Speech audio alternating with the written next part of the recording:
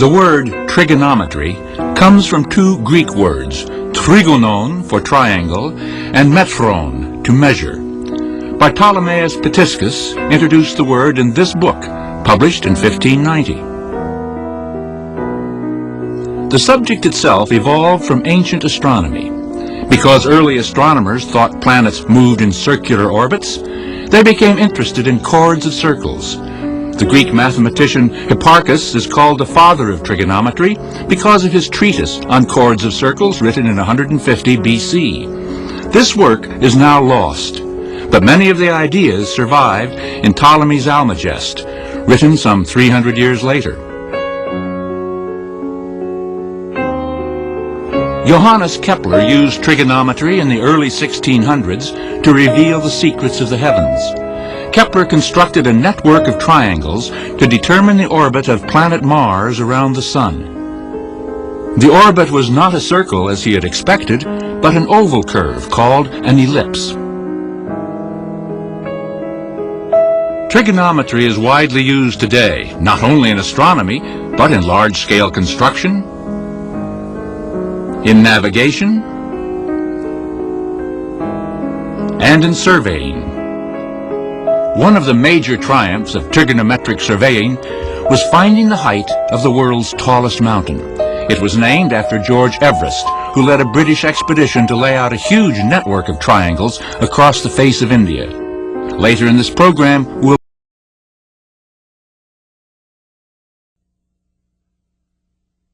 Mathematics is one of the finest expressions of the human spirit.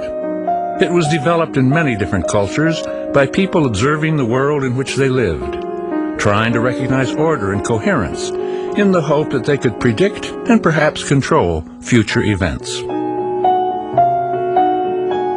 Mathematics was born when primitive man felt the need to count, and it evolved as a written language 5,000 years ago when calendar makers calculated the onset of the seasons. Centuries later, the Renaissance scholar Galileo wrote, "The great book of nature lies ever before our eyes, and the true philosophy is written in it. But we cannot read it unless we have first learned the language and the characters in which it is written. It is written in mathematical language, and the characters are triangles, circles, and other geometrical figures." But the earliest mathematical symbols were not triangles and circles. They were scratch marks found on Babylonian clay tablets, used as calendars, or pictographs chiseled in stone on Mayan temples. With the development of commerce, the need for measurement and counting followed the caravans and the ships of the great trade routes. Land measure, from which geometry takes its name, met the requirements of irrigation and tax assessment in ancient Egypt and Mesopotamia. While constructing monuments such as the Great Pyramids that face precisely due north, south, east, and west, Egyptian architects discovered relations between squares, rectangles, and circles. In ancient Alexandria, geometry and trigonometry were used to measure the size of the earth and the distance to the sun and to the moon.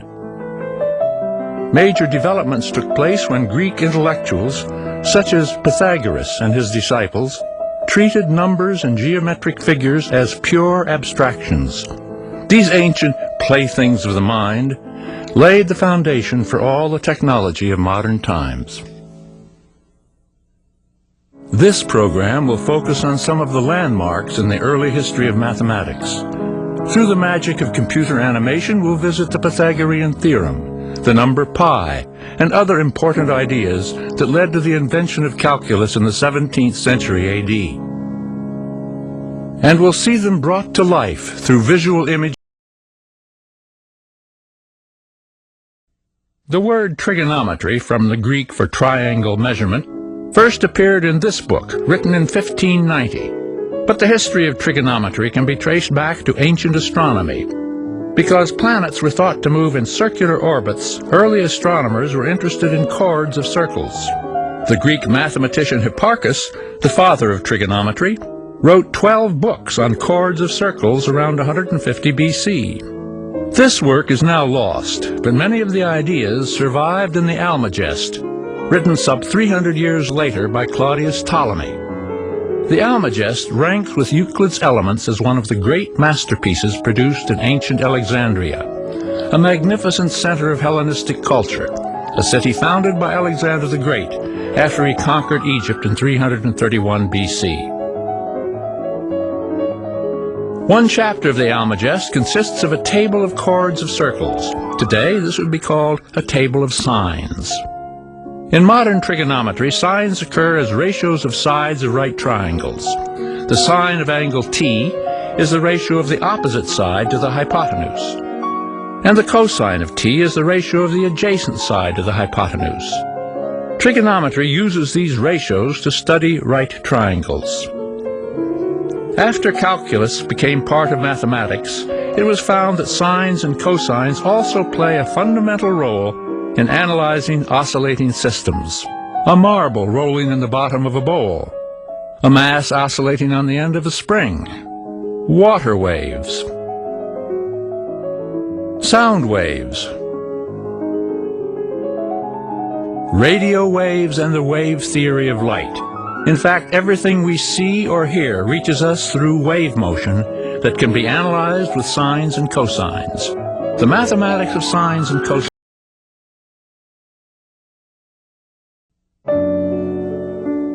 The appearance of Euclid's Elements around 300 BC was a turning point in human history. This remarkable collection of 13 books contained much of the mathematics known at that time. Well presented and skillfully arranged in logical sequence, it was a masterful achievement that influenced scientific thinking for more than 2,000 years. It laid the foundation for the deductive method, showing that human intellect could discover mathematical truths by pure logic. Originally written in Greek on papyrus scrolls, Euclid's Elements was translated into many languages and appeared in countless editions.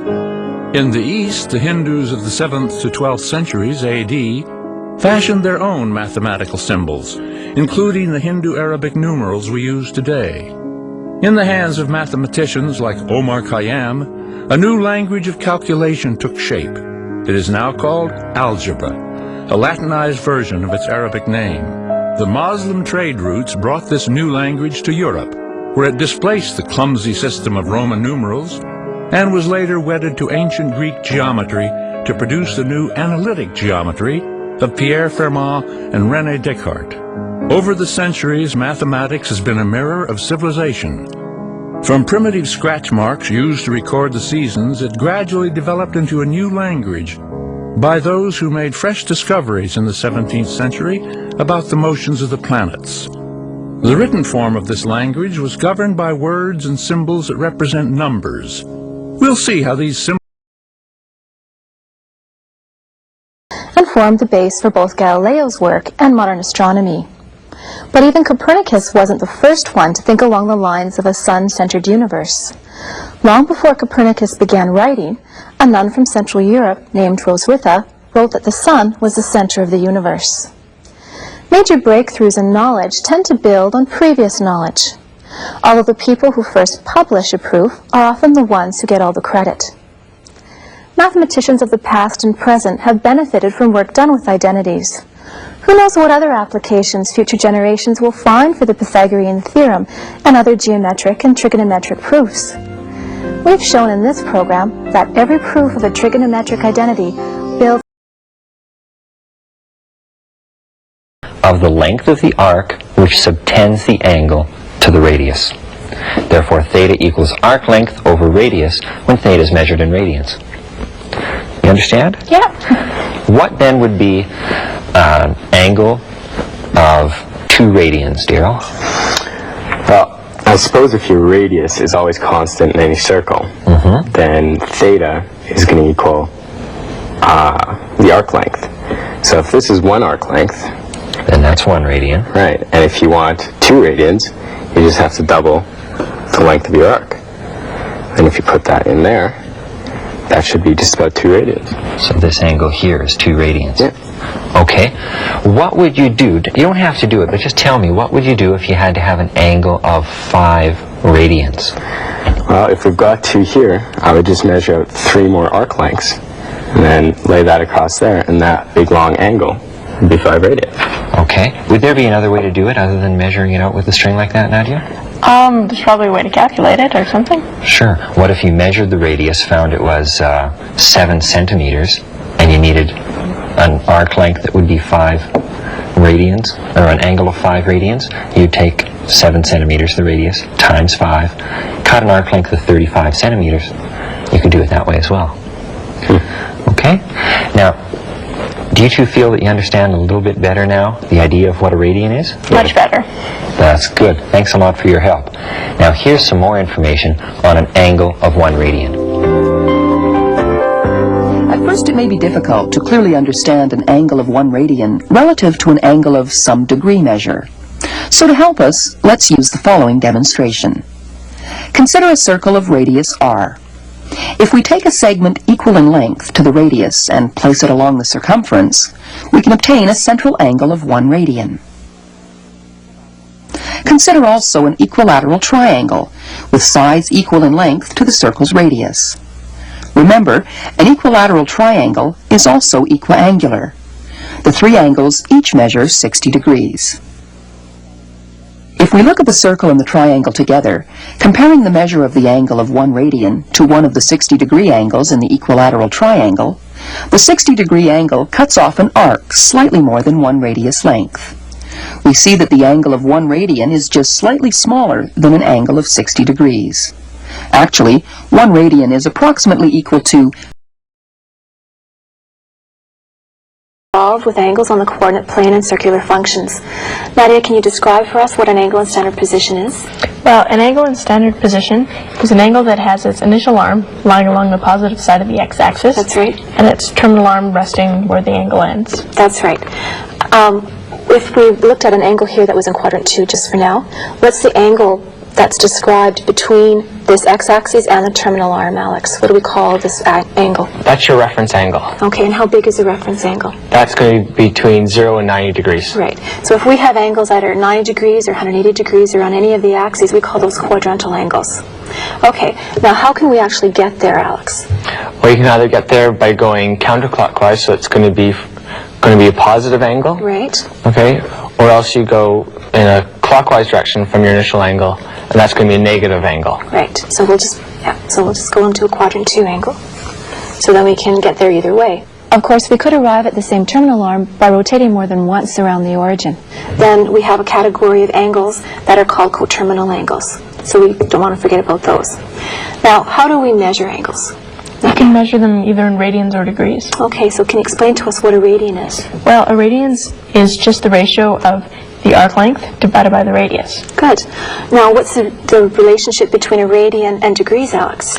Well, you're going to have 2 pi radians in 360 degrees. So that's 1 complete rotation. Okay. And so half a circle is going to have 1 pi radians, and it's going to have 180 degrees. Right.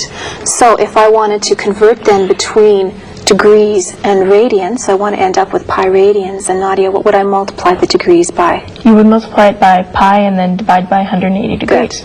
And if I wanted to go from radians into degrees, Alex, what do I multiply the radians by? You have to multiply by 180 degrees and divide by pi. Good. Now, the thing with radians and degrees are we can measure the same angle using either degrees or radians. And if I put this radian protractor on our coordinate plane, you can see that, for example, here, 135 degrees is 3 pi over 4 radians, or we can use a decimal equivalent of 2.356 radians. So you can use any of those 3 forms when you're measuring angles. Okay, and your calculator will do either for you as well. Okay, you've got special angle triangles there in front of you. When might you choose to use those, Alex? You might use them when you have to find an exact value. Okay. And then you'd also have to have it when it's either 45 degrees or 30 degrees or 60 degrees. Right, so they just ease our calculations for those particular angles. Okay, when we have an exact value, then what happens with our solution? Nadia? Well, depending on the domain of the question, okay, you can come up with multiple solutions, because if you're looking in either the positive or the negative quadrants, there will be multiple solutions. Right, so then your domain affects your solution sets. So that's good. Thanks, you guys. The terms, descriptions, and concepts you've just gone over should give us a good start for the rest of our review, particularly when you consider all of the connections between the various areas of trigonometry. These concepts have real-world applications. One example is comparing the time of sunrise or sunset to the time of year. We know that the number of hours of daylight and the times of sunrise and sunset all vary with the time of the year. Using mathematical language, we might say that the number of hours of daylight and sunrise and sunset times are all functions of the time of year. How can we show in both graphical and formula form the relationships which exist? One way is to analyze raw data from the Weather Bureau. We've done this for data from several Canadian cities. We can see that the time of sunrise, time of sunset, and number of hours of daylight are given for each day of the year. Let's look at the times of sunset for Yellowknife. To make an accurate graph of this data would require us to plot 365 points, 1 point for each day of the year, a time-consuming task. To simplify things, we've made use of the fact that when graphed, the data produces a sinusoidal wave. Not surprising, really, considering the repetitive nature of the motion of the Earth year after year. Here's a sketch of the sunset times in Yellowknife. Let's look at some of the main points on the graph. For the two equinoxes, at which there are 12 hours of daylight, the sun sets at about 1850 or 6:50 p.m. The earliest sunset is about 15:05 or 3:05 p.m. This happens on or around December 21st. The latest sunset is about 22:40 hours or 10:40 p.m. This occurs on or around June 21st. We see the familiar shape of a sinusoidal wave and note that the period is 1 full year. If we were to continue to the right on our sketch, for another year, the wave would repeat itself. This, of course, always happens with periodic functions. A question that arises is, what is the mathematical formula for this curve?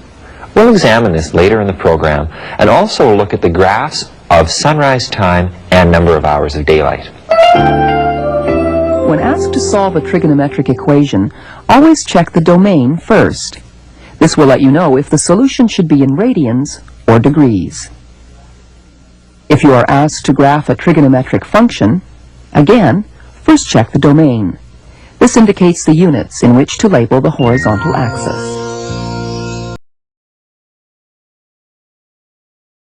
We'll check out graphing trig functions and all sorts of trig identities. Before we do battle with that gargoyle of mathematics, trigonometry, here's a quick reminder. You're watching The Twisted World of Trigonometry Part 2. We're going to assume you know about angles and how to measure them, as well as the ins and outs of right triangles and oblique triangles. If you don't, then go to your local bookstore, grab the first person you see by the collar, and demand The Twisted World of Trigonometry Part 1. Sorry, Mr. Posek. I just got excited. Clean out your desk, Brad. You're fired.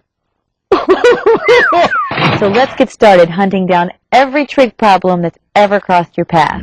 Okay, before we embark on some new stuff, we're going to throw a big old bucket of ice water on your brain to refresh your memory. We're going to plunge into angles, an XY graph, trig functions, and using your calculator. So first on the review agenda is angles. Angles. Without them, we couldn't say Michael Jordan did a 360-degree dunk, and all those political spin doctors would be out of a job.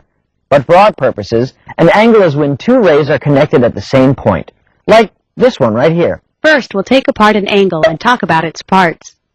Just like Batman has two sides, both lighthearted and dark, an angle is made up of two rays. Even though an angle would never carelessly reveal his identity to the Riddler, jeopardizing the entire manor. What a fool he was! The first ray drawn to form an angle is called the initial side. It's the initial ray drawn. The second ray drawn to form an angle is called the terminal side. It's called the terminal side because it represents where the angle terminates. It shows where the angle ends. The point where the initial and terminal sides meet is called the vertex. I said vertex, not vortex. So that wraps up the parts of an angle. But an angle is just a deformed boomerang if you can't measure it. So how do you measure one? Well, you measure an angle by the direction the terminal side goes in and how far it goes. In other words, you measure an angle by how far the terminal side rotates from the initial side. First, let's go over direction. If the terminal side rotates in a counterclockwise direction, then you got a positive angle. If the terminal side rotates in a clockwise direction, your angle is negative. So that covers the direction an angle goes in. But that's only half of it. To measure an angle, you also need to know how far the terminal side rotates from the initial side. So how do you do that? Actually, the best way to measure the amount of rotation for an angle is to stick your rays on a rectangular system, or an XY graph. Here's the graph. Remember, the x-axis is here, and the y-axis is here. The origin of the graph is right where the x-axis and y-axis meet.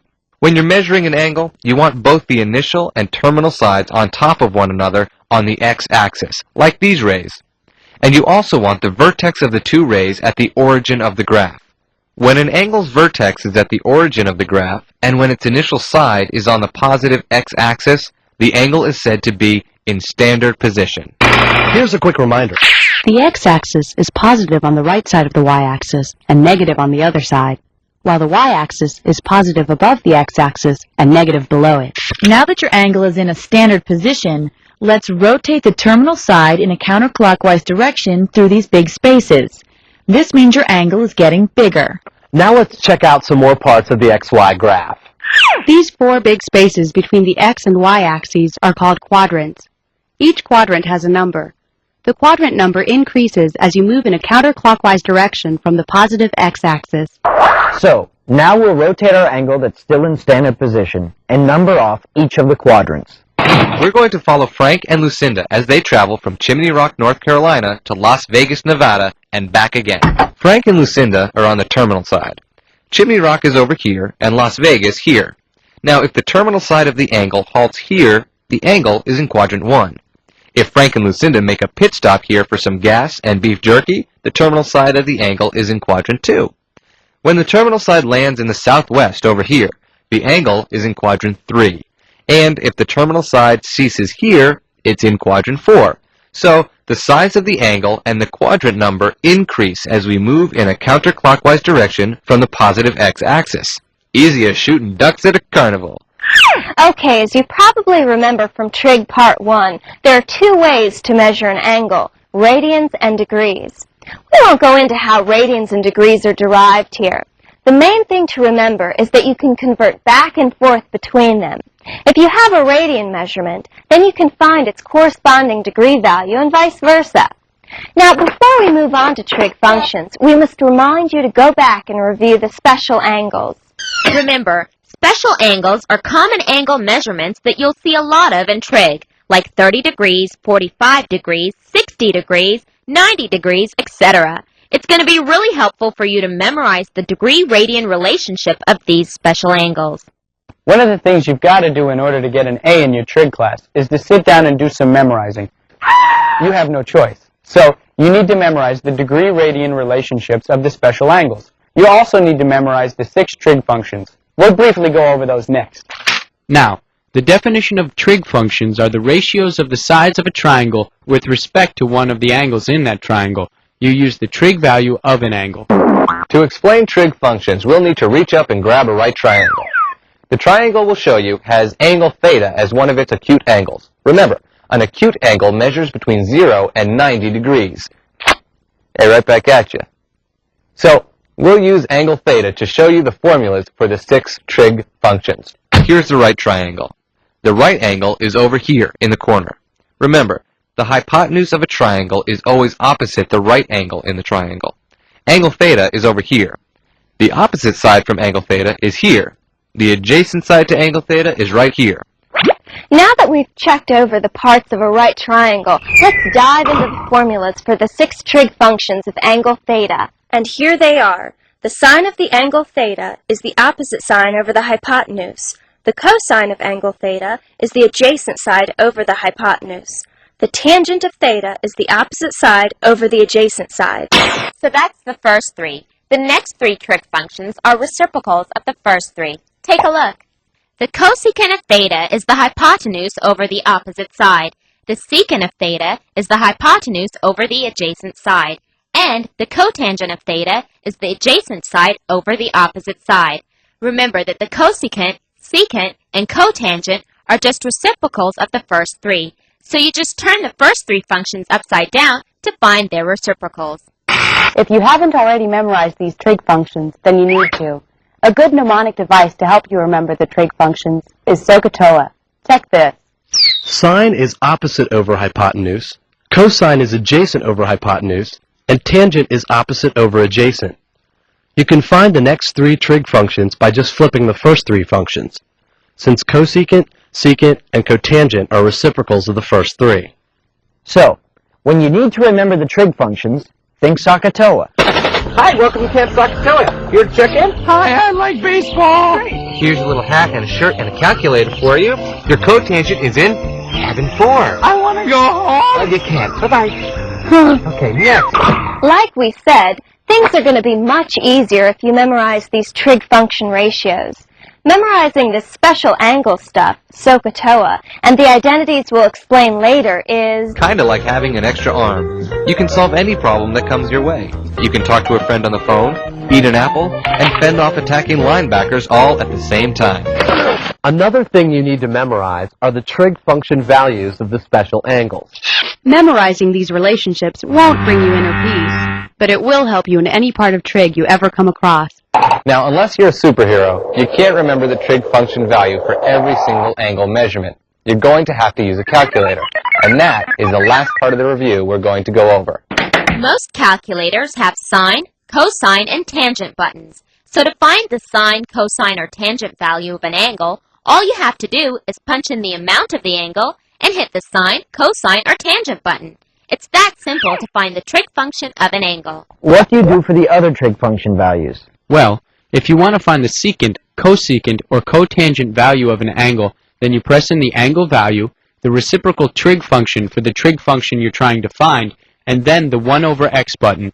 The 1 over x button is the reciprocal key.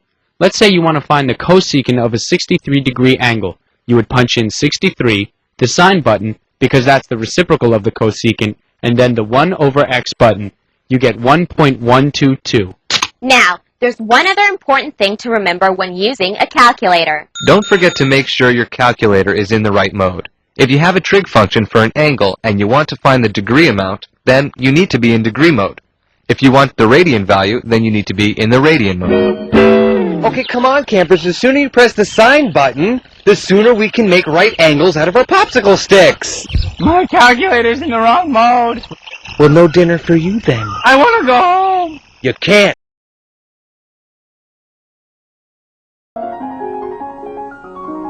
When an object moves along the circumference, the distance it travels can be recorded on a horizontal t-axis.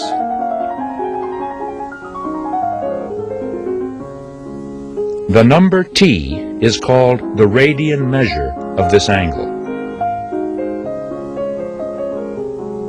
The word radian is short for radial angle.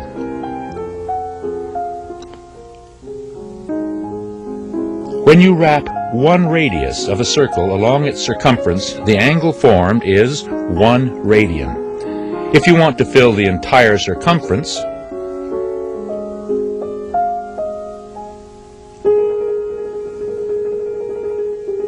you need a little more than 6 radians, 2 pi radians to be exact. This angle, halfway around the circle, is called a straight angle and contains pi radians.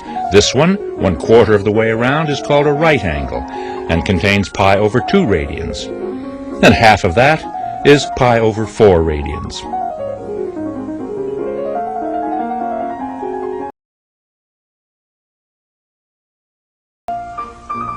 Ancient manuscripts tell us that sines and cosines originated in early astronomy.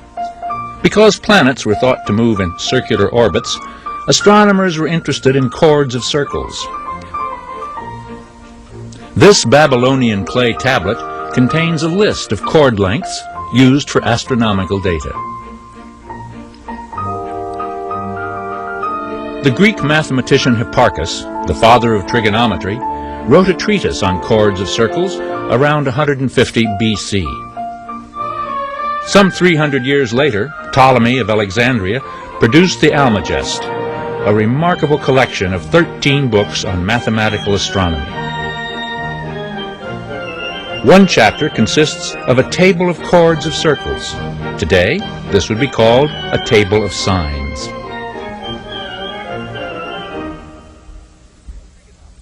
In trigonometry, the study of triangles, sines and cosines appear as ratios of numbers. Look at this right triangle. Suppose we call this angle T. If we expand or contract the triangle by a scaling factor, we change the length of the sides, but we don't change the angle T or the two internal ratios, A over C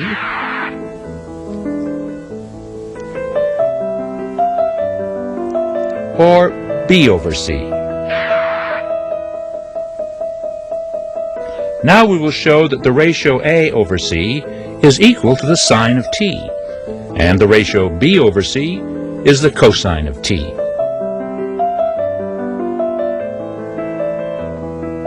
Scale a triangle by the particular scaling factor 1 over C. This gives a triangle with a hypotenuse of length 1. Use this as the radius of a unit circle. Then T is the radian measure of this angle. This point has a vertical coordinate, sine T, and a horizontal coordinate, cosine T. But these are just the lengths of the other two sides of the triangle. This shows that sines and cosines are ratios of lengths of sides of a right triangle. If the right triangle is oriented differently, it's easy to remember the ratios by thinking of them this way. The sine of this angle is the length of the side opposite the angle divided by the length of the hypotenuse. And the cosine of the angle is the length of the side adjacent to the angle divided by the length of the hypotenuse.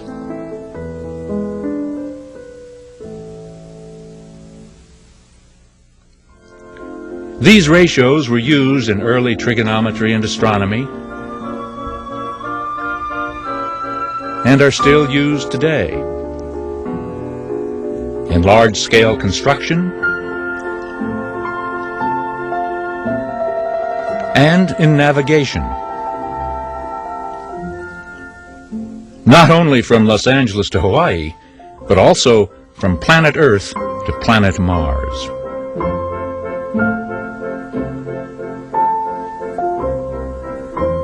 In fact, cosines occur in formulas for describing the elliptical motion of a planet. Determine the angles of a triangle, get a really good grade, run for president, and change the time zones. With trig functions, you only need to know the values of the sides to find the measure of an angle. Remember, our goal is to figure out the values of all the parts of a triangle, and trig functions are handy little gadgets to help us out. You're all mixed up now, honey. That's right. There are 6 basic trig functions: the sine, the cosine, the tangent, the cosecant, the secant, and the cotangent. Like she said, these 6 trig functions are defined by the sides of a triangle and the angle being measured. Look at this right triangle with theta as one of the acute angles. Here, theta could represent alpha or beta from the previous triangle. OPP represents the side opposite theta. ADJ represents the side adjacent to theta, and HYP stands for the hypotenuse. So the 6 trig functions for theta are defined like this.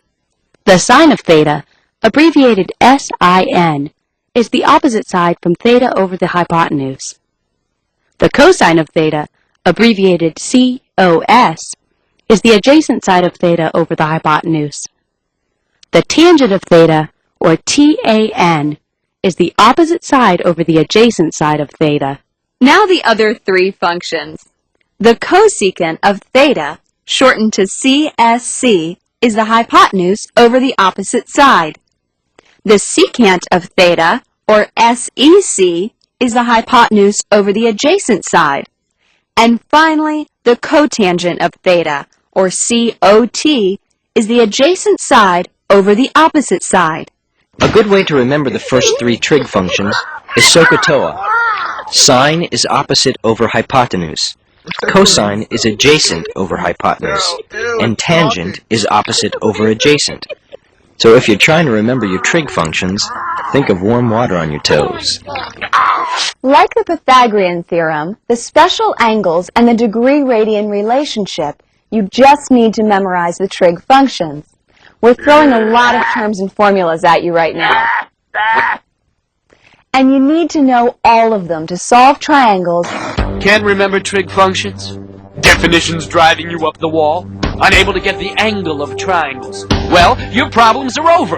New from Trigco. It's trigonometric functions in easy-to-swallow caplets. They're all here. Cosine, tangent RB, cosecant, even maximum strength cotangent, which also has an antihistamine for tough problems. Just take 2 caplets until that trigonometry confusion clears up. Now let's go back to the triangle we made earlier, where we found the hypotenuse. I forgot where I left it. You what? Oh wait, here it is. We're going to find the relationships of the sides to angle alpha.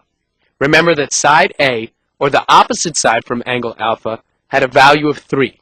Side B, or the adjacent side to alpha, had a value of 4.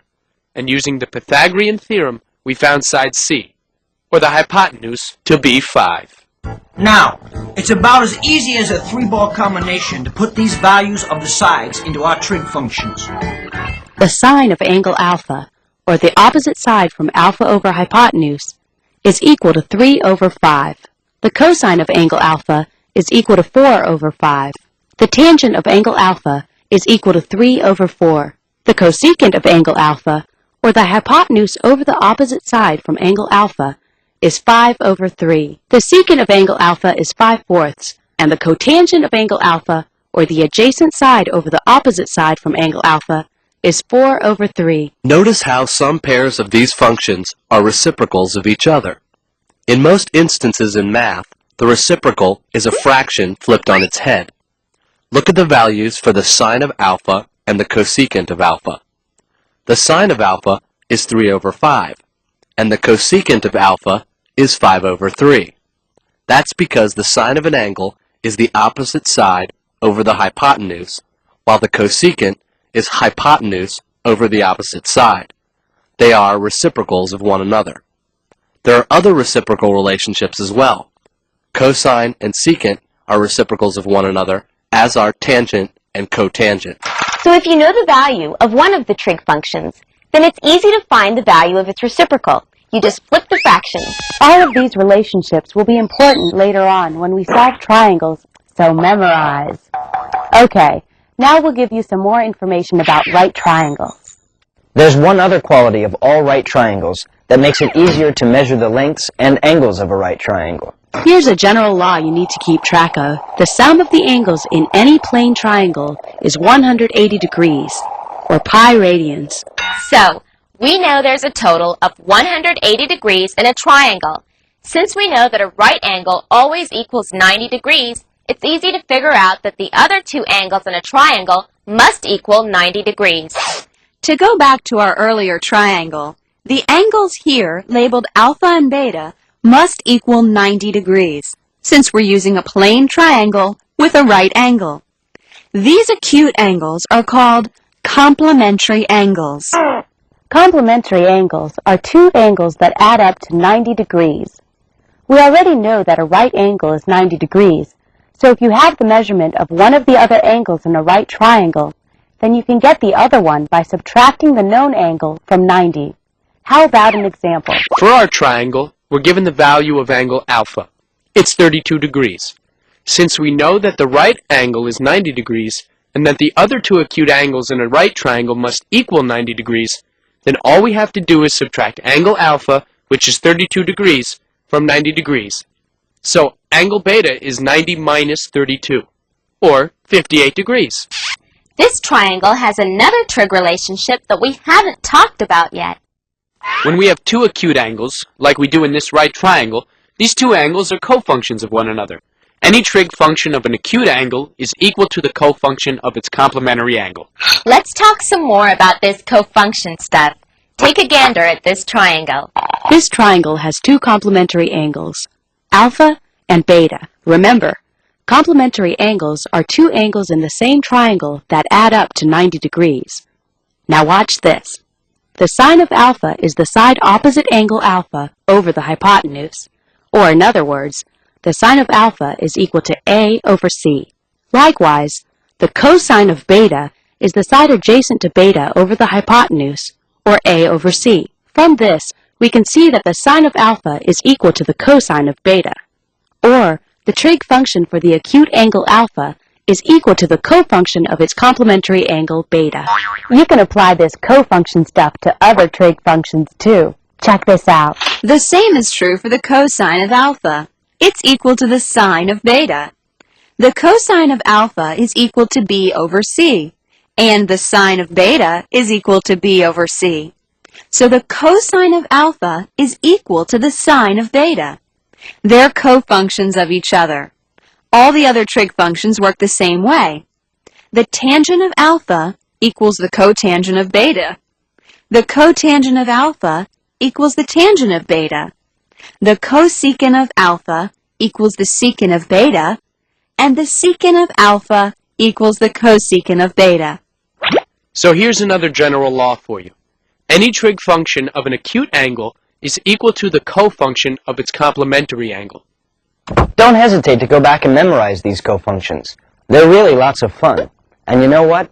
You know how we've been telling you that all this knowledge is going to come in handy? Well, it's just about to. That's right, kids. This stuff just ain't for show. You can use it in your life, too. Look at this triangle. We want to find out all the trig functions for the angle alpha. The only information we have is that the sine of angle beta is 5 over 6. To find the trig functions, we'll use our formulas from earlier. The first thing we need to do is find out the value of the triangle's sides. That way, we can find the ratios of the trig functions for angle alpha. Let's start with the sine of angle beta. Remember that the ratio for the sine of an angle is the opposite side from the angle over the hypotenuse. Again, the hypotenuse is the side opposite the right angle of the triangle. So with this information, we can identify the value of two of the sides. The numerator in the sine ratio is the opposite side from angle beta, or side B. The numerator has a value of 5, so we know that side B has a value of 5. The denominator in the sine ratio is the hypotenuse, so we also know that 6 is the value of the hypotenuse, or side C. All we need to do now is find the value of side A. Since we know two sides, and we're working with a right triangle, we can find the value of side A by using the Pythagorean theorem. Remember, it's A squared plus B squared equals C squared. So we substitute the values of the sides we know into our theorem. Our theorem? How about my theorem? Feta cheese or black olives? Lovely. I'll forgive you this time. After plugging in the known values, sides B and C, your equation now looks like this. A squared plus 5 squared equals 6 squared. Once we bring the unknown value to one side of the equation, our problem now reads A squared is equal to 6 squared, or 36, minus 5 squared, or 25. Now we subtract. Then find the square root. A equals the square root of 11. 11 isn't a perfect square, so side A is equal to the square root of 11. We can now put this value on the last side of the triangle, side A. We now have all the values of the triangle sides and only need to apply the ratios of our trig functions. It's not uncommon to have the square root of a number appearing for a side of a triangle, so don't panic. Now we can apply the ratios to give us the value of each of the trig functions of alpha. We simply substitute in the value of each side for the ratios we explained earlier. Voila! That's it. And don't forget, if you can't remember your trig functions, just think of SOHCAHTOA. Then just flip the fractions to find the inverse trig functions. Notice that for the last triangle, we haven't yet said what the degrees measurements are for angles alpha and beta. This can be done using trig relationships and the material in the next section on determining trig values. Don't worry, we'll complete the solution to this right A over C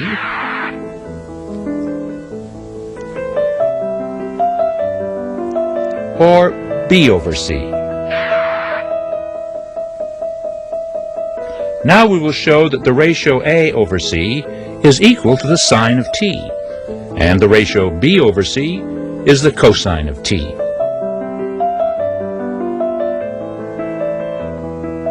Scale a triangle by the particular scaling factor 1 over c. This gives a triangle with a hypotenuse of length 1. Use this as the radius of a unit circle. Then t is the radian measure of this angle. This point has a vertical coordinate sine t and a horizontal coordinate cosine t. But these are just the lengths of the other two sides of the triangle. This shows that sines and cosines are ratios of lengths of sides of a right triangle. If the right triangle is oriented differently, it's easy to remember the ratios by thinking of them this way. The sine of this angle is the length of the side opposite the angle divided by the length of the hypotenuse. And the cosine of the angle is the length of the side adjacent to the angle divided by the length of the hypotenuse. Remember the Pythagorean theorem? It's proposition 47 in Book 1 of Euclid's Elements. In any right triangle, the sum of the squares of the legs is equal to the square of the hypotenuse. Here's a simple proof. Place a square on each side of the right triangle. The area of each square is the square of the length of the corresponding side. Starting from the right angle, draw a line perpendicular to the opposite side and extend it to divide the large square into two rectangles. Euclid's idea was to show that this square and this rectangle have equal areas, and this square and this rectangle have equal areas, and here's why. All these parallelograms have the same base and altitude, so the area of this rectangle doesn't change if we shear it like this, or if we rotate it through a right angle and then shear it like this. Therefore, this rectangle and this square have equal areas. And the same is true for this rectangle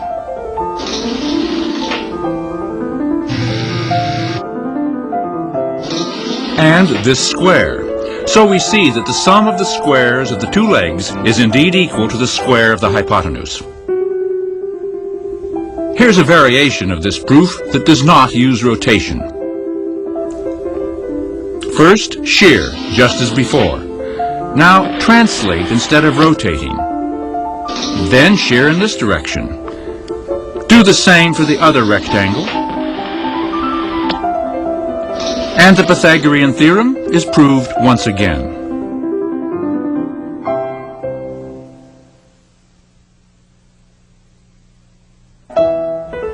The Pythagorean theorem reveals a new connection between sines and cosines. In this right triangle, the hypotenuse has length 1. If this angle is t, this leg has length sine t. And this one has length cosine t. The Pythagorean theorem tells us that cosine t squared plus sine t squared is equal to 1 squared. This equation is usually written this way: cosine squared t plus sine squared t equals 1. It's called the Pythagorean identity, and it's true for any angle t.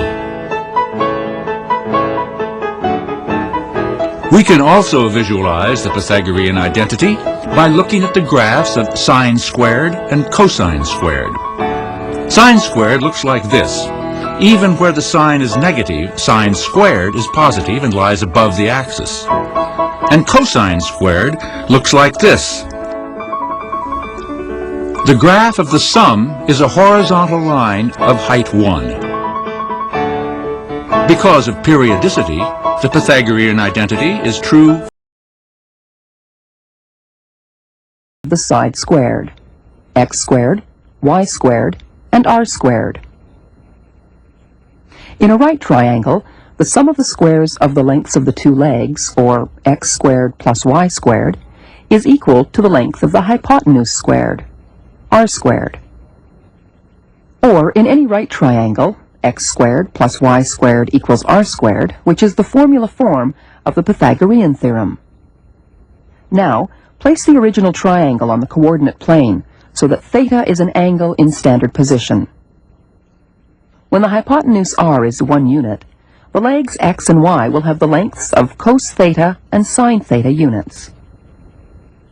So points P, x, y can be written as P cos theta sine theta. We can substitute these values into the Pythagorean theorem to obtain cosine theta squared plus sine theta squared equals 1 squared, or cos squared theta plus sine squared theta equals 1. This is known as the Pythagorean identity. The Pythagorean identity is very useful in the proof of other identities and can be written in other forms depending on the particular need. For example, isolate sine squared theta by subtracting cos squared theta from both sides to get sine squared theta equals 1 minus cos squared theta. Or take the square root of both sides to arrive at the form of sine theta equals plus or minus the square root of 1 minus cos squared theta, which is less widely used. Similarly, cos squared theta can be isolated from cos squared theta plus sine squared theta equals 1, to arrive at cos squared theta equals 1 minus sine squared theta, which can be written as cos theta equals plus or minus the square root. You're given this expression to verify to see if it's an identity. 1 plus the tangent of theta over 1 plus the cotangent of theta is equal to the tangent of theta. Our objective is to prove that the tangent of theta does equal this fraction. We want to see if the tangent of an angle is equal to the left side of this equation. We'll use the rules of trig to figure out if this equation is true.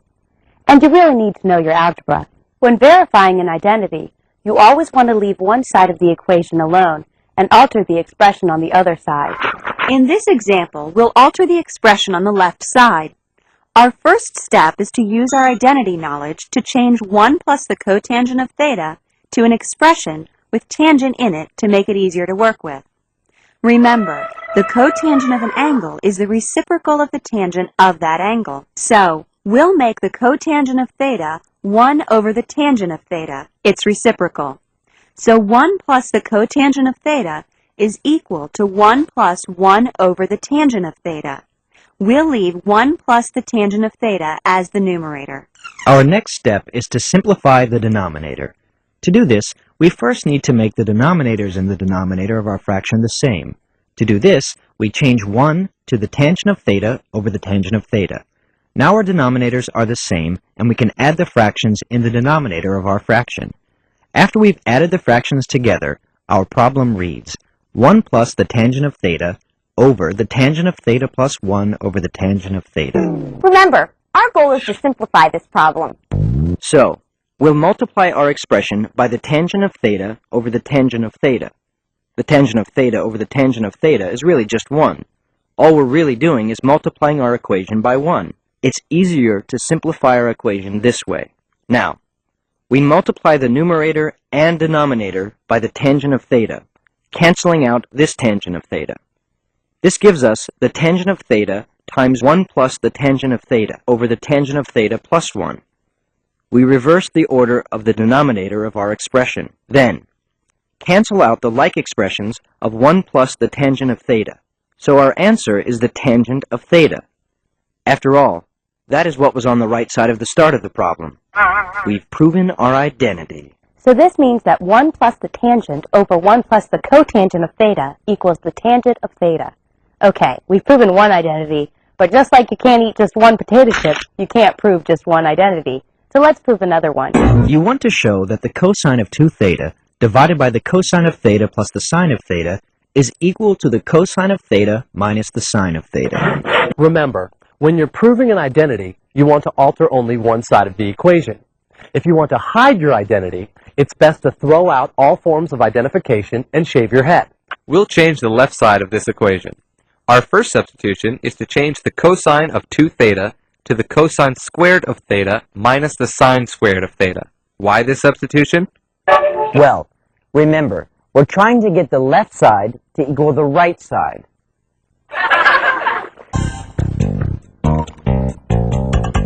The cosine of theta and the sine of theta are in the left side. The substitution we just made takes us one step closer to finding the right side of the equation.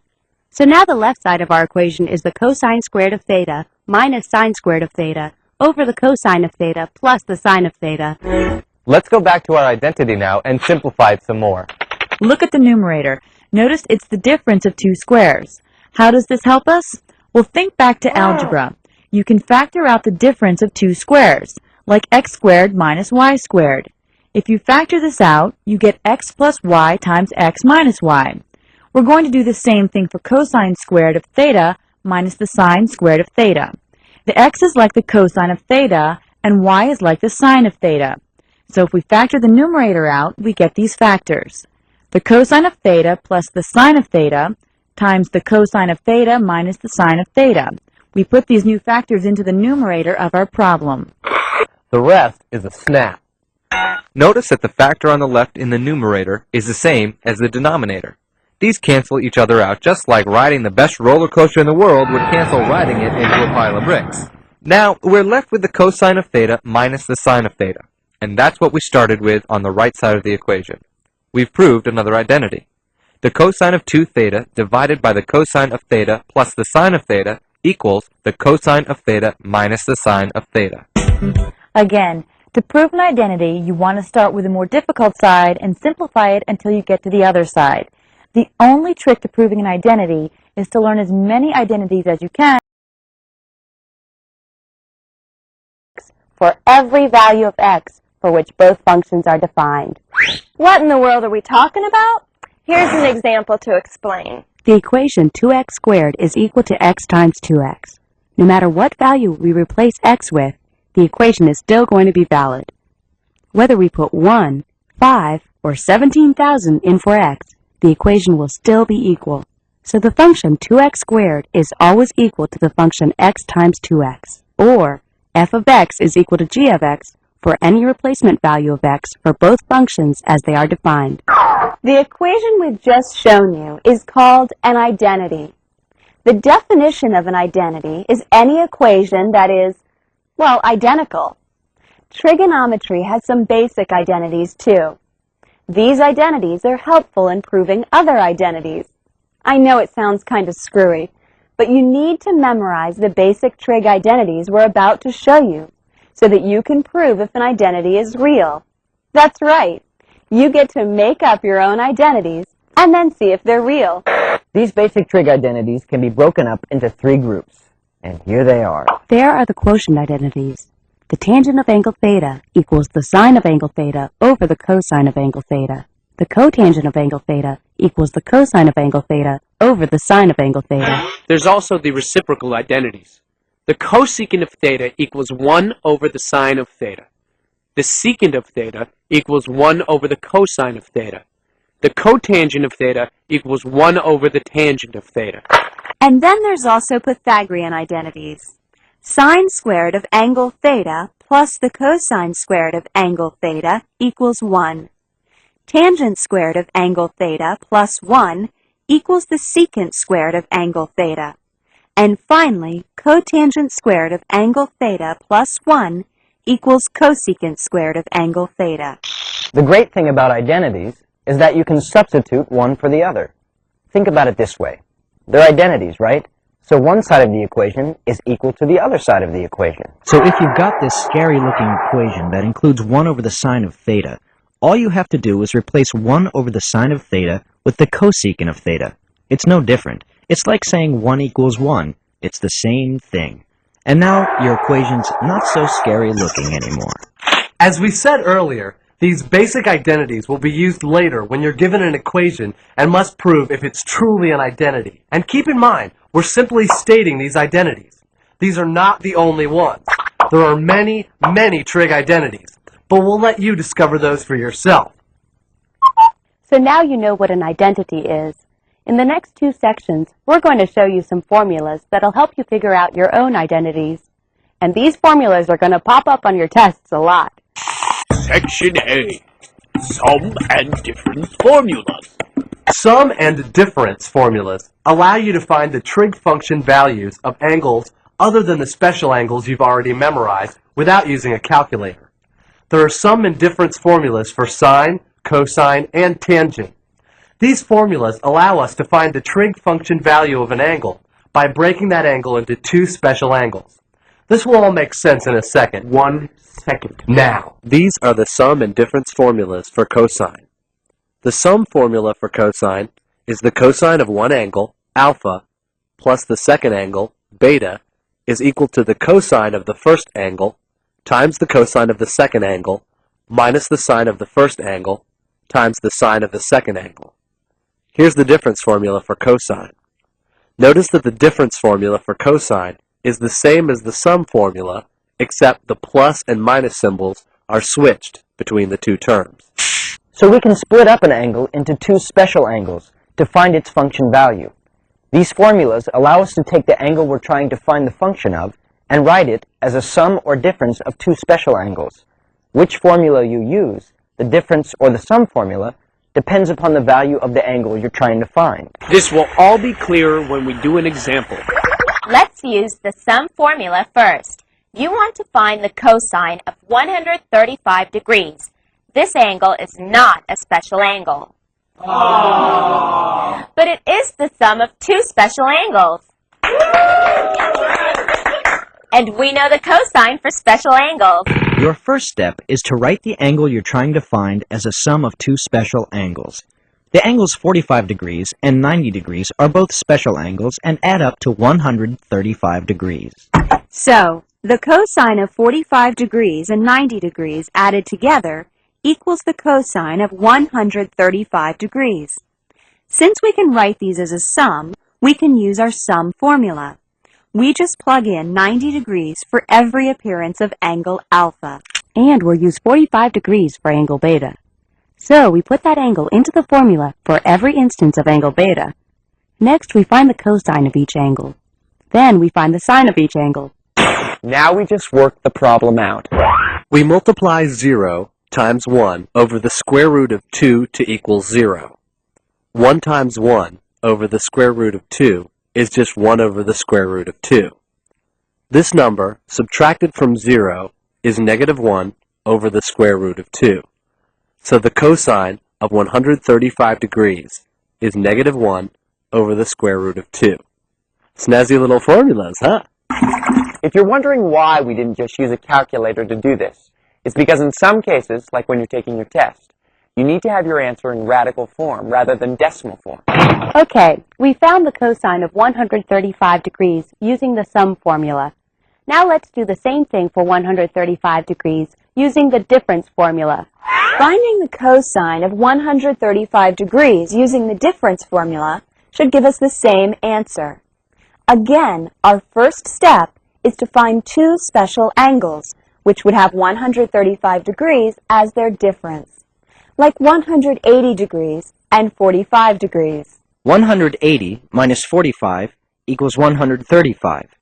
That means we know that the cosine of 180 degrees minus 45 degrees equals the cosine of 135 degrees. And since we're subtracting, we use the difference formula. We take the same steps as before. We just substitute the special angle values into the difference formula. We'll replace alpha with 180 degrees and beta with 45 degrees. Since these are special angles and you've memorized these values, you can find the cosine and sine values for them. Now we just multiply to get negative 1 over the square root of 2 plus 0. After adding, we get negative 1 over the square root of 2 equals the cosine of 135 degrees. The same answer as the sum formula. It's that simple. Here are the sum and difference formulas for sine. Just like the cosine formulas, the only difference between a sum and difference formula is that the addition and subtraction signs are switched. Now let's use these formulas to find the sine of 120 degrees. We again find two special angles whose sum equals 120 degrees, like 90 degrees and 30 degrees. So we use the sum formula for sine. The sine of alpha plus beta equals the sine of alpha times the cosine of beta plus the cosine of alpha times the sine of beta. We'll replace 90 degrees for every time alpha appears and 30 degrees for every time beta appears in the formula. Now, we find the sine and cosine values from our knowledge of special angles. Then, just multiply these amounts together, and then add the square root of 3 over 2 to 0. You've got your answer for the sine of 120 degrees. It's the square root of 3 over 2. You've got your answer, and now you can go back to counting beans. 45, 46, 47. Now let's look at the sum and difference formulas for tangent. But first, let's go off on a tangent. Long ago, there was a place where the sun never shone. Anyway, these are the sum and difference formulas for tangent. The tangent of alpha plus beta equals the tangent of alpha plus the tangent of beta over 1 minus the tangent of alpha times the tangent of beta. The difference formula is exactly the same, except two signs are changed. Even though these formulas involve a fraction, they have the same process as sine and cosine for figuring out the answer. Let's do an example where we use the sum and difference formulas for tangent. In this example, we'll be given trig function values as decimal numbers instead of the special angles we've been using. You'll see these types of problems show up on your tests. Suppose you know that the tangent of alpha is 1.64 and the tangent of beta is 0.28. Notice that you don't have the measurements for angles alpha and beta. But don't freak out. There may be situations where you have trig values and not the angle measurements. Most of them involve going through customs in Amsterdam. We actually have one less step to take since we already have our trig function value. When we're given the trig function value, it's easy to find values for the tangent of alpha plus beta and tangent of alpha minus beta. To find the tangent of alpha plus beta, our first step is to write down the sum formula for tangent.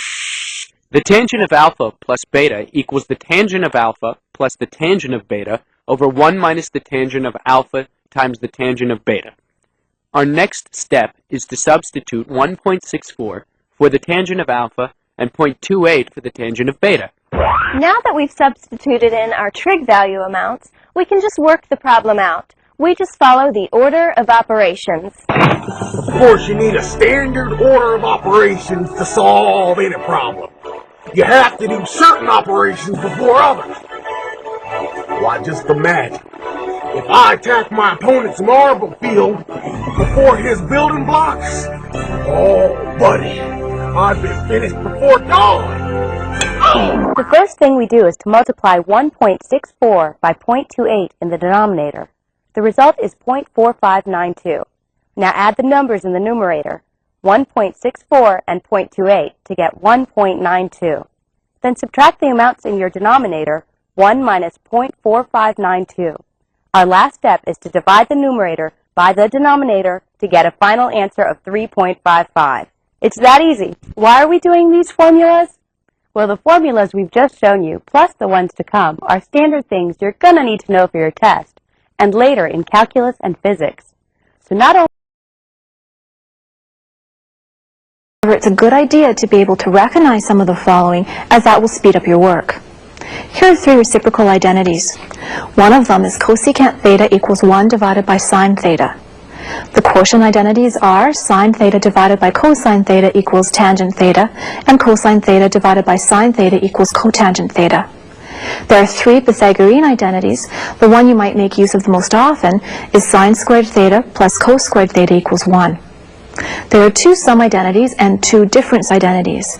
The expanded form for the sum identity for sine is sine of alpha plus beta equals sine alpha cos beta plus cos alpha sine beta.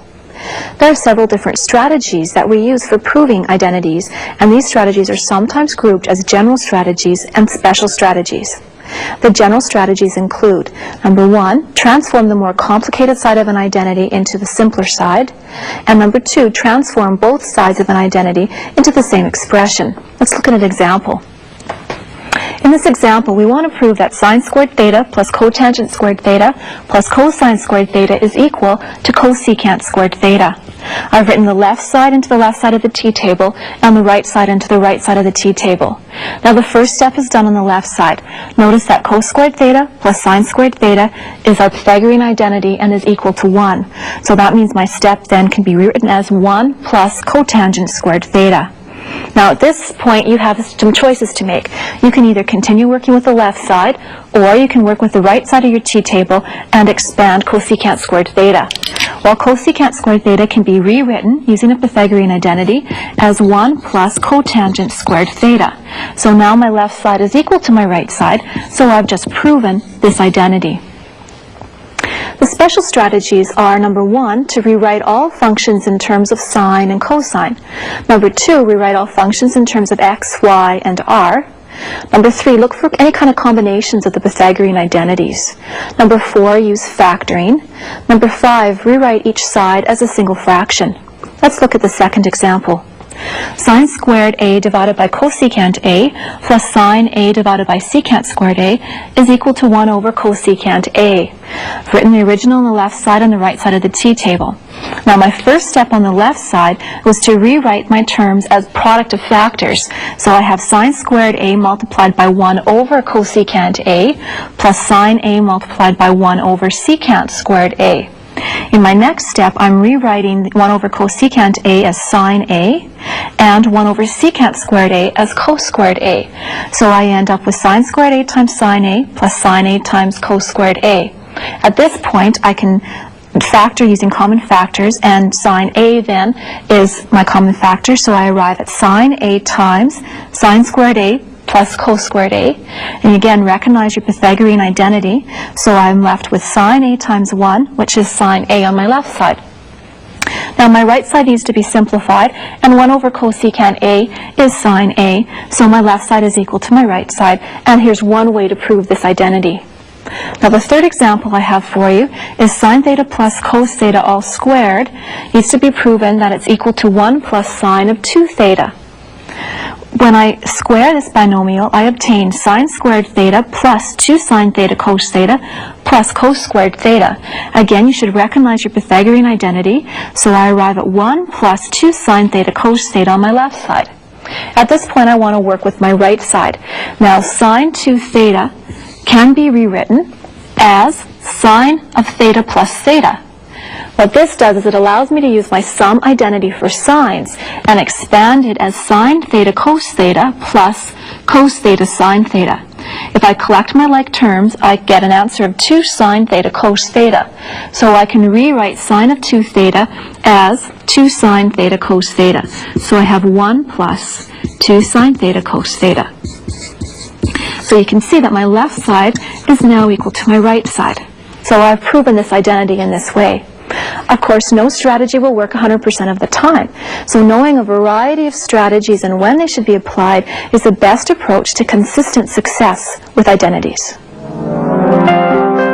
Remember that a t-table is not an equation. Operations do not cross the table. Whatever you do to the left side is independent of whatever happens on.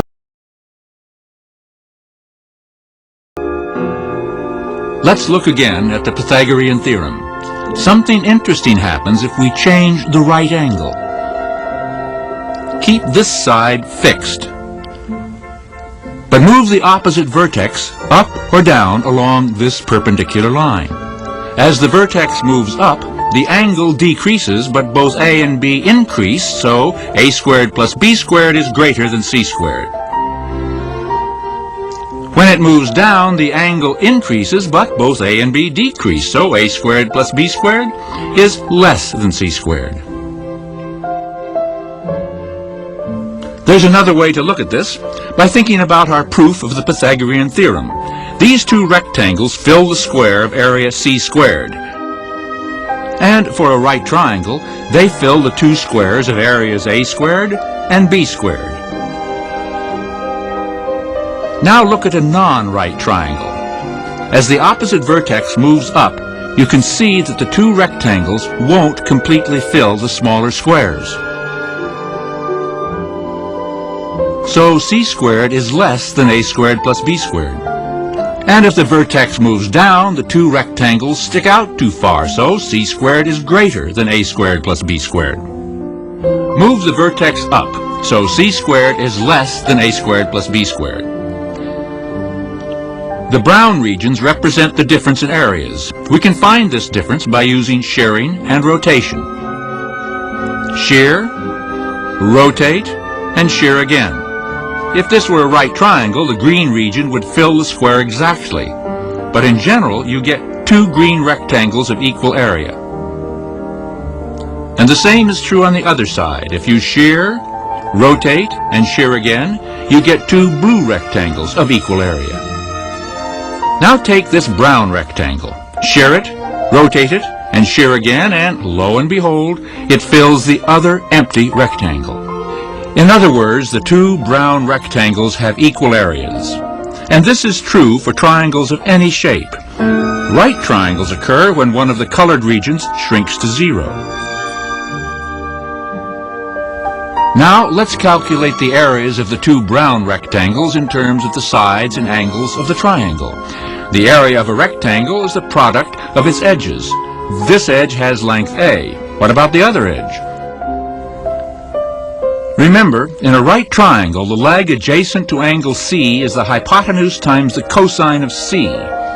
So the area of this brown rectangle is A times B cosine C. And the area of this brown rectangle is B times A cosine C, which of course is also AB cosine C. So we have found that A squared plus B squared minus two rectangles of area AB cosine C is equal to C squared. We've discovered the law of cosines. It says the square of one side of a triangle is equal to the sum of the squares of the other two sides minus twice their product times the cosine of the angle between them. We proved it when this angle is smaller than a right angle. When it's equal to a right angle, the law of cosines becomes our old friend, the Pythagorean theorem. And when the angle's greater than a right angle, the same formula works, even though we must add something to a squared plus b squared. How much do we add?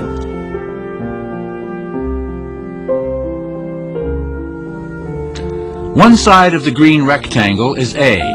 To find the length of the other side, look at the triangle above it. This side has length b times the cosine of pi minus c. But if this is c, this is cosine c, this is pi minus c, so the cosine of pi minus c is the negative of cosine c. But that's a positive number when c is greater than a right angle. So the area of the green rectangle is the negative of AB cosine c, which is a positive number. That's also the area of the blue rectangle. And we end up with the same formula as before. And the cosine, positive or negative, tells us whether to subtract or add areas. Finally, there's a corresponding formula for each of the other two sides.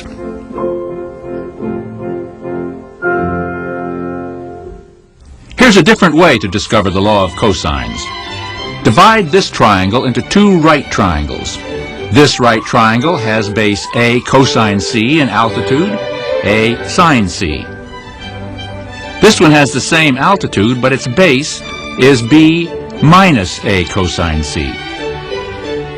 Now apply the Pythagorean theorem to this right triangle and do a little algebra. Square the binomial.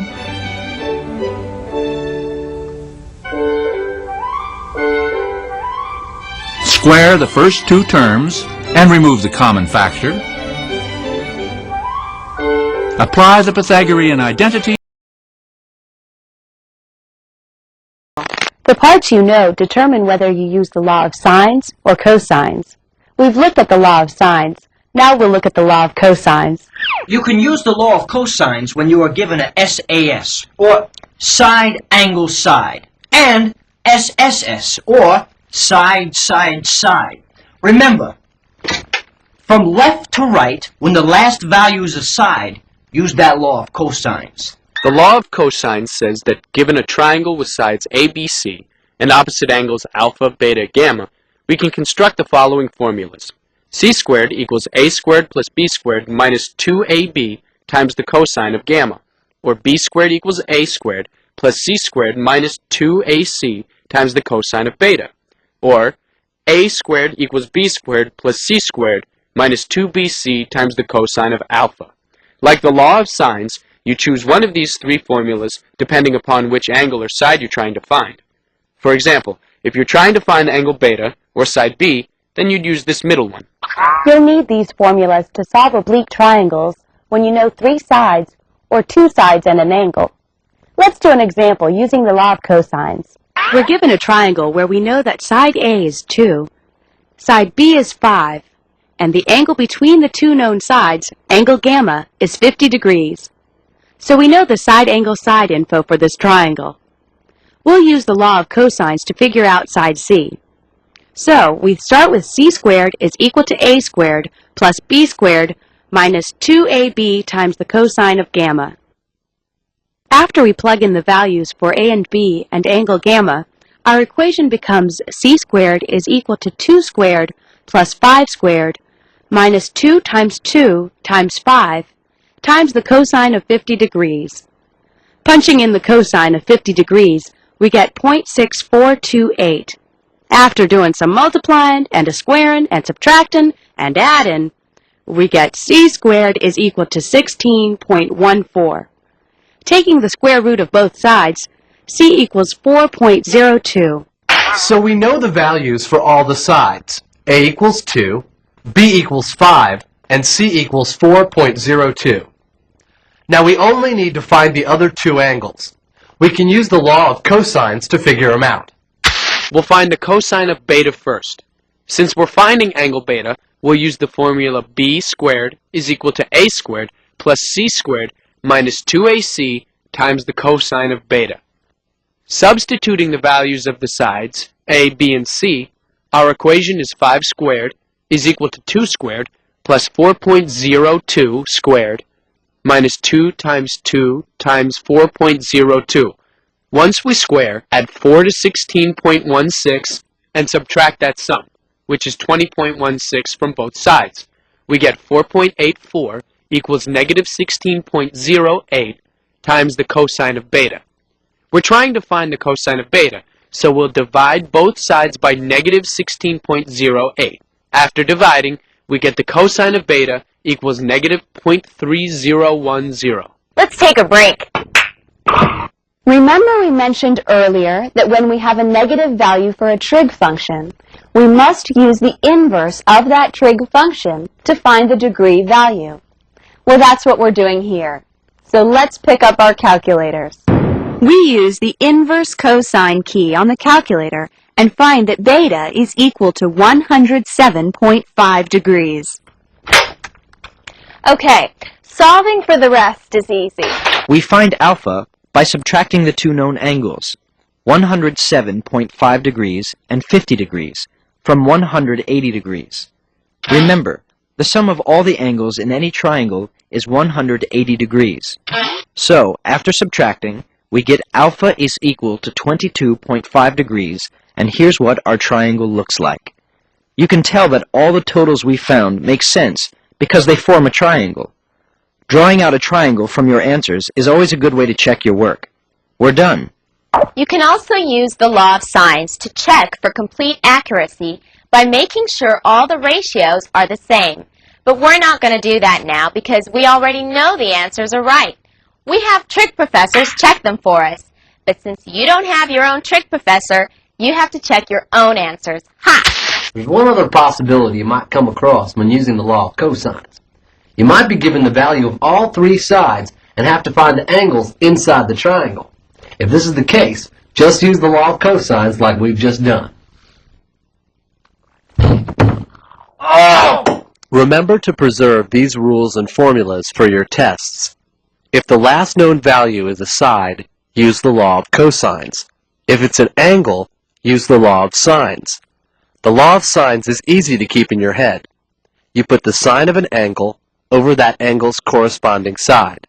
Alpha over A beta over b, and gamma over c. All these fractions equal each other. The law of cosines has a pattern too. You put a side here, you stick that side's corresponding angle here, then you place the other two sides' amounts here. Each form of the law of cosines relates 4 of the 6 parts of a triangle, 3 sides and 1 angle. So if you know 3 of the 4, you can find the 4th. For example, if you know 2 sides and the angle between them, the law of cosines is just what you need to find the 3rd side.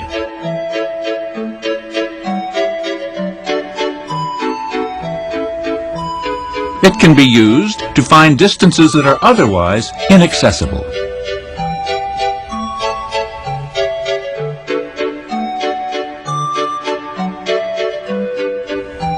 If you know all 3 sides and you want one of the angles, the law of cosines helps here too, but you have to do a little algebra.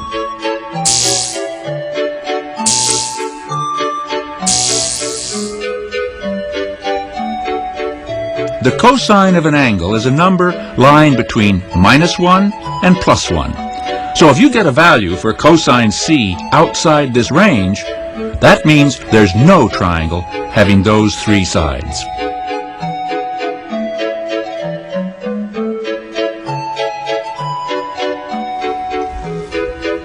This way of determining angles is especially helpful when use of a protractor is inconvenient.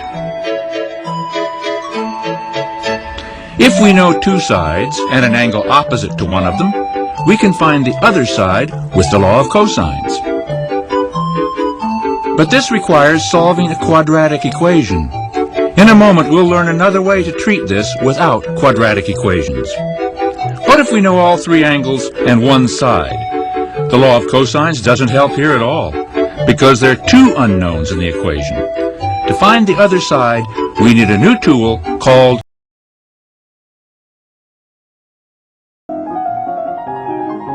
We can discover the law of sines from one of the diagrams used earlier.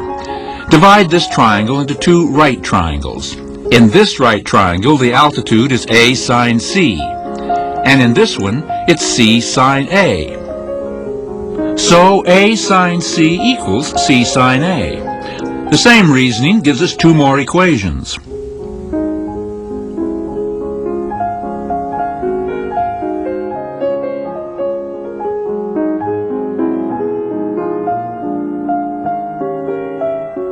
The 3 equations can also be written this way.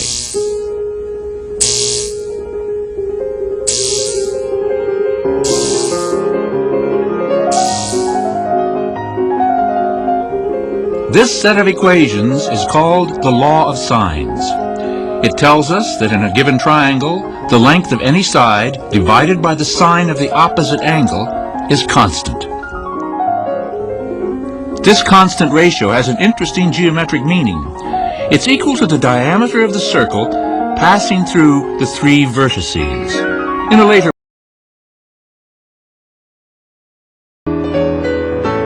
Each equation in the law of sines relates 4 parts of a triangle, 2 angles and 2 sides. So if we know 3 of the 4 parts, we can find the 4th. For example, suppose we know this side and these 2 angles. First, find the angle opposite the given side. Now, use the law of sines twice to get the other 2 sides.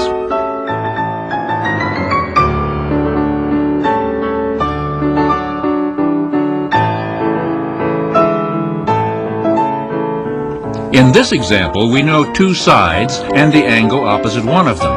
The law of sines tells us that the sine of angle B is equal to the ratio B sine A divided by A. The numerator represents this distance. If A is smaller than B sine A, the ratio is greater than 1, and there's no possible angle B. If A equals B sine A, angle B is a right angle. If A is greater than B sine A, there can be 2 possible supplementary angles B. At But if side A is greater than B, there is only one possible angle B. Finally, if angle A is greater than a right angle, there is at most one angle B. Now we know two angles and a side between them, and the problem is just like the first. And we've seen how sines and cosines appear in different ways. As the rectangular coordinates of a point moving on a unit circle, as graphs related to vibrating motion, and as ratios of lengths of sides of right triangles.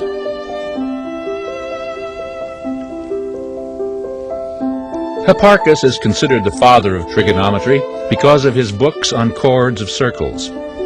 These books are now lost, but many of the ideas have survived in Ptolemy's Almagest, the oldest existing work on astronomy. This program has revealed only a small sample of the interesting properties of sines and cosines.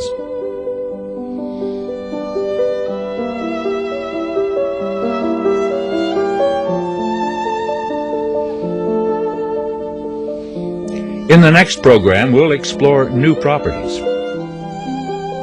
For example, we'll learn about the law of cosines, which relates the lengths of the sides of any triangle. We'll also learn about the law of sines, which says that in any triangle, the ratio of the length of a side to the sine of the opposite angle is constant. And we'll discuss addition formulas that tell us how to find the sine and cosine of the sum of any two angles. From these, we'll learn that if you combine a sine wave with a cosine wave of the same frequency, you just get another sine wave, possibly shifting. And we'll learn how to calculate sines and cosines to any desired degree of accuracy, the way it's done in your pocket calculator.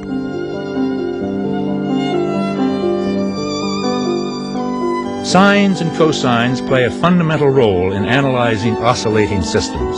A marble rolling in the bottom of a bowl, a mass oscillating at the end of a spring, water waves, alternating currents,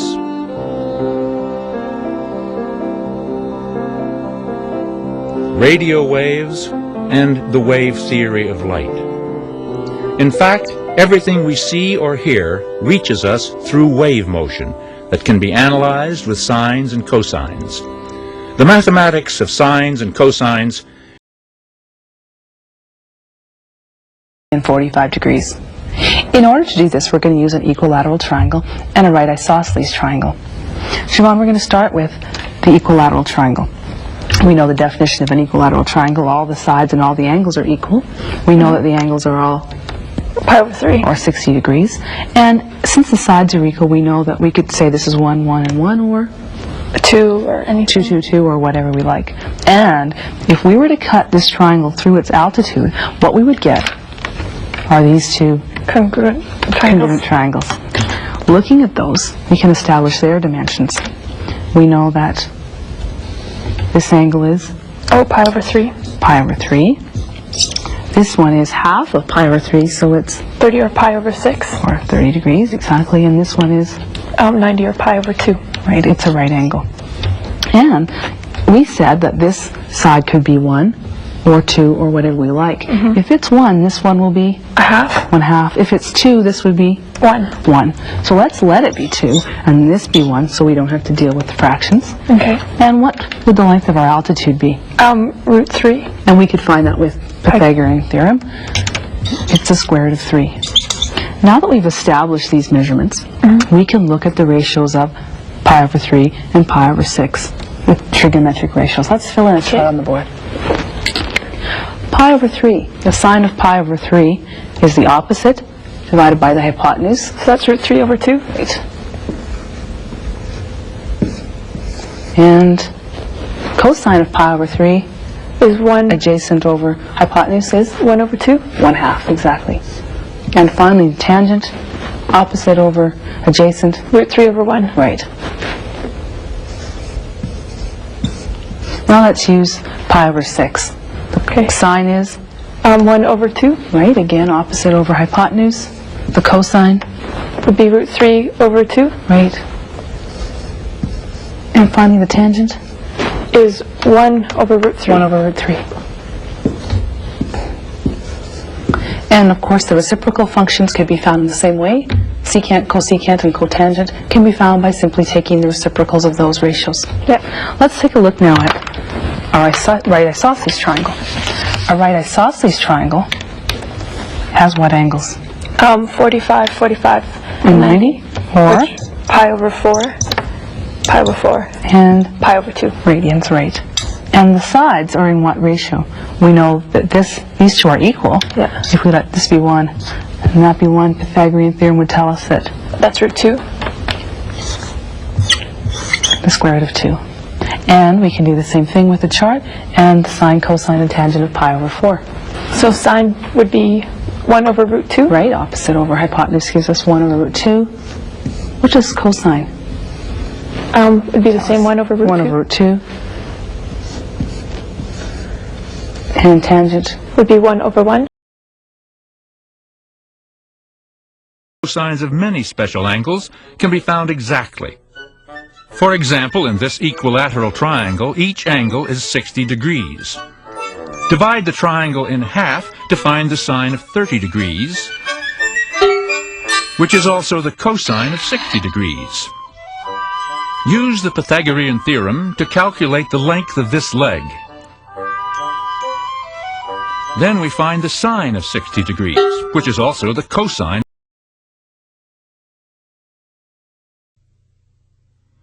In the Almagest, Ptolemy derived a basic formula for the length of a chord cut off by the sum of two angles. We can discover this formula ourselves from the property of chords of circles discussed earlier. Remember, in a circle of diameter 1, the length of any chord cut off by an inscribed angle is equal to the sine of the angle. So, if this angle is A, the length of this chord is sine A, no matter where A lies on the circle. Similarly, if this angle is B, the length of this chord is sine B, no matter where B lies on the circle.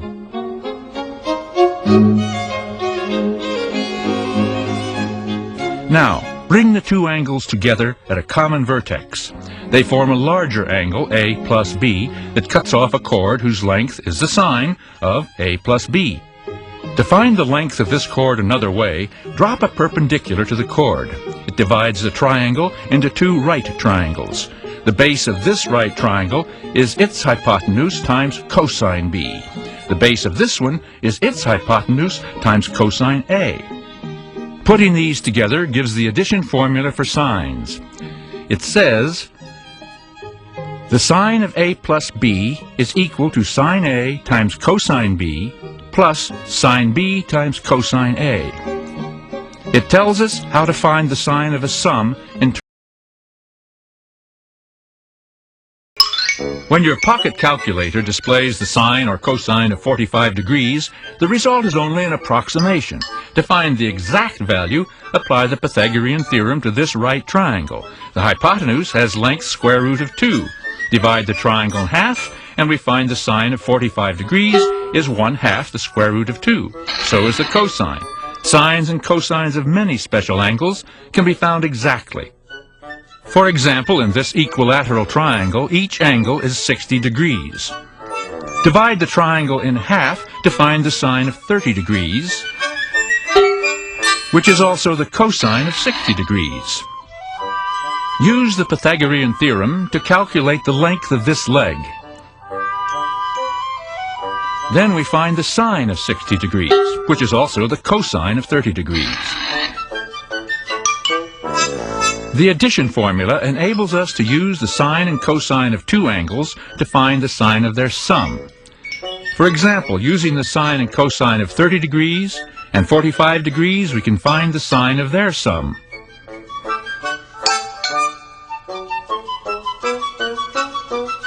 Which is 75 degrees.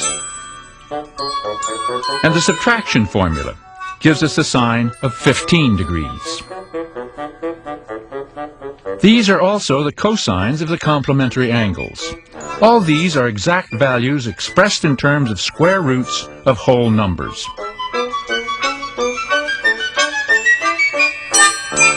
To find more sines and cosines, we start with this regular pentagon. It has 5 diagonals of equal length.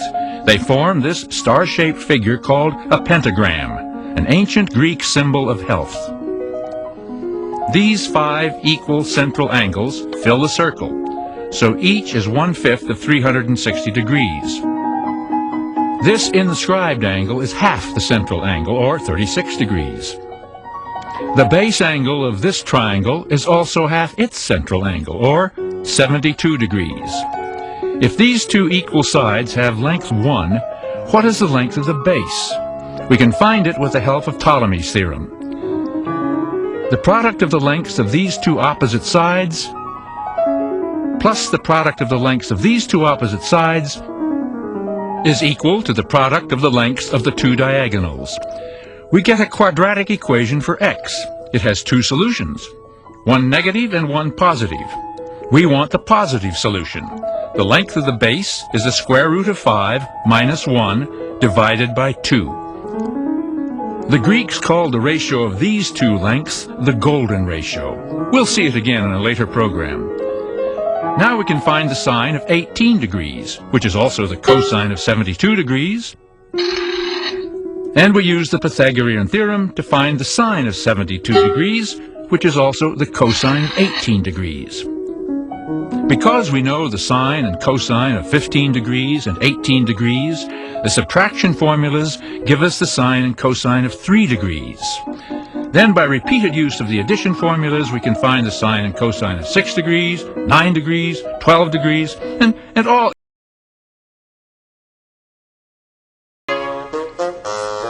We always gain new insights by drawing graphs. Start with a sine wave and multiply it by a vertical scaling factor. You get a new sine wave whose amplitude, large or small, depends on the scaling factor. Do the same with a cosine wave.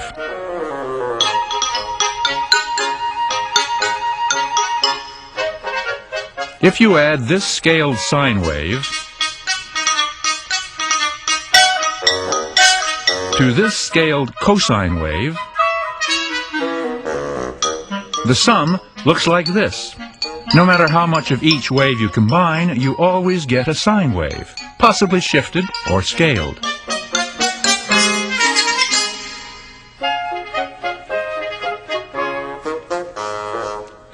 If the multipliers themselves are sines and cosines of some common angle, you can see the resultant sine wave marching along without changing its amplitude.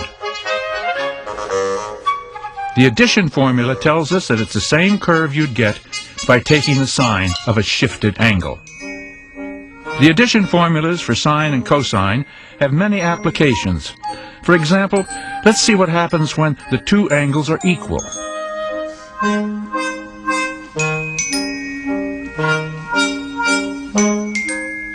The results are called double angle formulas. This one says the sine of twice an angle is twice the product of the sine of the angle times its cosine. Let's see what this means graphically. The product of the sine and cosine is the area of this rectangle. From 0 to 90 degrees, both sine and cosine are positive, so the product is positive. It goes from 0 to a maximum, then back to 0. Here, the cosine is negative, so the product is negative. Here, both factors are negative, so the product is positive. And finally here, just the sine is negative, so the product is negative.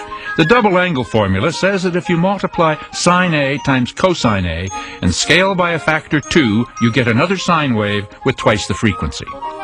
Now look at the double angle formula for the cosine. The cosine of twice an angle is the square of the cosine of the angle minus the square of its sine. The right-hand side is usually written this way: cosine squared A minus sine squared A. Again, let's look at the graphs. This is cosine squared, and this is sine squared. When you subtract cosine squared, minus sine squared. The result is a cosine curve of the same amplitude, but twice the frequency. With the help of periodicity, we can extend these formulas to all values of A. When we replace B by negative B, the addition formulas are called subtraction formulas. Remember, the cosine of negative B is equal to cosine B. And the sine of negative B is the negative of sine B. The subtraction formulas for sines and cosines are the same as the addition formulas, with just an algebraic sign change. The addition and subtraction formulas together provide a unifying source of properties that we've seen before. For example, if we make A equal to 0, or pi over 2, or pi, and recall the values of the sines and cosines of these special angles,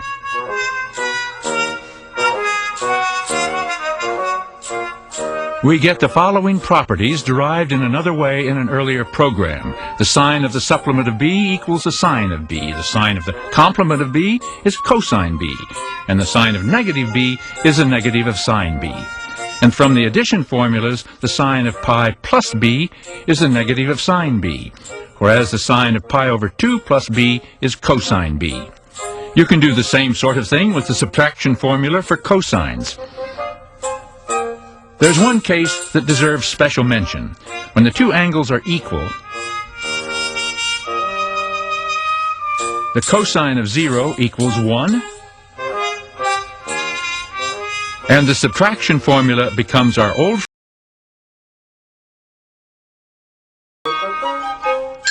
Ptolemy himself proved the addition formula in another way, using a remarkable property of quadrilaterals that can be inscribed in a circle. A quadrilateral is a polygon with 4 sides. Not every quadrilateral can be inscribed in a circle, but for those that can, the product of the lengths of these two opposite sides plus the product of the lengths of these two opposite sides is equal to the product of the lengths of the two diagonals. This equation is called Ptolemy's theorem, and it can be interpreted geometrically in terms of areas of rectangles. The equation is true no matter where the vertices lie on the circle.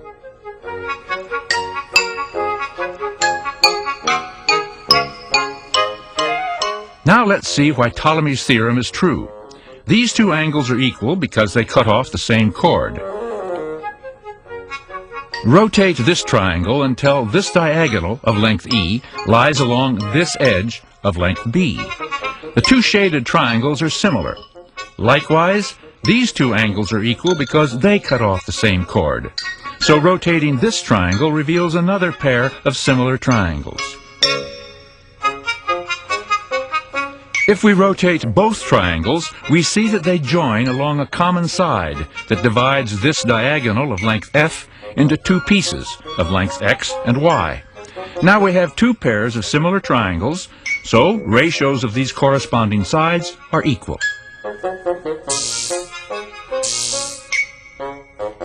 And ratios of these corresponding sides are equal. And the rest is just a little algebra. The final result is Ptolemy's theorem on quadrilaterals inscribed in a circle. Let's see what happens when the quadrilateral is a rectangle. These two opposite sides have equal length. These two opposite sides have equal length. And the two diagonals have equal length. Surprise! Ptolemy's theorem becomes the Pythagorean theorem for right triangles. The sum of the squares of the legs is equal to the square of the hypotenuse. Now we'll use Ptolemy's theorem to derive addition formulas for both the sine and cosine. Start with the circle of diameter 1, take angle A, and form a right triangle. The lengths of its legs are sine A and cosine A. Use angle B to form another right triangle. The lengths of its legs are sine B and cosine B. The two triangles together form a quadrilateral inscribed in a circle, with one diagonal being a diameter of length 1. The length of the other diagonal is the sine of a plus b. Now apply Ptolemy's theorem. The product of the lengths of these two opposite sides plus the product of the lengths of these two opposite sides is equal to the product of the lengths of the diagonals. Presto, the addition formula for sines. To get an addition formula for cosines, first rotate this right triangle 180 degrees, so this diagonal is a diameter, and this triangle is a right triangle. The length of this leg is the sine of a plus b, so the lengths of this one must be the cosine of a plus b.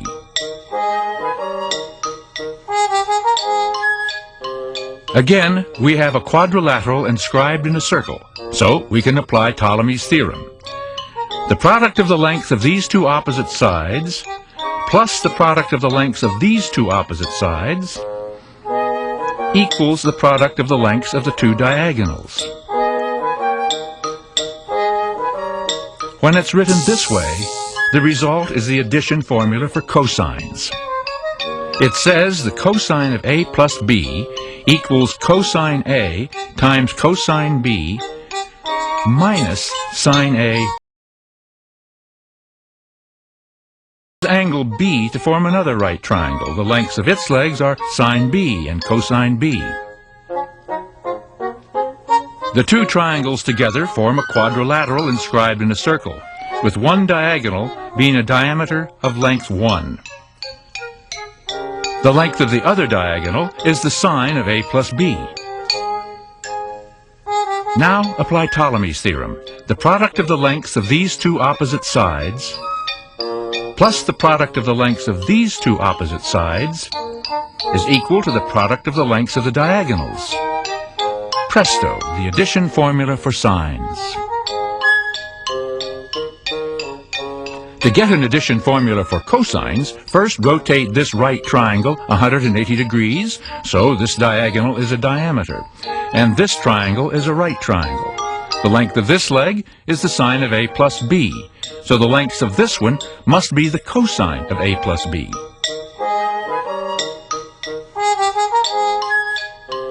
Again, we have a quadrilateral inscribed in a circle, so we can apply Ptolemy's theorem. The product of the length of these two opposite sides plus the product of the lengths of these two opposite sides equals the product of the lengths of the two diagonals. When it's written this way, the result is the addition formula for cosines. It says the cosine of a plus b equals cosine a times cosine b minus sine a times negative b is the negative of sine b. The subtraction formulas for sines and cosines are the same as the addition. We're going to let theta be equal to alpha and beta. Well, you see, this allows us to obtain trig functions for double angles. When we have angles that equal one another, like alpha and beta, then we can replace them with the same angle. To see how you figure out one of these double angles, we need to return to the sum formula for sine. Now, we're going to let alpha be equal to theta and beta be equal to theta. This gives us the sine of theta plus theta is equal to the sine of theta times the cosine of theta plus the cosine of theta times the sine of theta. Once we simplify, the sine of 2 theta is equal to 2 times the sine of theta times the cosine of theta. This gives us a double angle formula. It's that easy. We can do the same thing for the cosine sum formula. We replace every instance of alpha and beta with theta. Here's what it looks like. The cosine of 2 theta is equal to the cosine squared of theta minus the sine squared of theta. If we do the same thing for the sum formula for tangent, we get the tangent of 2 theta is equal to 2 times the tangent of theta over 1 minus tangent squared of theta. We've shown you how to find double angle formulas, and you're going to need these formulas when you get to your tests. Okay, suppose you're taking your test, and you're given the cosine of theta is equal to negative 3 over 5, and the sine of theta is equal to negative 4 over 5. You're supposed to use each of your double angle formulas to find the sine of 2 theta, the cosine of 2 theta, and the tangent of 2 theta. Sounds hard, but it's really a snap. Your first step is to write down the formula. We'll start with sine. The sine of 2 theta equals 2 times the sine of theta times the cosine of theta. First, we'll make the necessary substitutions. We're given the value of the sine of theta and the cosine of theta, so we'll substitute these values into our formula. We substitute negative 4 over 5 for the sine of theta and negative 3 over 5 for the cosine of theta. Now, we just multiply. So, our answer is the sine of 2 theta equals 24 over 25. We do the same for the cosine of 2 theta. We again start with our formula. The cosine of 2 theta equals the cosine squared of theta minus sine squared of theta. We substitute the values we know for the cosine of theta and the sine of theta. Now we square negative 3/5 and negative 4/5 to get 9 over 25 minus 16 over 25. Subtracting, we get negative 7 over 25. So the cosine of 2 theta is negative 7 over 25. We have one more value left to find, the tangent of 2 theta. We could use the equation, the tangent of 2 theta equals 2 times the tangent of theta over 1 minus tangent squared of theta. But there's an easier way to express the tangent of 2 theta than this one. Quick, what's the trig function for the tangent of an angle? It's the sine of that angle over the cosine of that angle. That's right. For the double angle formula for tangent, you can put the sine of 2 theta over the cosine of 2 theta. This is one of our quotient identities. And this identity says that the tangent of an angle equals the sine of that angle over the cosine of that angle. So it makes sense that the tangent of 2 theta equals the sine of 2 theta over the cosine of 2 theta. Remember, we figured out the sine and cosine of 2 theta just a second ago. So all we have to do is plug in those values. We substitute 24 over 25 for the sine of 2 theta and negative 7 over 25 for the cosine of 2 theta. Now we just simplify by multiplying the reciprocal of the denominator, negative 25 over 7, and then cross out the 25s. This gives us a fraction of negative 24 over 7. We now know the tangent of 2 theta. Don't you feel better now? No. So that's it for the double angle identities. Half-angle identities are cousins of the double angle identities. With half-angle identities, you're given the trig function value of an angle and the quadrant it's in. You use this info and the half-angle formulas to find your answers. We'll explain how you do all this in a minute after we've given you the half-angle formulas. We're going to throw at you the formulas for the sine of theta over 2, the cosine of theta over 2, and the tangent of theta over 2. For each of these formulas, theta over 2 represents the half angle. Now let's look at the formulas. The sine of theta over 2 equals plus or minus the square root of 1 minus the cosine of theta over 2. Next, the cosine of theta over 2 equals plus or minus the square root of 1 plus the cosine of theta over 2. And the tangent of theta over 2 equals plus or minus the square root of 1 minus cosine theta over 1 plus the cosine of theta. Notice that each of these formulas contains a plus and minus sign in front of it. Whenever you use a half-angle formula to solve a problem, you must pick either the plus or minus sign. So how do you know which one to pick? You figure out the quadrant your angle is in. Don't worry, we'll spell all this out for you. Theta over 2 represents your angle, right? Let's say theta equals 90 degrees. If you plug 90 degrees into theta over 2, you get 45 degrees. A 45-degree angle is in quadrant 1. Remember, all angles between 0 and 90 degrees are in quadrant 1. So your half angle is in quadrant 1. Now that you know the quadrant, you can figure out whether to use the plus or minus symbol. Confused? Well, think back to the sine, cosine, and tangent curves we graphed earlier. Okay, our angle is 45 degrees, or pi over 4 radians. We're going to find this angle value on the sine, cosine, and tangent curves. Finding this angle on each of these curves will tell us whether the angle sine, cosine, and tangent values are positive or negative. Let's go to the sine curve first. Here's pi over 4 radians on the sine curve. Notice it's above the t-axis. Remember, when we graphed the sine curve, we made the x-axis the t-axis. Since the sine of pi over 4 radians, or 45 degrees, is above the t-axis, the value is positive. So we know our value is positive on the sine curve. And that means that if we're trying to find the sine of theta over 2 for this angle, then we would use the plus symbol.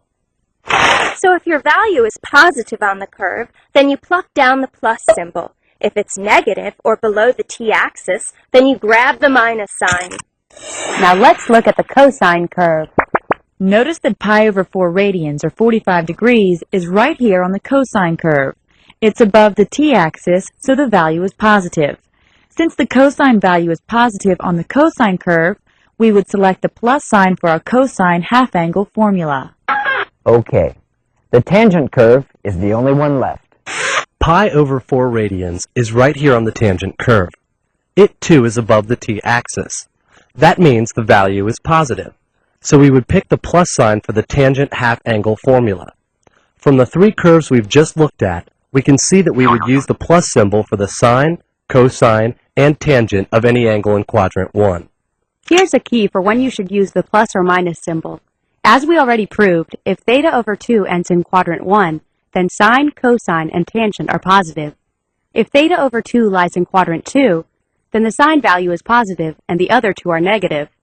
In quadrant 3, the tangent of theta over 2 is positive while sine and cosine are negative.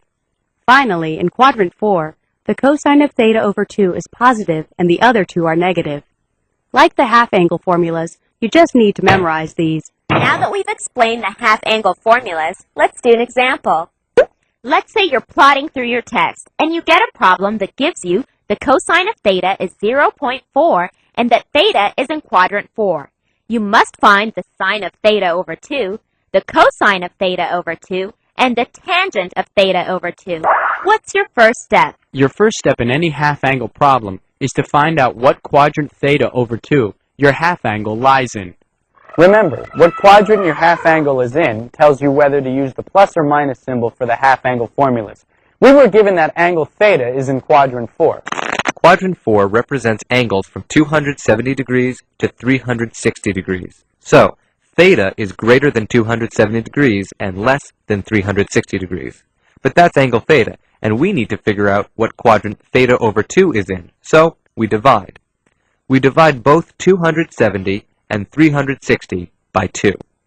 After dividing, we get theta over 2 is greater than 135 degrees and less than 180 degrees.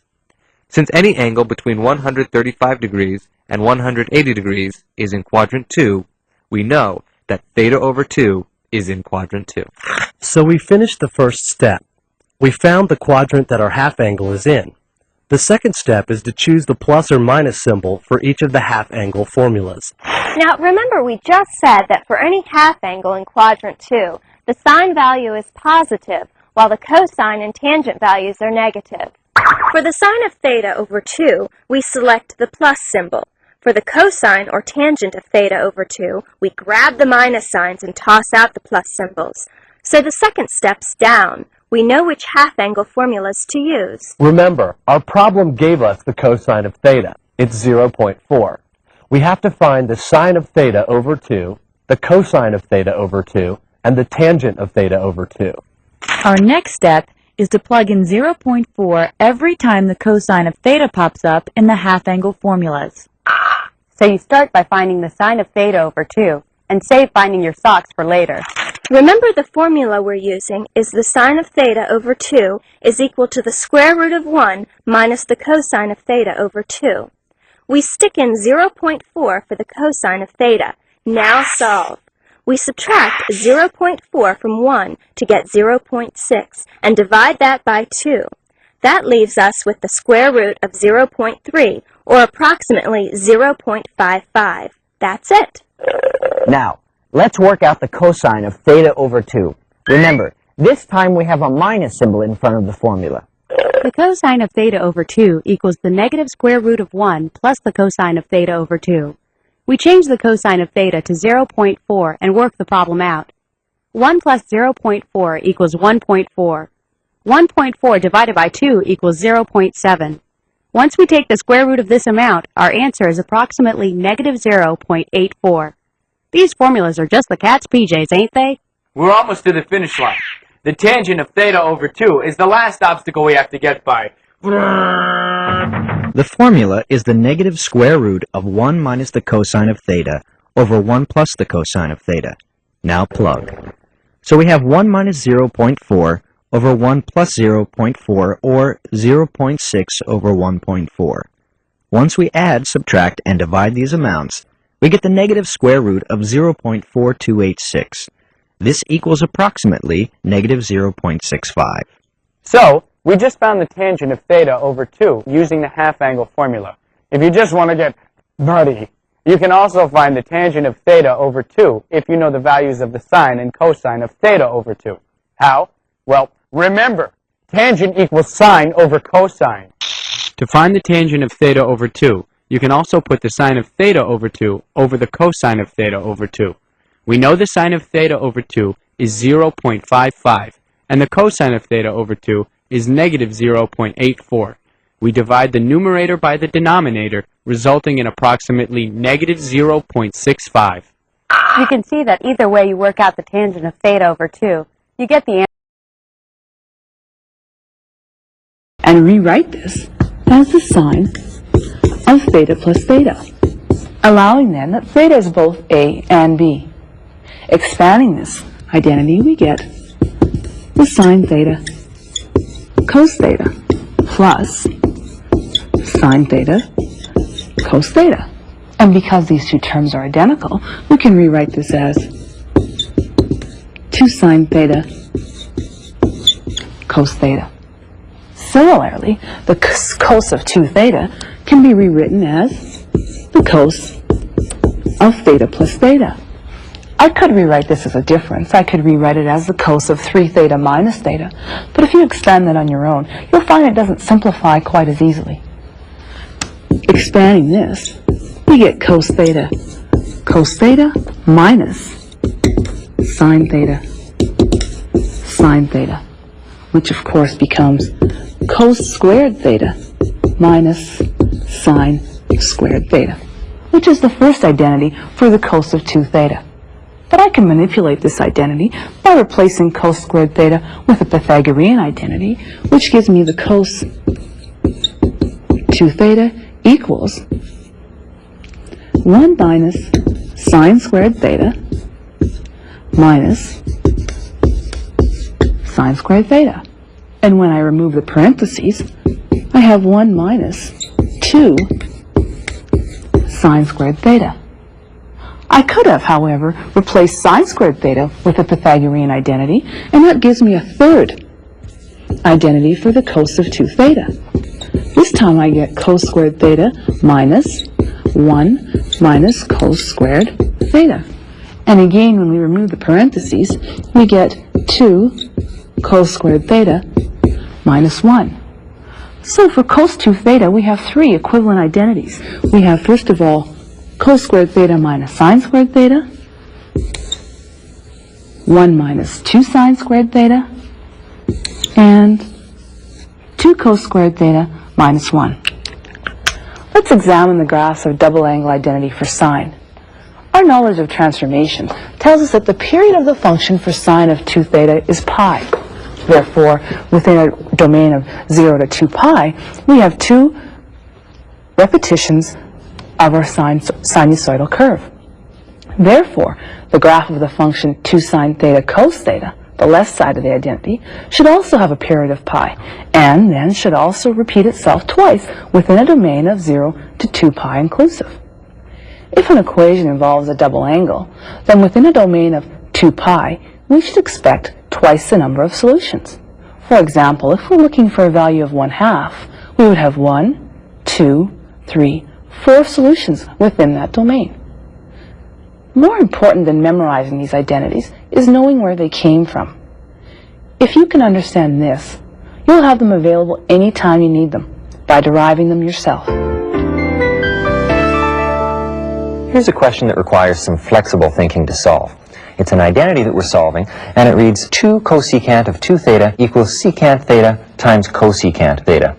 I've set up our t-table here, left side and right side, and I've rewritten the left side and right side inside the t-table. Let's work with the left side first. We want to rewrite it in terms of the primary trigonometric ratios.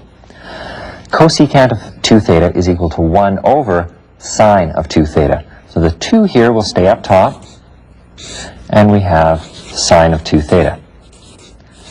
Now let's leave that for a minute. Let's work with the right side and put it in terms of primary trig ratios as well. Secant of theta is equal to 1 over cosine of theta. And cosecant of theta is equal to 1 over sine of theta.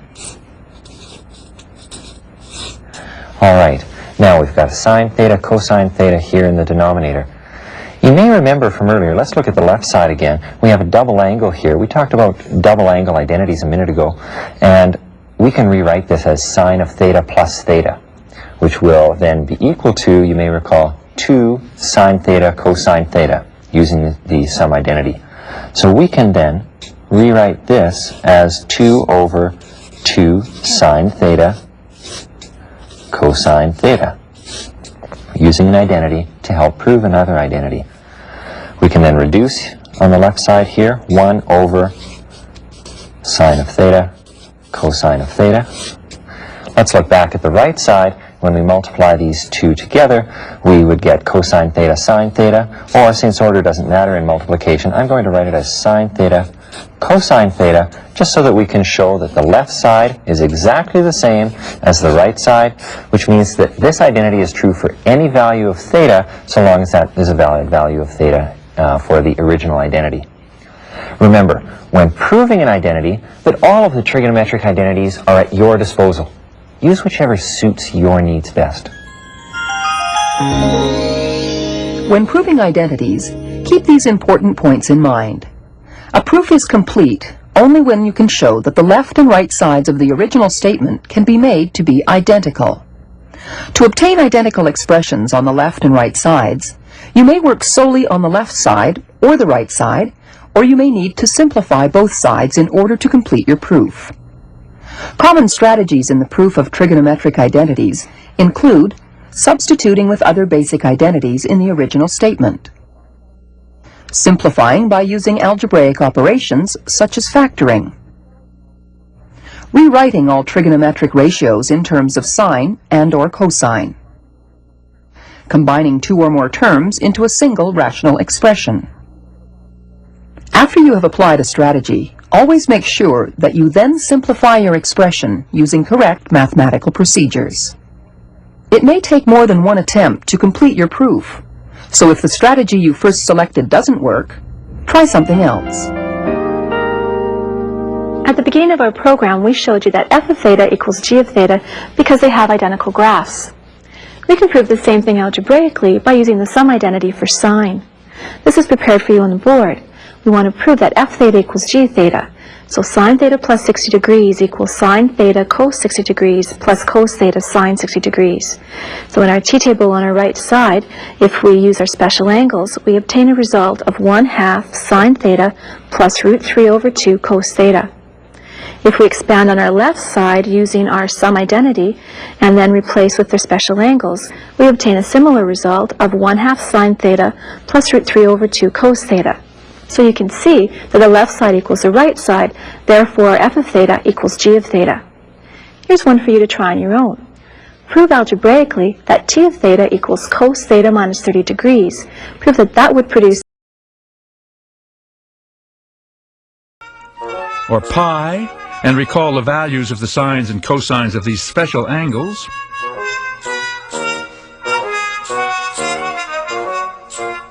We get the following properties derived in another way in an earlier program. The sine of the supplement of b equals the sine of b. The sine of the complement of b is cosine b.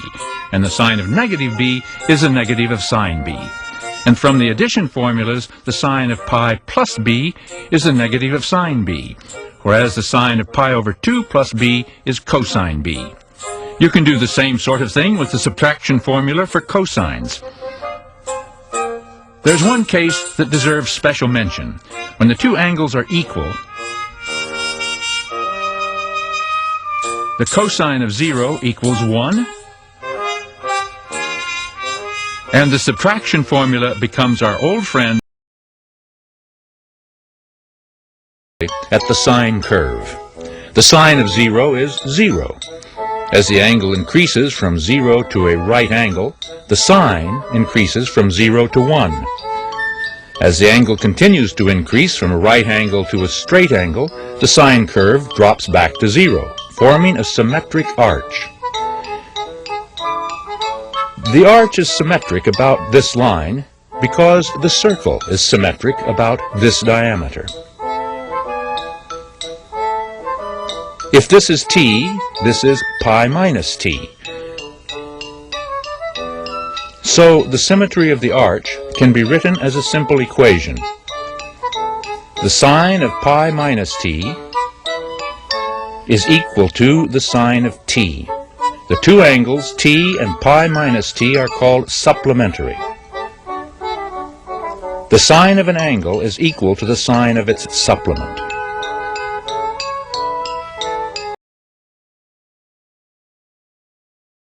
The results are called double angle formulas. This one says the sine of twice an angle is twice the product of the sine of the angle times its cosine. Let's see what this means graphically.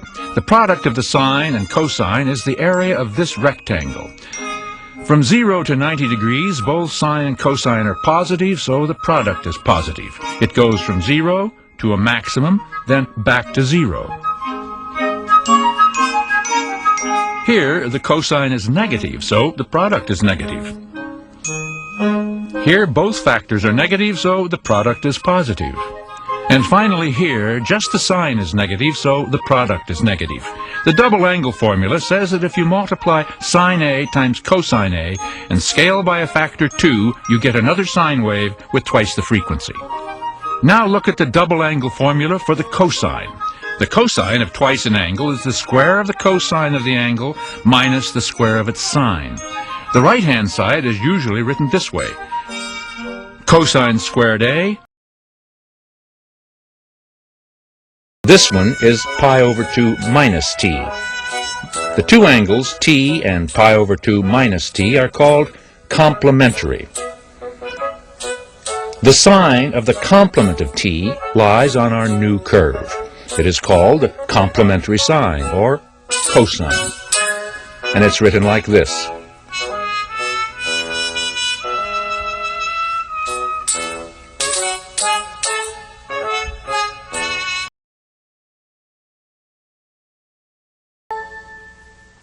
If the point moves around the circle in the opposite or clockwise direction, the angle swept out is considered negative. Here is the sine curve plotted along the negative t-axis.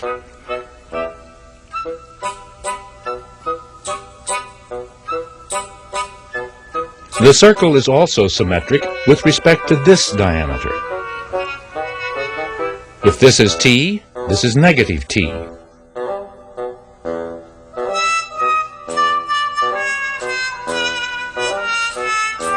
The sine of negative t is the negative of sine t.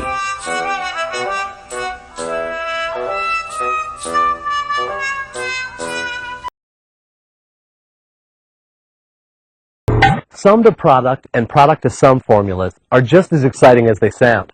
Oh yeah. Now, you're going to have to know them and be able to use them in trig and eventually in calculus.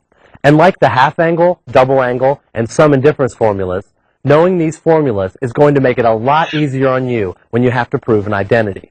We'll get to those in a minute. First, we'll fill you in on the formulas, and then we'll explain them. Here's the first one. The sine of alpha times the sine of beta equals 1/2 times the cosine of alpha minus beta minus the cosine of alpha plus beta. There's also the cosine of alpha times the cosine of beta is equal to 1/2 times the cosine of alpha minus beta plus the cosine of alpha plus beta. The third formula is the sine of alpha times the cosine of beta is equal to 1/2 times the sine of alpha plus beta plus the sine of alpha minus beta. Lastly, the cosine of alpha times the sine of beta equals 1/2 times the sine of alpha plus beta minus the sine of alpha minus beta. So, how do you use them? Notice that the left side of each of these formulas involves a product, and the right side is a sum, or difference. That's why they're called the product to sum formulas. Take a look at the formulas again. For each of these formulas, you're going to be given the values for the left side of the equation and have to express them in the form of the right side of the equation. This probably sounds like a lot of gibberish, but don't fret. We look at a problem that might show up on your exam to explain what we mean.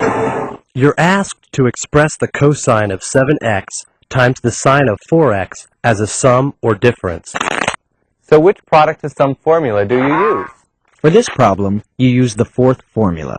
The cosine of alpha times the sine of beta equals 1/2 the sine of alpha plus beta minus the sine of alpha minus beta. Why this formula and not another one? Because you're asked to express a cosine value times a sine amount. Think of the first value you're given as alpha and the second as beta. Like, if you'd been given a sine value times a cosine amount, you would use the third formula, because the product side of the equation is sine times cosine. For our problem, alpha equals 7x and beta equals 4x. Okay, you've got your formula. Your next step is to stick in 7x every time you see alpha and 4x for every time beta appears. So our problem now reads, the cosine of 7x times the sine of 4x equals 1/2 times the sine of 7x plus 4x minus the sine of 7x minus 4x. Like living in a monastery, you succeed in math land if you keep things as simple as possible. So let's simplify the right side of the equation as much as possible. 7x plus 4x equals 11x, and 7x minus 4x equals 3x. Our last step is to multiply 1/2 times the sine of 11x and the sine of 3x. That leaves us with 1/2 times the sine of 11x minus 1/2 times the sine of 3x. And that's it. We've expressed the cosine of 7x times the sine of 4x as a difference. Okay, that gives you a taste of product to sum formulas. Now let's check on the sum to product formulas.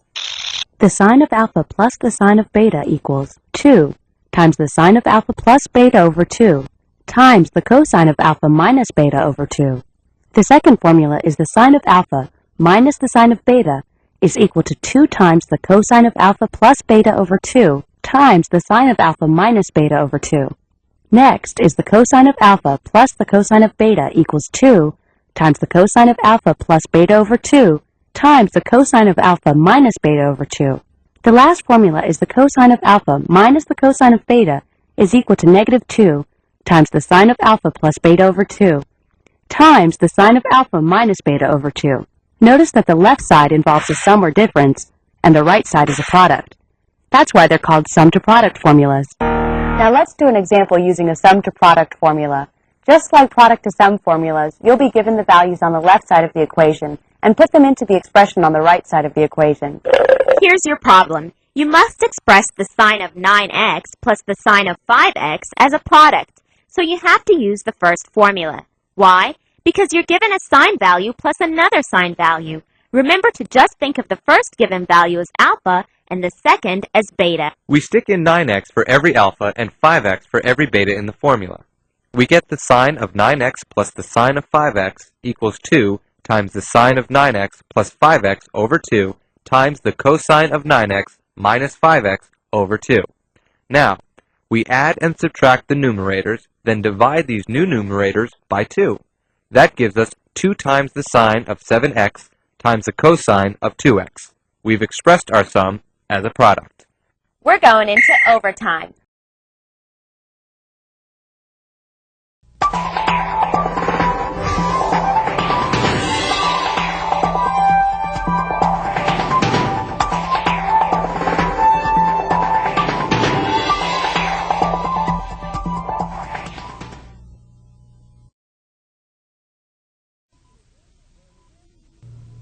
The Standard Deviants present The Twisted World of Trigonometry, Part 1.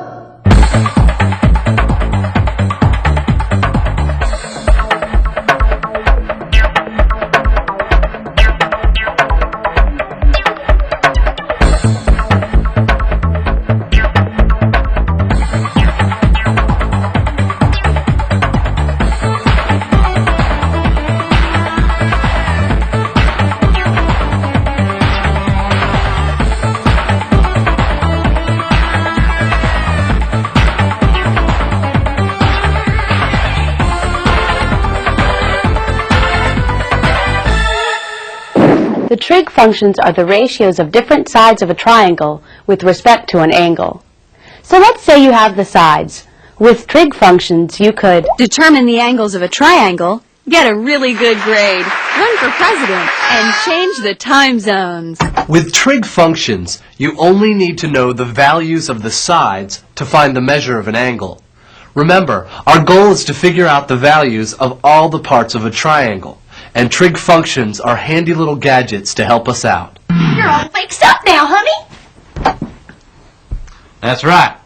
There are 6 basic trig functions: the sine, the cosine, the tangent, the cosecant, the secant, and the cotangent.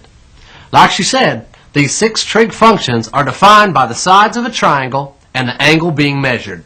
Look at this right triangle with theta as one of the acute angles. Here, theta could represent alpha or beta from the previous triangle.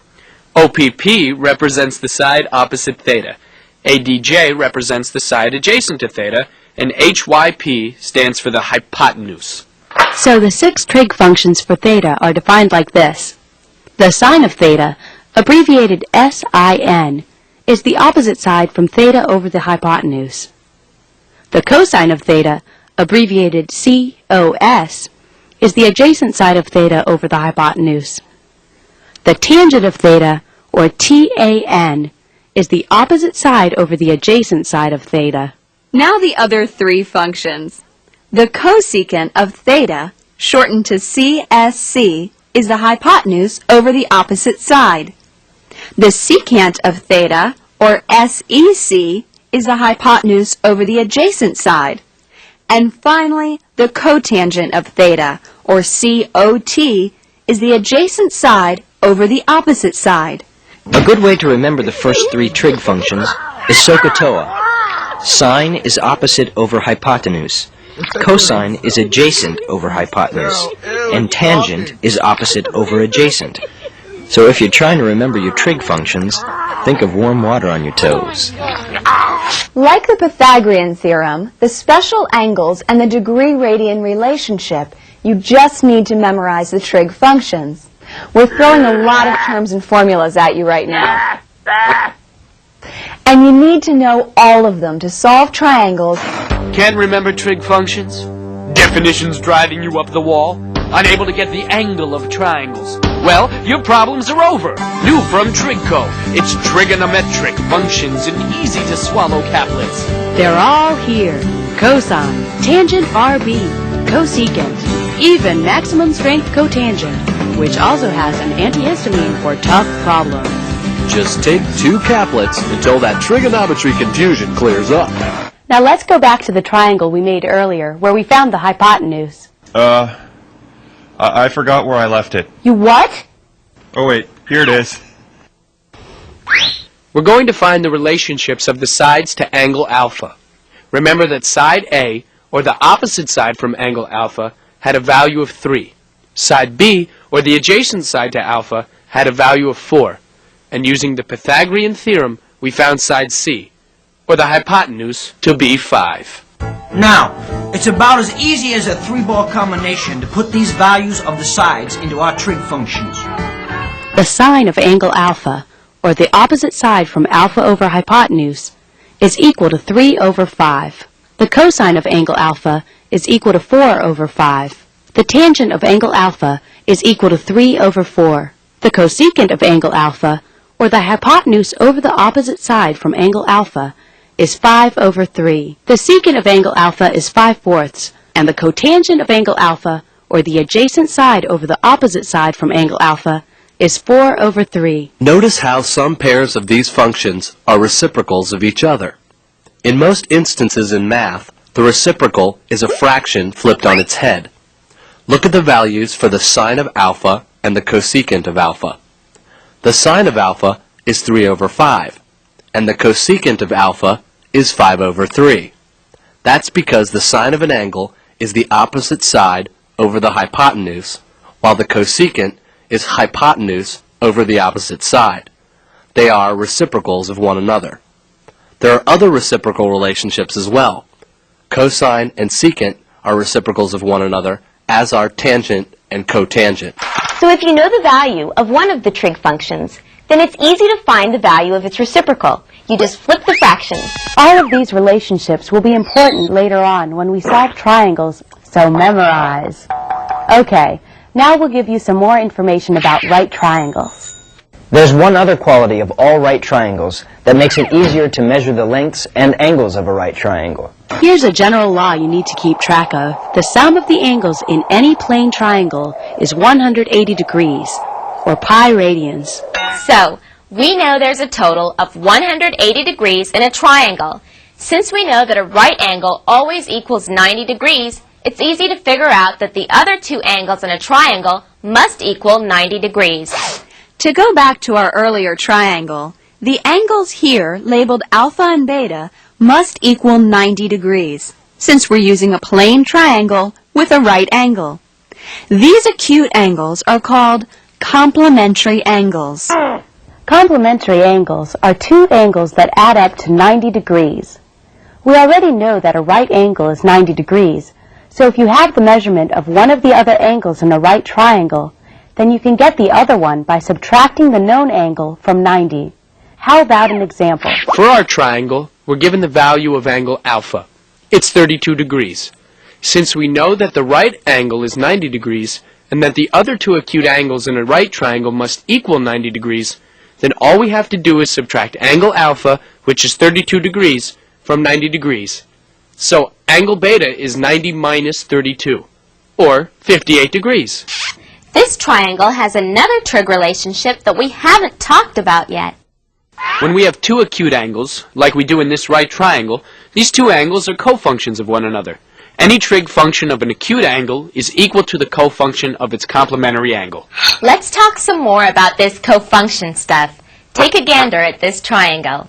This triangle has two complementary angles, alpha and beta. Remember, complementary angles are two angles in the same triangle that add up to 90 degrees. Now watch this. The sine of alpha is the side opposite angle alpha over the hypotenuse, or in other words, the sine of alpha is equal to A over C. Likewise, the cosine of beta is the side adjacent to beta over the hypotenuse, or A over C. From this, we can see that the sine of alpha is equal to the cosine of beta. Or, the trig function for the acute angle alpha is equal to the cofunction of its complementary angle beta. You can apply this cofunction stuff to other trig functions too. Check this out. The same is true for the cosine of alpha. It's equal to the sine of beta. The cosine of alpha is equal to B over C, and the sine of beta is equal to B over C. So the cosine of alpha is equal to the sine of beta. They're cofunctions of each other. All the other trig functions work the same way. The tangent of alpha equals the cotangent of beta. The cotangent of alpha equals the tangent of beta. The cosecant of alpha equals the secant of beta, and the secant of alpha equals the cosecant of beta. So here's another general law for you. Any trig function of an acute angle is equal to the cofunction of its complementary angle. Don't hesitate to go back and memorize these cofunctions. They're really lots of fun. And you know what? You know how we've been telling you that all this knowledge is going to come in handy? Well, it's just about to. That's right, kids. This stuff just ain't for show. You can use it in your life, too. Look at this triangle. We want to find out all the trig functions for the angle alpha. The only information we have is that the sine of angle beta is 5 over 6. To find the trig functions, we'll use our formulas from earlier. The first thing we need to do is find out the value of the triangle's sides. That way, we can find the ratios of the trig functions for angle alpha. Let's start with the sine of angle beta. Remember that the ratio for the sine of an angle is the opposite side from the angle over the hypotenuse. Again, the hypotenuse is the side opposite the right angle of the triangle. So with this information, we can identify the value of two of the sides. The numerator in the sine ratio is the opposite side from angle beta, or side B. The numerator has a value of 5, so we know that side B has a value of 5.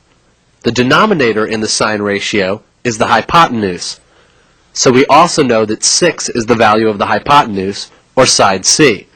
All we need to do now is find the value of side A. Since we know two sides and we're working with a right triangle, we can find the value of side A by using the Pythagorean theorem. Remember, it's a squared plus b squared equals c squared. So we substitute the values of the sides we know into our theorem. Our theorem? How about my theorem? Feta cheese or black olives? Oh, lovely. I'll forgive you this time. After plugging in the known values, sides B and C, your equation now looks like this. A squared plus 5 squared equals 6 squared. Once we bring the unknown value to one side of the equation, our problem now reads A squared is equal to 6 squared, or 36, minus 5 squared, or 25. Now we subtract. Then find the square root. A equals the square root of 11. 11 isn't a perfect square, so side A is equal to the square root of 11. We can now put this value on the last side of the triangle, side A. We now have all the values of the triangle sides and only need to apply the ratios of our trig functions. It's not uncommon to have the square root of a number appearing for a side of a triangle, so don't panic. Now we can apply the ratios to give us the value of each of the trig functions of alpha. We simply substitute in the value of each side for the ratios we explained earlier. Voila! That's it. And don't forget, if you can't remember your trig functions, just think of SOHCAHTOA. Then just flip the fractions to find the inverse trig functions.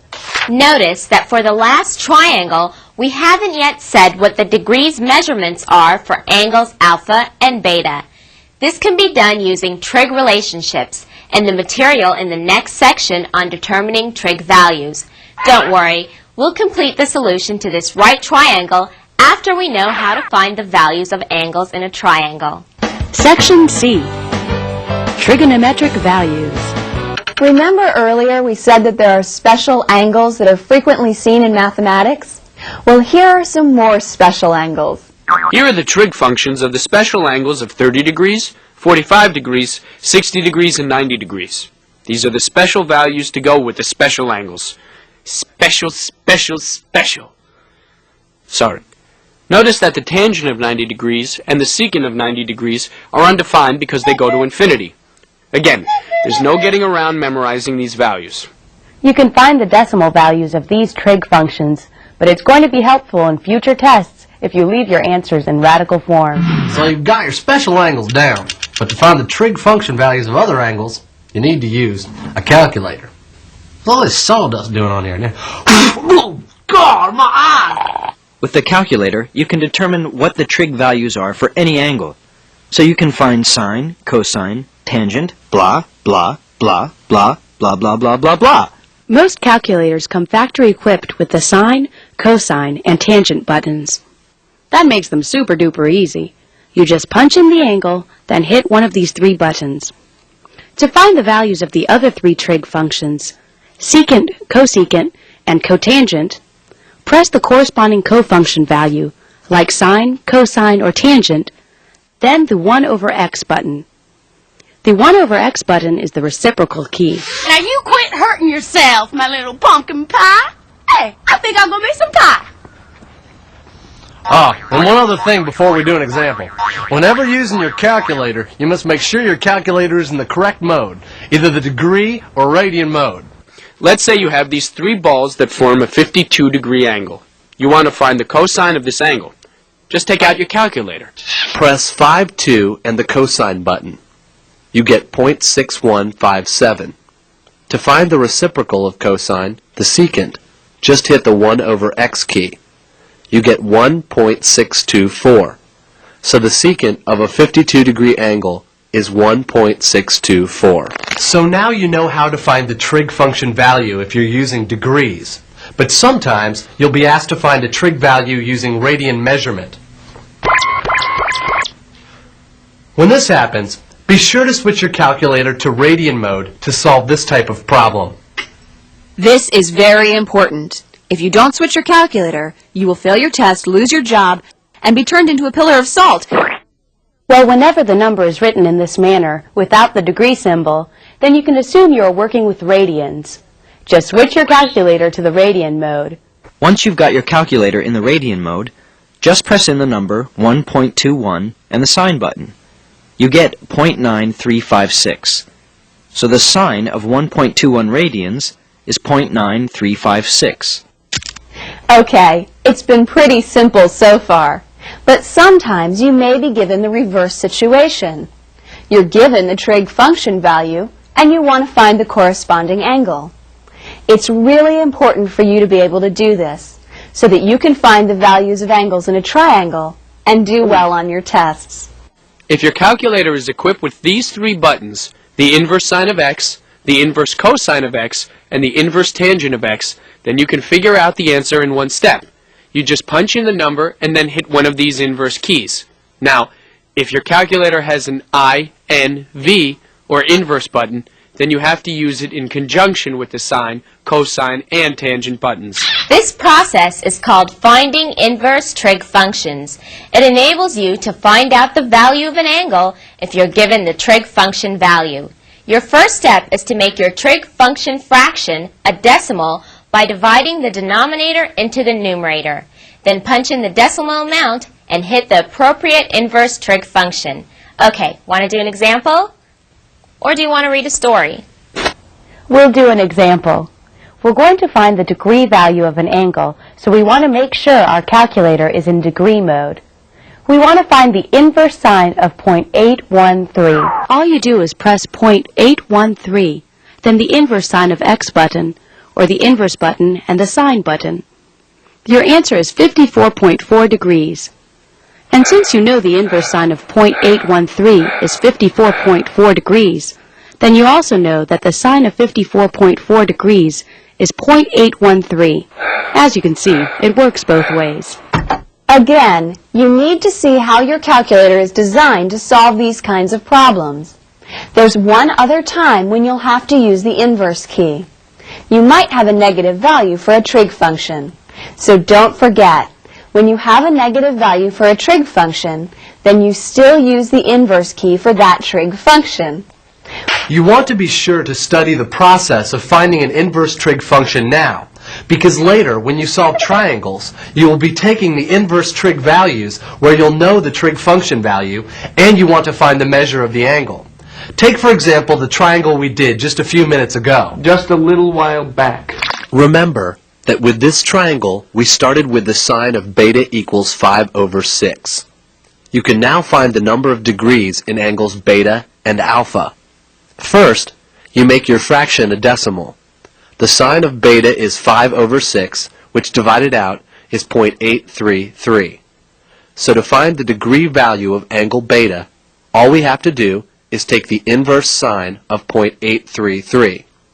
So punch in 0.833 and use the inverse sine key. We find that angle beta is 56.4 degrees. Angle alpha is easy to find since it's angle beta's complementary angle. We just subtract beta, or 56.4 degrees, from 90 degrees to get 33.6 degrees. So alpha is 33.6 degrees. Remember, we can subtract angle beta from 90 degrees because the complementary angles of a right triangle always equal 90 degrees. So you can see that from knowing the values of two sides for a right triangle, we can find all the values of the parts and relationships of that triangle. We used the Pythagorean theorem to find the last side, which allowed us to find the trig functions. Then, we used these trig function values to find the angles inside the triangle. Cool, huh? Okay, now let's talk some more about these right triangles and find their values. Section D. Solving right triangles. All the information you've learned up to this point is going to help you solve all the values for the parts of right triangles. Because now that we know how to evaluate trig functions and can find them anytime we have two sides or an acute angle in a side of a right triangle, we can solve right triangles. When we say we're going to solve a triangle, all we mean is we're going to find all the unknown parts that make up that triangle. Once we know either two sides of a right triangle or one side and an acute angle, the rest is just cake. Don't mind if I do. So this is where your knowledge of the definitions of trig functions and cofunctions is going to come in handy. Coconut. You have a problem that asks you to solve a right triangle that has an acute angle of 45 degrees with the side adjacent to the angle having a value of 5. We'll solve for all the unknown parts of this triangle. First, you draw a triangle. No, that's a pigeon. There you go. The second step is to label the parts you know. Label one of the acute angles as 45 degrees. You also know that the side that's not the hypotenuse and is adjacent to that 45-degree angle is 5. So the parts we need to find are the value of the other acute angle and the values of sides A and C. The degree measurement of the other acute angle is the simplest part to find. Like we said earlier, the sum of the two acute angles in a right triangle is 90 degrees. Since we know one acute angle is 45 degrees, we can subtract this from 90 degrees to get 45 degrees. So the other acute angle is also 45 degrees. Next, we want to find out the value of sides A and C. Now is when it's helpful if you know the values of the special angle trig functions. We know one of the angles in the triangle is 45 degrees. And what's a 45-degree angle? It's a special angle. And if you don't trust me, Which I don't. We'll use the tangent of 45 degrees because it has a whole number as a value, and whole numbers are simpler to work with. The tangent of 45 degrees is equal to 1. We can apply this adorable little function to our triangle to find one of the other two sides. If you think back to SOHCAHTOA, you remember that the tangent of an angle is the opposite side over the adjacent side. So, the tangent of angle alpha, or 45 degrees, is equal to the opposite side A over the adjacent side B. We know the value of B, the adjacent side, is equal to 5. We can place this into the equation to get tangent of 45 degrees equals A over 5.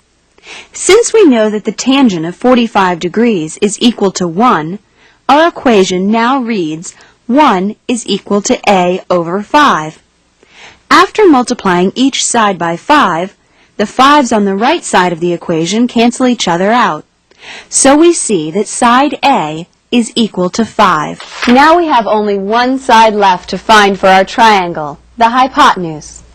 Since we know sides A and B, we can find the value of C using the Pythagorean theorem. We can substitute the sides we know, A and B, to make our equation 5 squared plus 5 squared equals C squared. We square the 5's to get 25 plus 25, or 50, equals C squared. If we find the square root of each side, we see that side C is equal to the square root of 50. We can reduce this to 5 times the square root of 2. Now we know all the sides and angles. We've solved the triangle. But no one will ever solve the mysteries of the Bermuda Triangle!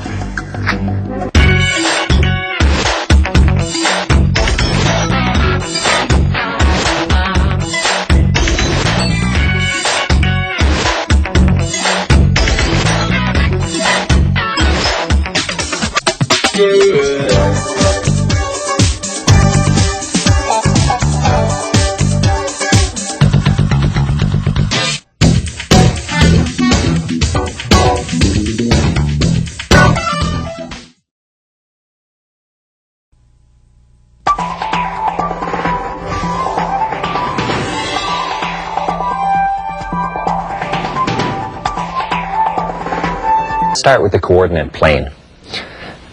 The positive portion of the x-axis we call the initial arm of an angle, and if you move that arm through some angle theta, we then have our terminal arm. We indicate the direction of the angle and the size of it by drawing an arc and using an arrow. If this was a negative angle, we would draw the arc in a clockwise direction and put the arrow there. We can also have an angle that's greater than 360 degrees if it wraps around by simply drawing our arc around once and then continuing through to the terminal arm. and putting our arrow. Now that we've refreshed our memories on these items, let's draw a circle on the coordinate plane and examine both radian and degree measures for angles in standard position. By tracing this circle, we can first look at what the different quadrantal angles are. This first angle, of course, is 0 degrees or 0 radians. Moving up to here, we have 90 degrees or pi over 2 radians. This would be 180 degrees or pi radians. You could also describe it as being 3.14 approximately radians. Here is 270 degrees or 3 pi over 2 radians. And one full rotation is 360 degrees or 2 pi radians. Now let's take a look at one point here, point on the circle, and I want to in particular take a look at the angle that's created by this terminal arm from our initial arm. So I'll trace in theta. This is our angle theta. I'm going to label this point of the terminal arm on the circular function as P with the coordinates x, y. Also going to draw a vertical line here up to the x-axis to create a triangle, and we'll be working with this reference angle. Now I do know that this side has length of r, the radius. This length is x, and this length is y. So we can use x, y, and r to describe the different trig ratios. Sine is opposite over hypotenuse, which is going to be y over r. Cosine is adjacent over hypotenuse, so it will be x over r.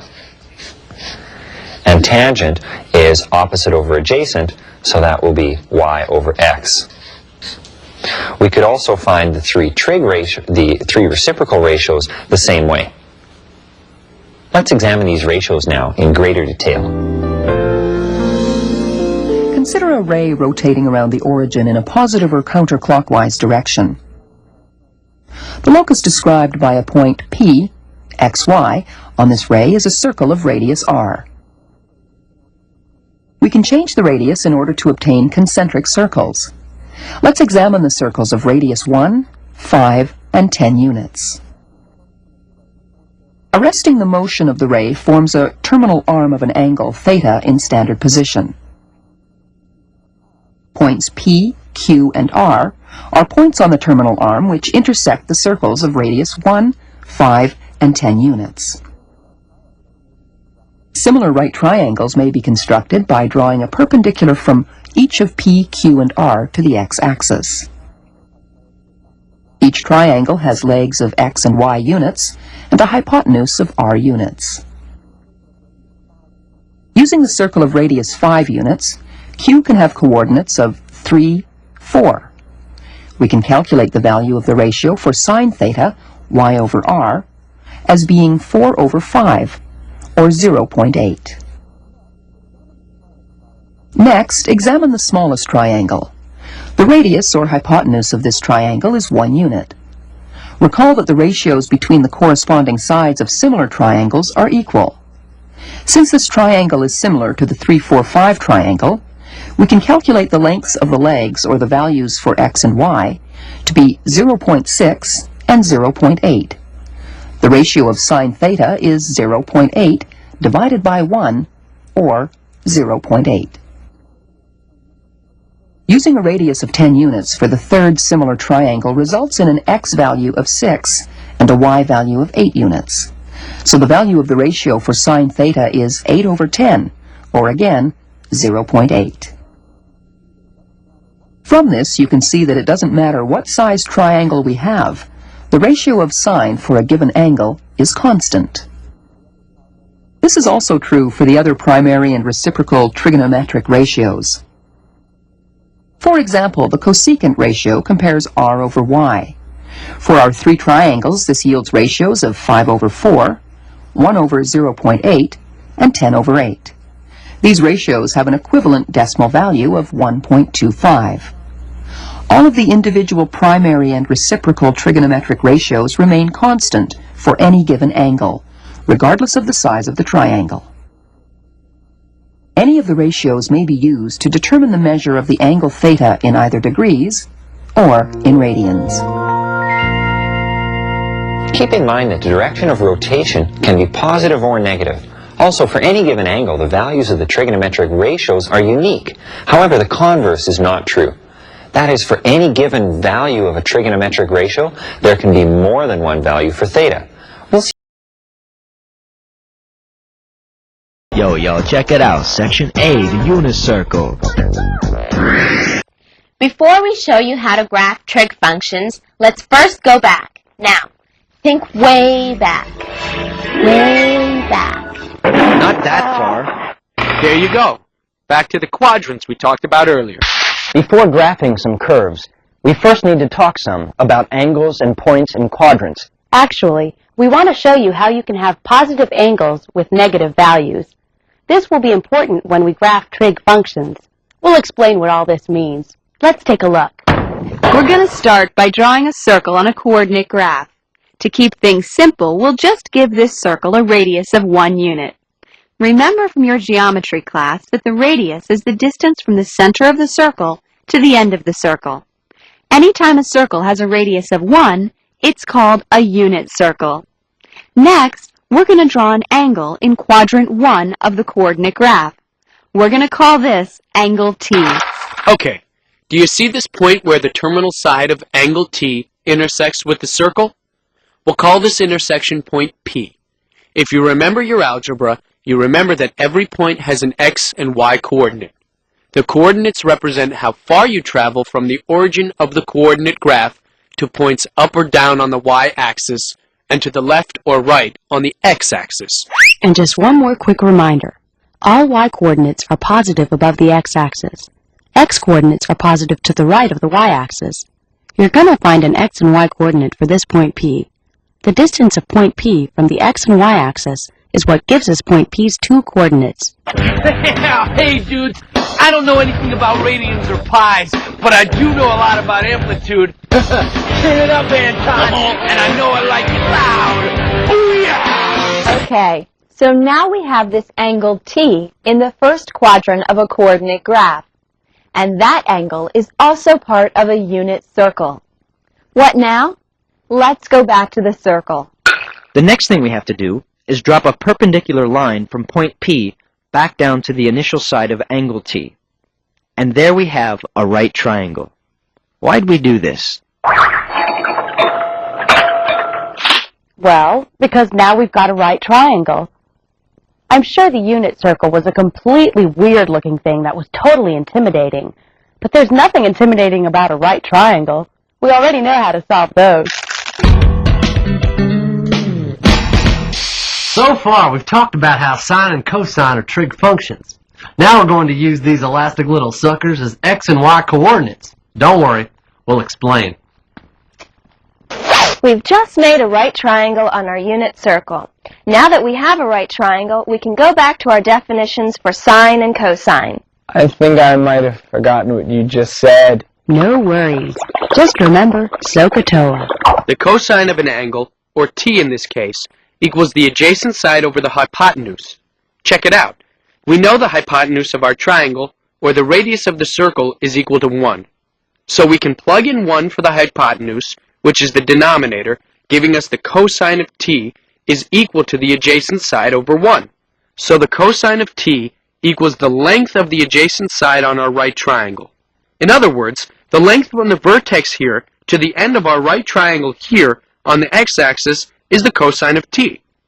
This is our first coordinate for point P, coordinate x. That's because the x-coordinate is the length of our adjacent side, or the cosine of t. Now we're going to do the same thing for the y-coordinate. Now think back to the sine of an angle.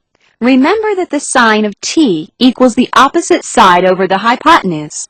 We know the hypotenuse is 1, so we stick this amount into the bottom of our fraction. The sine of t equals the opposite side over 1. So the sine of t is equal to the length of the opposite side of the right triangle. So the sine of t, or the opposite side, is our y-coordinate. That's because the y-coordinate represents the height of the opposite side. This means that point P has a cosine of t for the first coordinate and a sine of t for the second coordinate.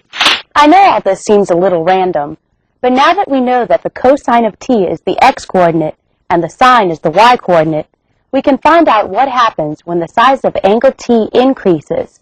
and this will make some things easier when we get to graphing. I know you're excited, so let's get started. If angle T terminates in quadrant 2 between 90 and 180 degrees, like this 130 degree angle does, then the x-coordinate of P is always negative and the y-coordinate of P is always positive. Remember, we just figured out that the x-coordinate for our angle is equal to the cosine of t and the y-coordinate is equal to the sine of t.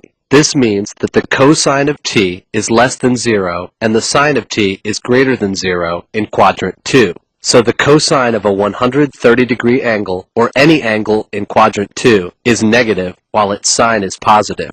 You can check this out for yourself on your calculator. Now, if angle T terminates in quadrant 3, then both coordinates are negative, so that the cosine of t and the sine of t are both less than 0. So the cosine and sine of any angle in quadrant 3 is always going to be negative. Remember that. And finally, if t terminates in quadrant 4, then the x-coordinate is positive and the y-coordinate is negative. So the cosine of t is greater than 0, while the sine of t is less than 0. Okay, the reason we've been doing all this is coming up. This is important, so listen closely.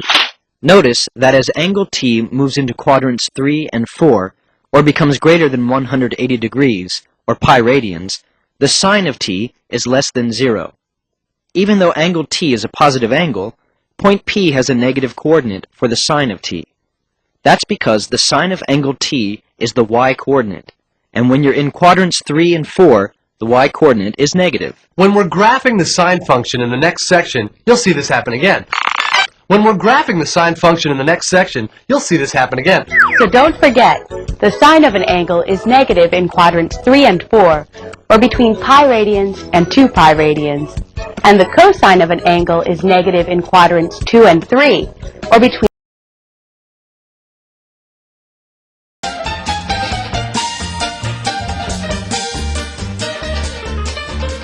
The sine curve is periodic because it consists of a basic shape repeated indefinitely. Here are some other examples of periodic waves. A square wave,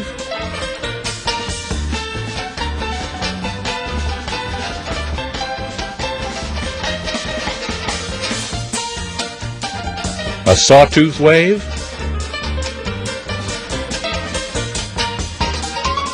and there are many more.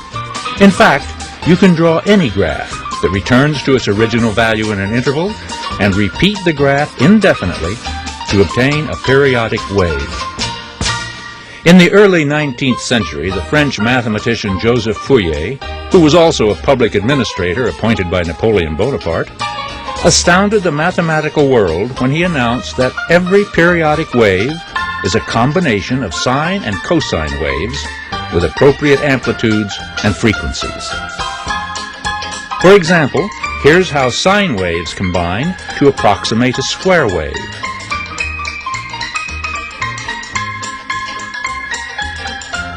To any degree of accuracy.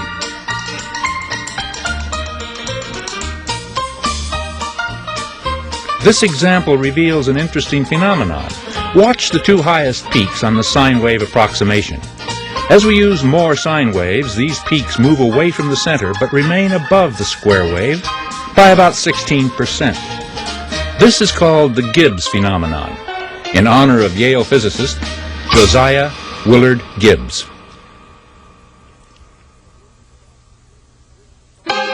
This sawtooth wave can be approximated by cosine waves.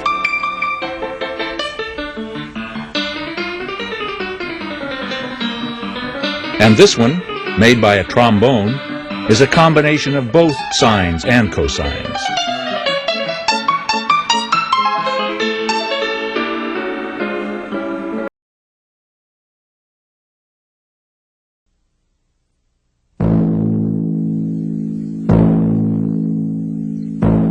Sine waves also show up in phenomena that have nothing to do with circles. For example, a vibrating tuning fork sets the air next to it in motion, alternately compressing and expanding it with each vibration. The variation of sound pressure can be detected not just with your ear, but also with a microphone connected to an oscilloscope that traces out a sine wave, showing how the sound pressure varies with time.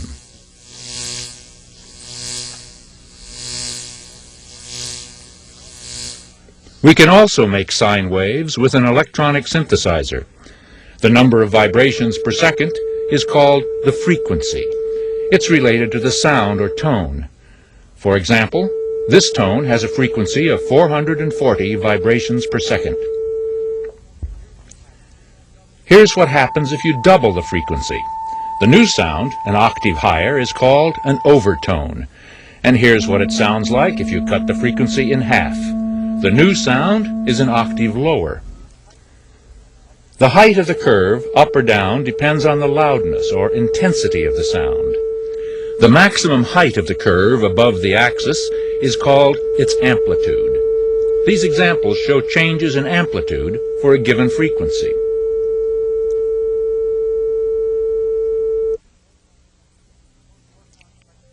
More complex sounds can be made by combining sine waves. For example, if you combine this tone with this overtone, the graph of the combination is obtained by adding the corresponding heights of the two sine curves.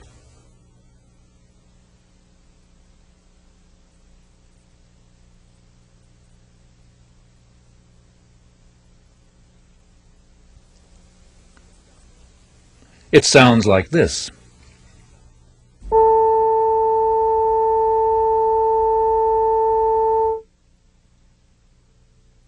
Real instruments make more complex waves. Here's the same note played on many different instruments.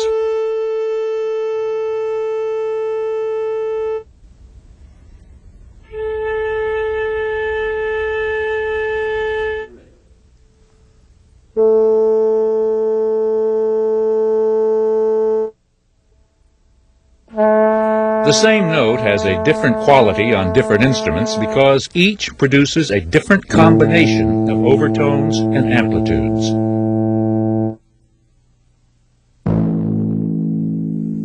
And of course, if you play many notes on many instruments, the graphs get much more complicated.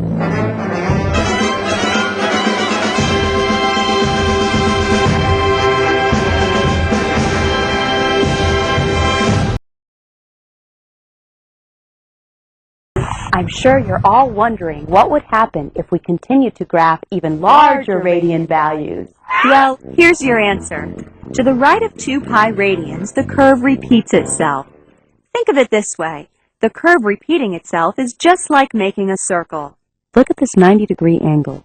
Now look at this point above pi over 2 radians on the sine curve over here. We'll move the angle 360 degrees, or one full circle. It looks the same as 90 degrees. It's just that we've already gone around in a circle once. Just like the sine curve goes back to the same value for y, as we move up 2 pi radians, from pi over 2 radians to 5 pi over 2 radians. In both instances, we've increased our t, or angle value, 360 degrees, or 2 pi radians. Okay, back to the curve. Notice that the curve repeats itself going to the left also. So the curve can go on and on to the left as well as to the right, endlessly repeating itself. The length of the curve before it repeats itself again is called the period. For this sine curve, the length of the period is 2 pi radians, like right here. So, the period represents the length of the curve before it begins the next curve over again. Are you starting to figure out where we're going? We want you to notice that the furthest sluggo ever moves on the y-axis is 1. This is known as the amplitude. The amplitude is the largest y value, which is 1 for this curve. Notice on this graph, the amplitude appears at negative 3 pi over 2, pi over 2 radians, and then at 5 pi over 2 radians, and so on. Hey, dudes, I don't know anything about radians or pies, but I do know a lot about amplitude. Turn it up, Anton, and I know I like it loud. Oh, yeah! We have just graphed the sine curve, where y equals the sine of t. But we can change the way the curve looks by altering the height of the amplitude or the length of the period. We'll explain. The amplitude can be changed by altering the value of the constant. which for the amplitude is the number in front of the sign of t. Anytime you want to change the amplitude, you put a number here. Even though you're changing the amplitude, the steps you take to graph the trig functions are the same, except for one crucial step. Here's an example. We'll graph y equals 3 times the sine of t. Our first step is to again select some radian values. Remember, the radian amounts are on the t-axis. To find the y value for these amounts, we again punch each radian value into the calculator, then hit the sine key. But when we're altering the amplitude, we have to take an additional step after finding the sine values. Since we're graphing y equals 3 times the sine of t, we need to multiply all the sine of t values by 3. After tripling all the values, we get these amounts. And once we know the values, the rest is easy. We plot the points. Then, we connect the dots by following Sluggo around. That gives us this graph. Notice that the period is still the same, 2 pi radians. Also notice that the amplitude has been changed to 3 units. That's because we multiplied all the t values by 3. We can shrink the amplitude by decreasing the constant. Like if we were to graph y equals 1/2 of the sine of t. Notice again that we're putting in a number in this part of the standard y equals the sine of t equation. So we again find the sine values of the radian measurements. Since our equation is y equals 1/2 the sine of t, then we multiply each sine value by 1/2. Now that we have a table of values, we plot all the points and connect them, and our graph looks like this. The period is still 2 pi radians, but this time the amplitude's 1/2. That's because we multiplied the sine values by 1/2. Isn't this graphing fun? Guess what? We're gonna do more anyway. Ain't that right? That's right. From these examples, we can see that if y equals a times the sine of t, then the absolute value of a is the amplitude. So remember, a is the constant, and a is the first letter in amplitude. The period can be changed by altering the value of the constant, like we did with the amplitude. But for the period, you put a number here before the t value. So, we multiply our t, or radian amounts, before finding their sine values. Now we'll alter the periods of our sine graph. Let's graph y equals the sine of 2 times t. This time we'll multiply our selected values before finding the sine value. Here's the same selected radian values from 0 to 2 pi radians. Since we're graphing y equals the sine of 2 times t, we'll multiply these radian measurements by 2 before finding their sine values. After multiplying the radian amounts by 2, these are the sine values. So here's our table of values where the values for t are doubled before we calculated their sine amounts. Now we just plot the points like we've been doing, then connect our points. Our graph for y equals the sine of 2 times t looks like this. Notice that there are 2 periods between 0 and 2 pi radians. In this graph, the length of the period is pi radians. There's one from 0 to pi radians. There's another one from pi to 2 pi radians. But the amplitude is still 1. Let's say you want to increase the length of the period. It's pretty simple. You just decrease your selected values by multiplying them by a smaller constant. We'll graph y equals the sine of 1/2 times t. We multiply the t values by 1/2 before calculating their sine values. We'll select some values from 0 to 4 pi radians. This time we multiply them by 1/2. Here are the values after multiplying them by 1/2, and here's their sine values. Now we get to follow Sluggo around as he connects the points. And this is the graph of y equals the sine of 1/2 times t. The period is 4 pi radians because it takes that long for Sluggo to follow the curve until he begins to start the pattern over again. The amplitude is still 1 because that's the furthest the curve goes on the y-axis. From these curves, we can see that if y equals the sine of b times t, where b is positive, the period is simply 2 pi over b radians. That means you know the period for the sine curve by placing the amount of the constant, or b, into the fraction 2 pi over b radians. Remember, the amplitude is how far up or down the curve goes on the y-axis, and the period is the length of the curve before it starts to repeat itself. You change the size of the amplitude by adjusting the value after finding the trig function value. You increase the constant to make the amplitude larger and decrease it to make it smaller. To change the period, you alter the values before finding the trig function value. You increase the length of the period by decreasing the value of the constant, and decrease the length of the period by increasing the constant. Now that you know how to create and alter a sine graph, we'll create a graph for the cosine function. To graph y equals the cosine of t, we again select the values of t between 0 and 2 pi radians. Here's our radian measurements, and here's the cosine of each of these amounts. So, we've set up a table of values. Now we can plot these points on a graph the same way as we did with the sine function. After plotting all our points and following Sluggo around, here's what the cosine function looks like.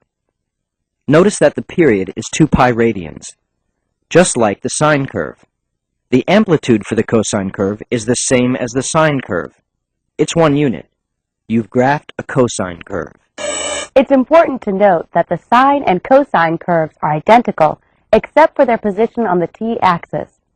The ways in which we modified the shape and size of the sine curve are also applicable to the cosine curve. Take a look. Let's say we want to graph y equals 4 times the cosine of t. Since we're putting a 4 right here, we're going to be changing the amplitude. After setting up a table of values, we get this graph of y equals 4 times the cosine of t. You can see the curve's repetition. Once again, the period is 2 pi radians. But the amplitude is 4 because we multiplied our sine values by 4. Altering the graph of the cosine function is the same as the sine function, so we won't go through all the examples we did with the sine function. But don't worry, there's still plenty of graphing left to do. To graph the tangent function, we again need to pick points for the graph. Using the function y equals the tangent of t, we'll find the values for t from negative pi over 2 radians to positive pi over 2 radians. Why did we pick these points and not 0 to 2 pi radians? Well, the tangent's a little wacky. We picked these amounts because we want to show you something a little funky about the period of the tangent curve. Here are the values for t in radians and degrees and their corresponding tangent values. Notice that the tangent value is undefined at negative pi over 2 radians and at pi over 2 radians. That's because the tangent of t is equal to the opposite side over the adjacent side. Remember that the cosine of angle t is equal to the adjacent side, and the sine of angle t is equal to the opposite side. So the tangent of t is equal to the sine of t over the cosine of t. For both these t values, the cosine of t, or the denominator in the fraction, is 0, and division by 0 is always undefined. It's that simple. Let's go back to our table of values and plot these suckers. We plot the points just like we've done before. Except we can't plot points at negative pi over 2 radians or positive pi over 2 radians because those values are undefined. Now, connect the points. We follow Sluggo around again. Our curve gets closer and closer to vertical lines at negative and positive pi over 2 radians, but Sluggo can never quite get there. Notice that the tangent curve breaks at negative and positive pi over 2 radians. The curve gets infinitely closer to these lines here. We'll continue with the graph y equals the tangent of t, but this time we'll choose values from pi over 2 radians to 3 pi over 2 radians. After setting up a table of values, we can plot the points and then connect them with the curve. This curve looks just like the graph we just did. Notice that this new curve repeats the other one.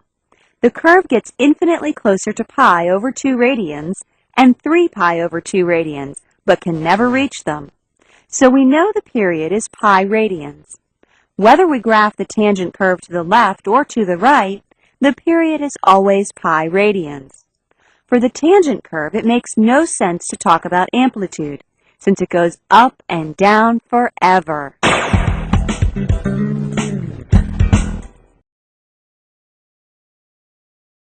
Motion as being straight up and down, as though the spot was casting a shadow. The height of the shadow above or below the shadow of the axle can be measured on a vertical y-axis.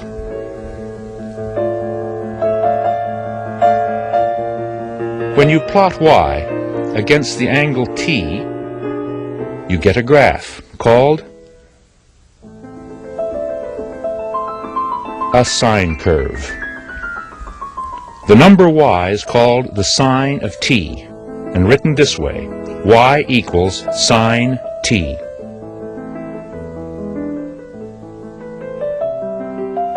The word sine is the English form of the Latin word sinus, which means bend or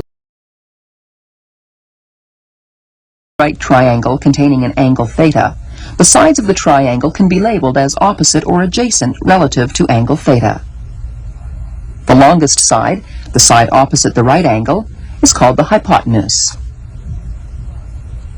We can take such a triangle and place the vertex angle theta in standard position at the origin. Notice that the hypotenuse of the triangle has a length of 1 unit because it is equal in length to the radius of the circle. Because A is the length of the horizontal side of the triangle, we can rename it x. Similarly, O, the length of the vertical side, is renamed y. Thus, we can name the intersection of the terminal arm of angle theta with the circle point P, whose coordinates are xy. Now, if you look at the sine and cosine of angle theta, we can see that the sine of the angle is the ratio y over 1, or simply y. The cosine ratio is x over 1, or x. The key to graphing our trigonometric functions lies in the circle of radius 1. This circle can be labeled in a number of ways. Looking specifically at the special angles in standard position, which are multiples of 30 degrees, or pi over 6 radians, the terminal arm can be labeled with the angles measured in degrees, or in radians. An angle measured in radians is the ratio of arc length to radius. Labeling the angles in radians also gives us corresponding arc length measurements, due to our use of a radius of 1 unit. We can also label the terminal arm of each of these special angles with coordinates p, x, y. These coordinates are the lengths of the sides of the right triangle with a base angle theta, whose vertex is at the origin. You've seen these values before in their respective special triangles. As we proceed, you must remember that in a circle of radius 1, the y-coordinate of the point is the sine of angle theta, and the x-coordinate is the cosine of angle theta. To graph the function of f of theta equals sine theta, we can take the circle and unravel it to use as our horizontal axis. Notice then that the x-axis is now labeled with angle measures. Because of this, we will not call it the x-axis, but the theta axis. The y-coordinates of the points we plot will be the sine value of each angle between 0 and 2 pi radians. The sine of 0 radians is 0. The sine of pi over 6 radians is 0.5. The sine of pi over 3 radians is approximately 0.866. The sine of pi over 2 radians is 1. We can continue plotting the points corresponding to quadrants 2, 3, and 4. If we join the points with a smooth curve, we can see the graph of f of theta equals sine theta. If the terminal arm continues to rotate past 2 pi, we see that the same points are encountered on the circumference of the circle. Therefore, the same pattern emerges for the sine function with every complete rotation of the terminal arm, or every 2 pi radians. If the terminal arm rotates in a negative or clockwise direction, from 0 to negative 2 pi radians, we see the same pattern appear between negative 2 pi and 0. Using a similar process, we can graph the function f of theta equals cosine theta. Remember, the cosine of these angles was given as cosine theta equals the x-coordinate of the point P. Again, using the angle measures along the horizontal axis, and now taking the corresponding x-coordinates from the points P, x, y, around our circle of radius 1, we can plot the points theta, cosine theta. If we join these points with a smooth curve, we see the graph of the cosine function of g of theta equals cosine theta. As with the sine function, the cosine function has one pattern repeat infinitely right and left every 2 pi radians.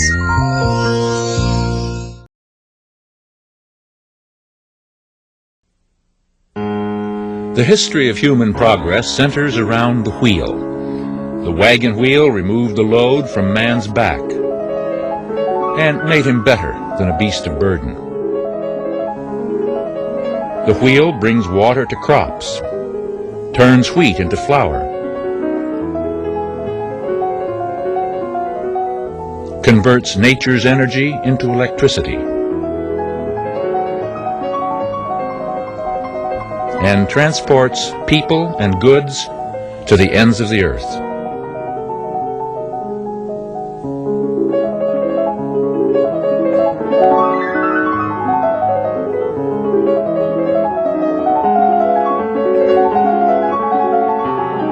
Circular motion is present in machines that have dominated our way of life from ancient times to modern times.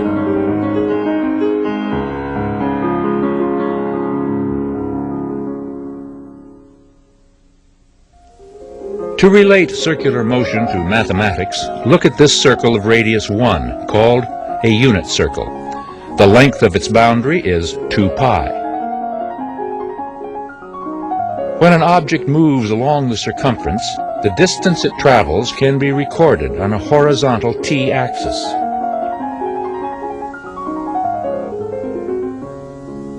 The number t is called the radian measure of this angle. The word radian is short for radial angle.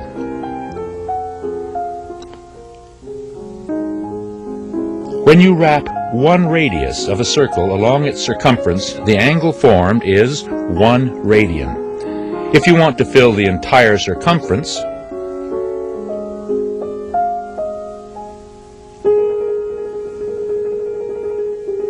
you need a little more than 6 radians.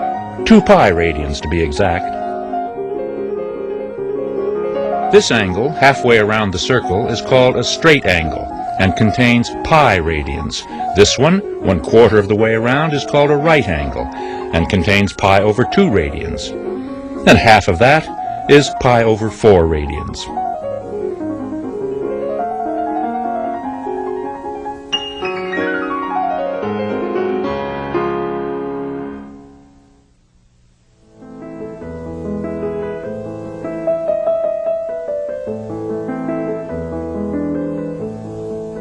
When a bright spot moves around a circle, what you actually see depends on your point of view.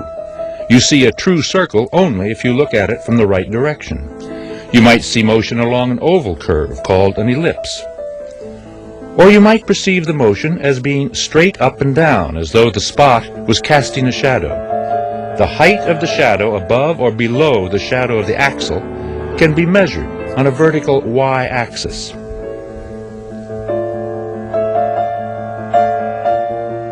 When you plot y against the angle t, you get a graph called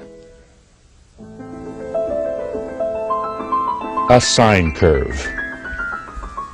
The number y is called the sine of t, and written this way: y equals sine t.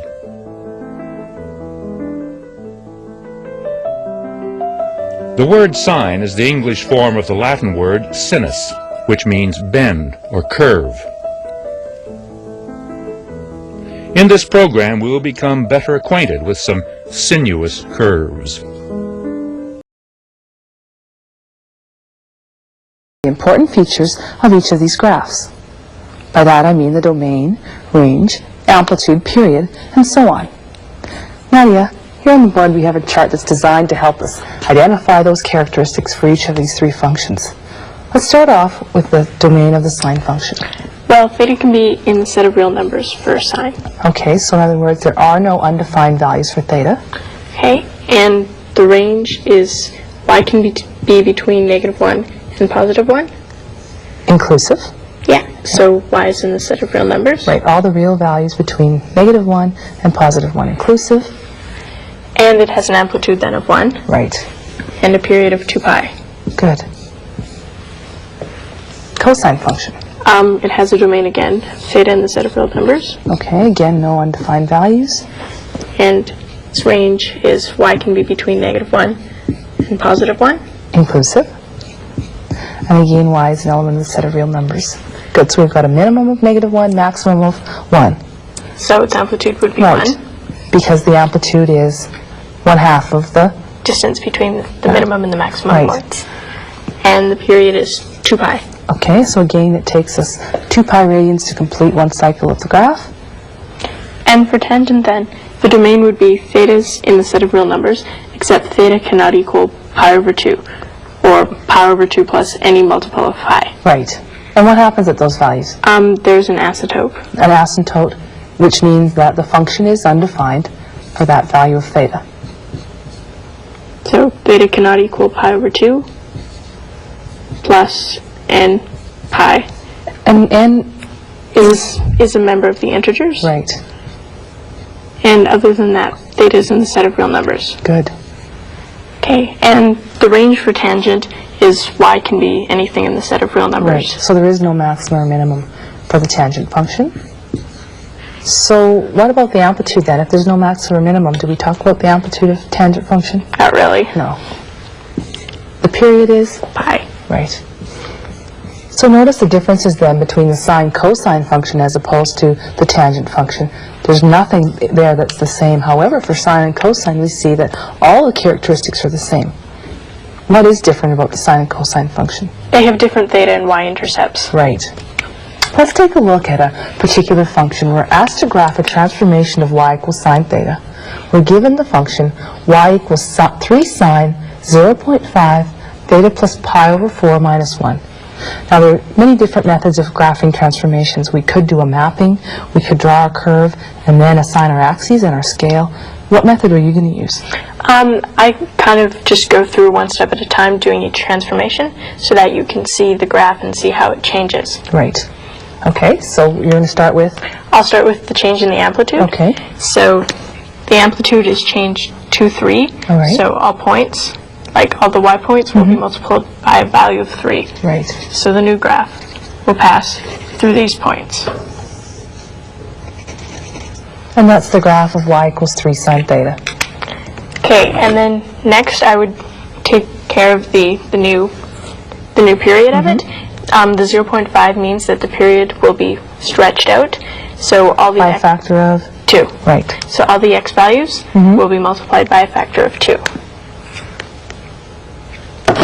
So this point here would now move to pi. All right. This point here would now move to 2 pi. Right. And this point to 3 pi. And there. So your graph would look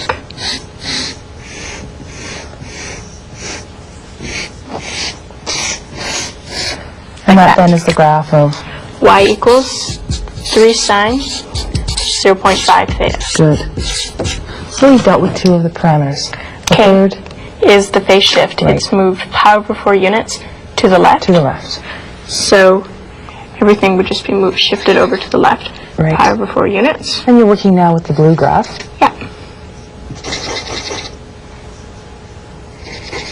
So it would just pass through all the red points. These red points here. Right. And for the last one, last transformation, you just have to move the graph down by 1 unit. So taking all the red points then and moving them down 1 unit on the y-axis. So your final graph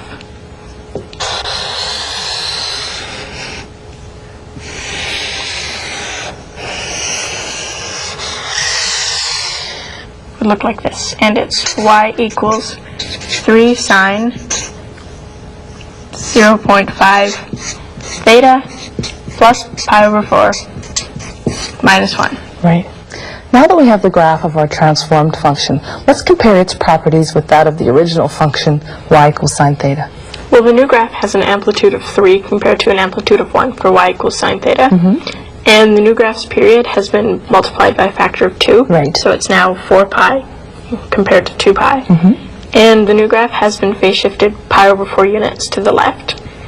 And it's also been vertically translated 1 unit down. Right. And what changes are those It'll parameters affect affect? it'll affect the y-intercepts and the theta-intercepts. Right. As well as the range of the function is now -4 is less than or equal to y is less than or equal to 2. 2. Remember, you may also get questions in which you're given a function and asked to determine its equation. In other words, you need to find a, b, c, and d and express that function then in the form y equals a sine b theta plus c plus d. Whichever method for graphing the transformations of the sine and cosine functions you choose, remember it is not only important to know how to graph the function, but also to know how to describe its characteristics.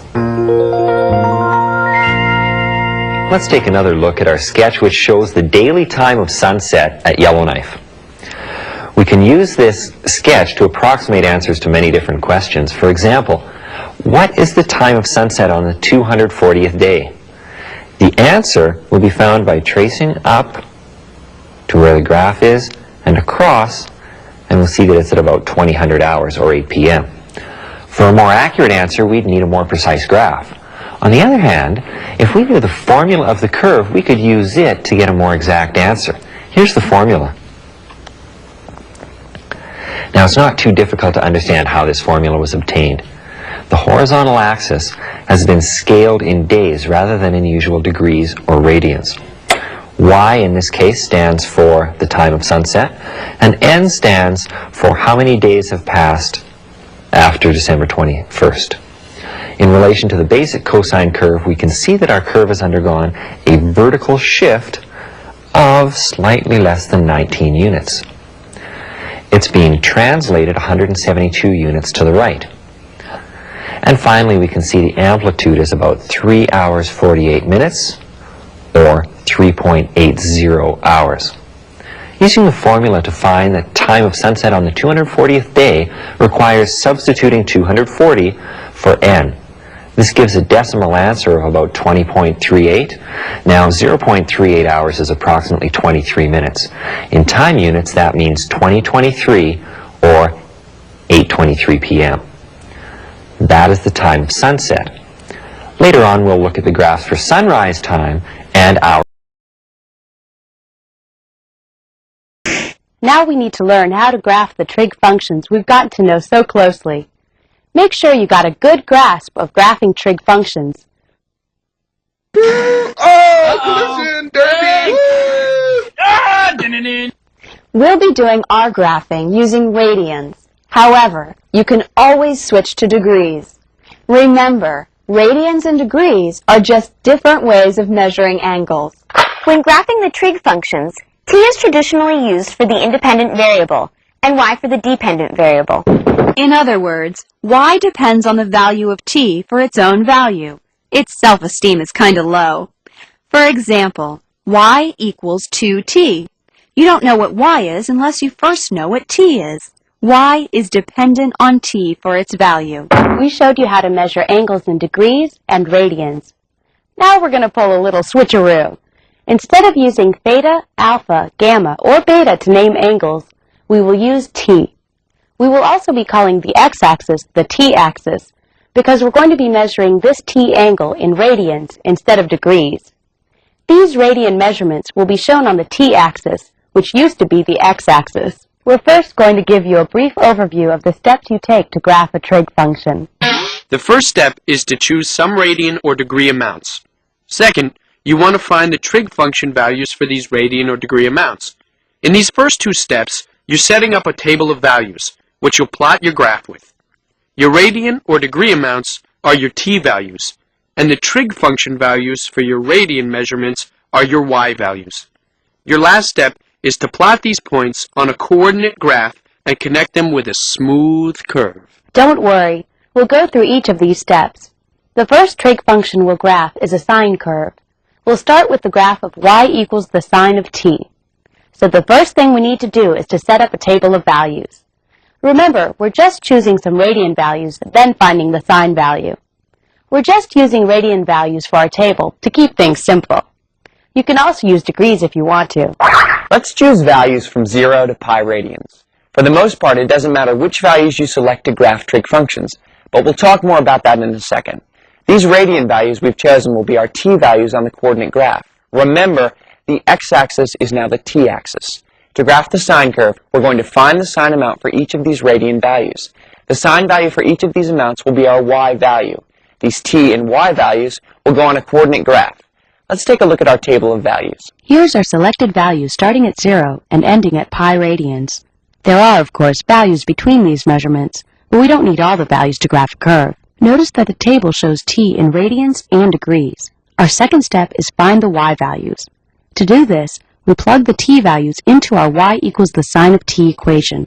So we just punch in the radian value, then hit the sine key. After using our calculator, we find these values for y. Once you've set up a table of values, then you plot the corresponding points by finding the radian value on the t-axis and the trig function value on the y-axis. The radian values increase as we move to the right on the t-axis. Our last step in graphing trig functions is to connect these points with a smooth curve.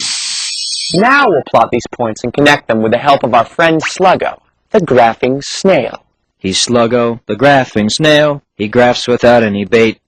He's pretty good. Yeah! Back to our graph. Don't forget, the t-axis has radian values now. It's now time to plot each point on the graph. We'll just graph a few points here until you get the idea. 0 radians on the t-axis is here. The sine of 0 is 0. So we stick our first point here. Now we'll plot pi over 2 radians. It's here on the t-axis. The sine of pi over 2 radians is 1, which is here on the y-axis. So we'll plot the point here. To plot pi radians, we find pi radians on the t-axis. The sine of pi radians is 0. So this is our point on the t-axis. Here's the rest of the points on the graph if we plotted them all. Let's follow Sluggo as he connects the points. We'll continue this process where t is an angle from pi radians to 2 pi radians. We'll again use some selected values. Here's our table of selected values. Again, there are amounts between these values, but we don't need them to graph a sine curve. After we've selected our values, our next step is to find the sine value for each radian measurement. So you punch in these amounts and hit the sine key. We get these y values.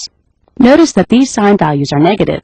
That's because the angles between pi radians and 2 pi radians are in quadrants 3 and 4. Remember, as angle t moves into quadrants 3 and 4, the y values are negative. Why? Well, remember earlier we showed you that when angle t moves into quadrants 3 and 4, the sine of the angle is negative. Well, that's what it's doing from pi to 2 pi radians. So look here, my graphing friends. We're back at our coordinate graph with the part of the sine curve we already graphed. Don't forget, radian values increase as we move down the t-axis. Now we'll again plot a few points. 3 pi over 2 radians is here on the t-axis. The sine value of 3 pi over 2 radians is negative 1. Negative 1 is here on the y-axis. So we'll plot a point right here. The next value we'll plot is 2 pi radians, which is here on the t-axis. The sine value of 2 pi radians is 0. That means we'll plot another point here.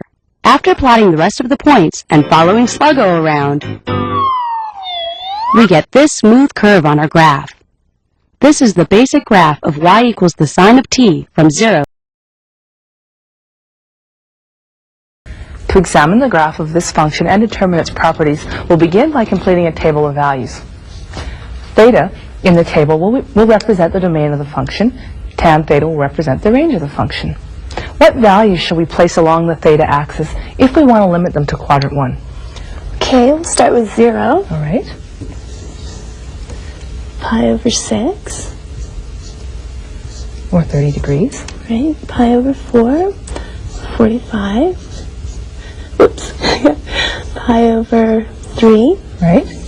Which is 60 degrees. And pi over 2, a quadrantal angle, or 90 degrees. Right. So in order to find the values of tan theta which correspond to these values, we could use our circular function, or our special triangles, or even our calculator. Okay. So what we're going to do today is use all three of those. The value of theta, if theta is 0, the corresponding value of tan theta would be what? Well, it's the y over the x on the circle, so 0 over x, so that's 0. Which is 0. And for pi over 6, we'll use our special triangle, our 30, 60, 90 triangle. Right. For 30 degrees, the tangent is 1 over root 3. Which has a decimal approximation of? About 0.58. Right. Pi over 4, using our 45, 45, 90 triangle. It's 1 over 1, 1 over so 1. 1. Tan of pi over 4 is 1. Pi over 3? It's root 3 over 1. Right. And the decimal approximation for that? You can use your calculator, but I can tell you it's 1.73. Okay. And finally, for pi over 2, we can use our calculator for this, or look here, we get... Well, it's y over 0, so it's undefined. Undefined. Now that we've completed our table, let's plot these points on our coordinate plane. Okay. If you'll help me out here, the value for 0 was? It was 0. Right. Pi over 6 corresponds to? 0.58, or... Right. Pi over 4? 1. Pi over 3? 1.73. And again we had undefined value at pi over 2. What we're going to do now is approximate what happens as we get closer and closer to pi over 2. Pi over 2 is approximately 1.57079 radians. What we're going to do is take some values that are approaching that approximation. Okay. We're going to start off with 1.56. The tangent of 1.56 radians is? About 92.6. 92.6. So already we can see that our graph has risen quite sharply. If we take the tangent of 1.57 radians, we get 1,255.8. Right, 1,255.8 from 92.7. And if again we take 1.5707, we can guess that that value is going to increase dramatically again. 10,381. Right, so our graph is shooting upwards, and at pi over 2, we get that undefined value, which is represented by an asymptote. Now, an asymptote is a dashed line, which tells us that the value of theta there, for the value of theta, tan theta is undefined. Okay. So we can see what the graph of the tangent function looks like in quadrant 1. What we're going to do now is go to the computer and see what it's going to look like in the other 4 quadrants. Sure.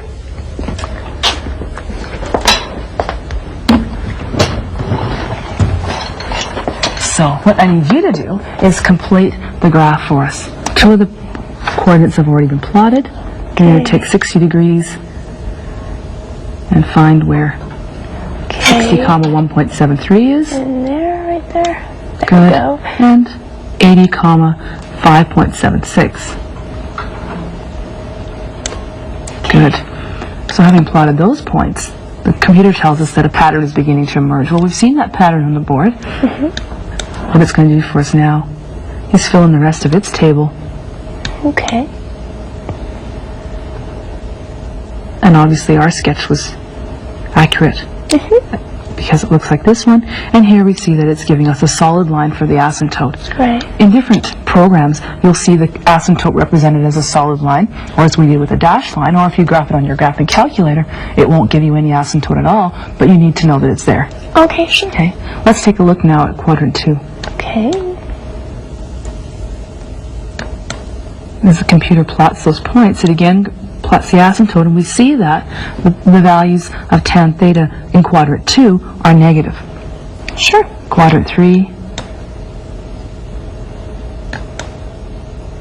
What do you notice about the values in quadrant 3? They're positive and they look the same as quadrant 1. Right. And finally, quadrant 4. Can you guess what it's going to look like? Like quadrant 2. Right.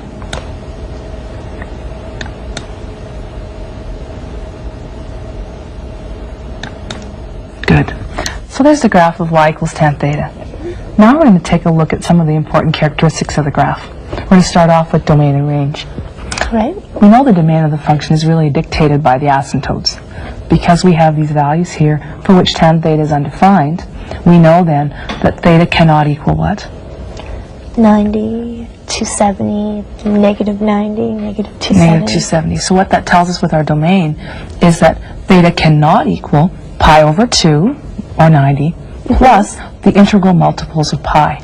Right. The domain then is theta cannot equal pi over 2 plus n pi, where n is an element of the set of integers. Our range, however, is what? The element of the reals. Right, the set of real numbers, because we can go infinitely negative and positive. Okay. What about the theta intercepts? Well, they're at 0. Right.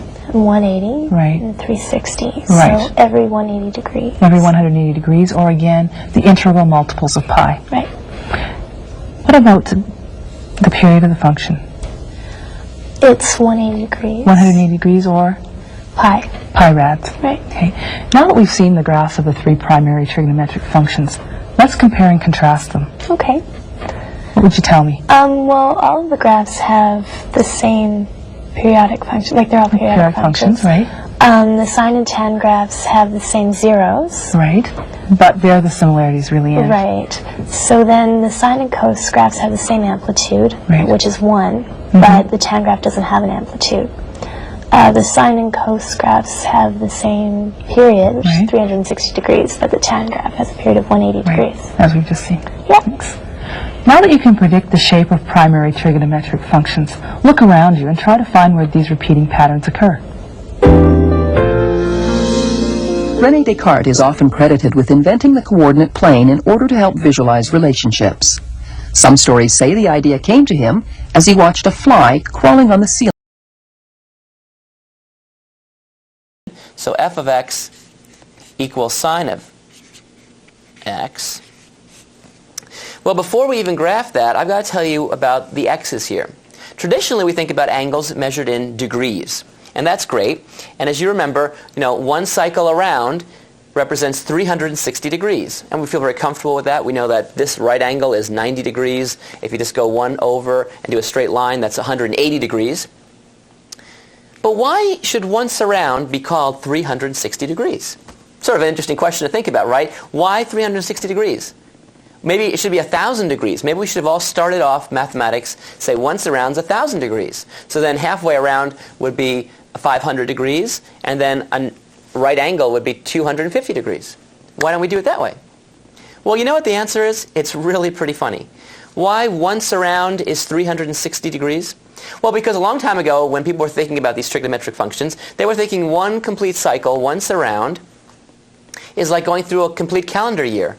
And they thought that there were about 360 days in the calendar year, which is actually pretty close. And so therefore, they call one cycle around 360 degrees. Isn't that an utterly ludicrous, ridiculous reason to define a mathematical object by how many days there are in the year? I mean, that's crazy. It's like, going and getting a psychic reading and figuring out, therefore, we should call calculus something else. I mean, it's just crazy. But that's what it was, and that's how it stayed. And in fact, we're all very comfortable with that notation, including myself. But for calculus, calculus is a science of mathematics where really we need careful attention to detail. And it turns out that if we use that crazy artificial 360 degrees, things get very complicated. We can make things easier if we actually use what are called radians. So I want to now give you a little reminder crash course about radian measure of angles. So it all starts with a much more natural object. Let's not look at a calendar because who cares? Let's instead look at the circle. And if you look at the circle, it's beautiful. Right? The circle is really pretty. Really pretty. Now let's suppose that we have a circle that's radius 1. So the radius of this circle is 1. It's sort of a standard circle. So the radius is 1 unit. Then what is the length around this whole thing? The perimeter, or in this case with circles, we call it circumference. So what's the circumference of this circle? Well, if you remember the formula, you know it's 2 pi r. Now here r, the radius, is 1. So the circumference once around is 2 pi, where pi is 3.14, so on. So actually, that seems to be a nice number to call one complete thing around. So let's now call once around 2 pi, and we'll call those units radians. So radians, so once around,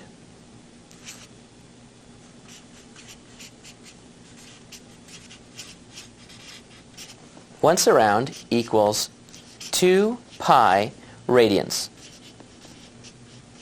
And where am I getting that from? I'm taking a circle of radius 1, I'm fixing that, standard circle, going once around and seeing how much material is required for me to go once around. It's 2 pi, so I'm calling those radians. Well, now armed with that basic idea, you can now find the radian measures of a lot of angles. For example, what's halfway around? Well, that would be 180 degrees before. So what this, by the way, says is in degrees, this is 360 degrees, and that would equal 2 pi radians. What would be halfway around? Well, halfway around would be 180 degrees. And that would be, well, half of 2 pi would be just pi.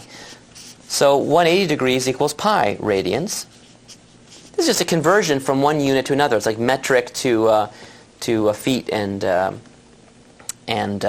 yards and so forth. What do we call that? Isn't it British or English? English.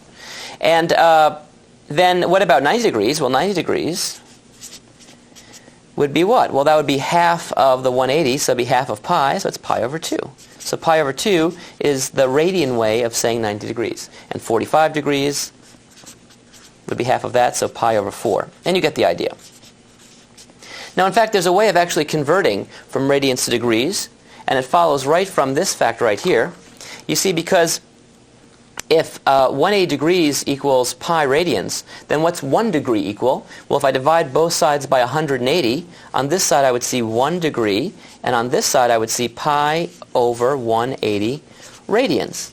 So this is a way of converting from degrees to radians. If you have 5 degrees, you just multiply the 5 by pi over 180, and you get the radians. Similarly, if you want to convert the other way, what you would do is divide both sides of this by pi and see that 180 over pi degrees equals 1 radian. So if you want to know how many degrees is pi over 6 radians, you just take pi over 6 and multiply it by 180 over pi, and you get how many degrees it is. These conversion facts, these conversion identities, I don't think you should memorize. I think instead you should just remember once around is 2 pi, and that will then give you all these things, in particular this, and then you can use that to convert by just dividing by 180 or dividing by pi, whatever is necessary. So anyway, this is going to be the measure of angles for calculus, and we're not going to use the degrees. And you might say, well, what if I really like the degrees? Can I use them anyway? The answer is no. Calculus actually won't work that well if we use the degrees. You really have to get accustomed to using radians. They take a while, but once you get them, no problem. Anyway, all out of a circle of radius 1. Okay, well now armed with that basic idea, let's see if we can figure out what the graph of this looks like. Okay, well, what's the graph of that look like? So if we want to graph f of x equals sine x, you may remember how this goes. It's a very nice periodic function that keeps going up and down in a very almost hypnotic way. And here is what the graph looks like. Really pretty, really pretty. So it starts off here at 0, and then it starts to go up very gradually, and it gets to the highest point at 1. That value there is 1. So that's 1.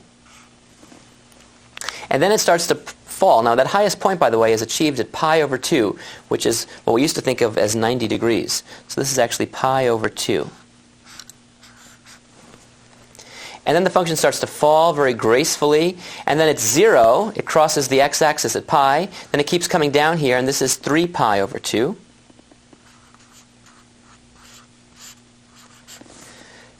And then it begins to rise again and comes back to where we started. It makes a complete cycle in 2 pi, which is 360 degrees. You go once around, you made a complete cycle.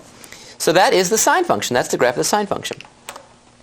Okay, well now what about the cosine function? Well, the cosine function actually is very similar to the sine function. The cosine function is just the sine function if you just shift it over a little bit. So if we take my axes here and just slide them over a little bit, watch what happens here. Well, it turns out that's going to be the cosine function. So it's just the sine function shifted over by 90 degrees, or in our new language, it's just the sine function shifted over by pi over 2 radians. So the cosine function actually looks like this. So here's the cosine function, and you can see it's just the sine function shifted over. So this point here is 1, and then it goes down and it hits 0 at pi over 2, which is 90 degrees. Then it keeps going down and hits its minimum point at pi. This is pi here. And that's at minus 1. And then it starts to go on the rise. It crosses the x-axis, and so cosine is 0 at 3 pi over 2. And then it goes back and returns to where it started at this peak of 1 at 2 pi. So these beautiful curves are very related to each other. If you shift one over, you get the other. And the other thing that's interesting is that these curves are actually what's involved in looking at sound, or not looking at sound, but listening to sound. The waves that are carried through, for example, the microphones that are pushing through the speakers through our sound person actually are all sines and cosines. And in fact, the reason why you hear my voice is the differentiability, in some sense, how we're changing the amplitude and the frequency. And in fact, if you think of AM radio, that actually stands for amplitude modulation, which means that we're changing how high and how low we go. And FM, which is the real crisp sounding sound, stands for frequency modulation, which means we don't actually deviate from the -1 to 1. We don't go up or down, but instead we put in a lot of waves. We change the amount of frequency of the waves. We wave a lot rather than going way up and way down. That way we don't go off the band, and that's why AM doesn't sound nearly as good as FM. FM sounds great. Anyway, so you could see that sines and cosines are very natural and important to study.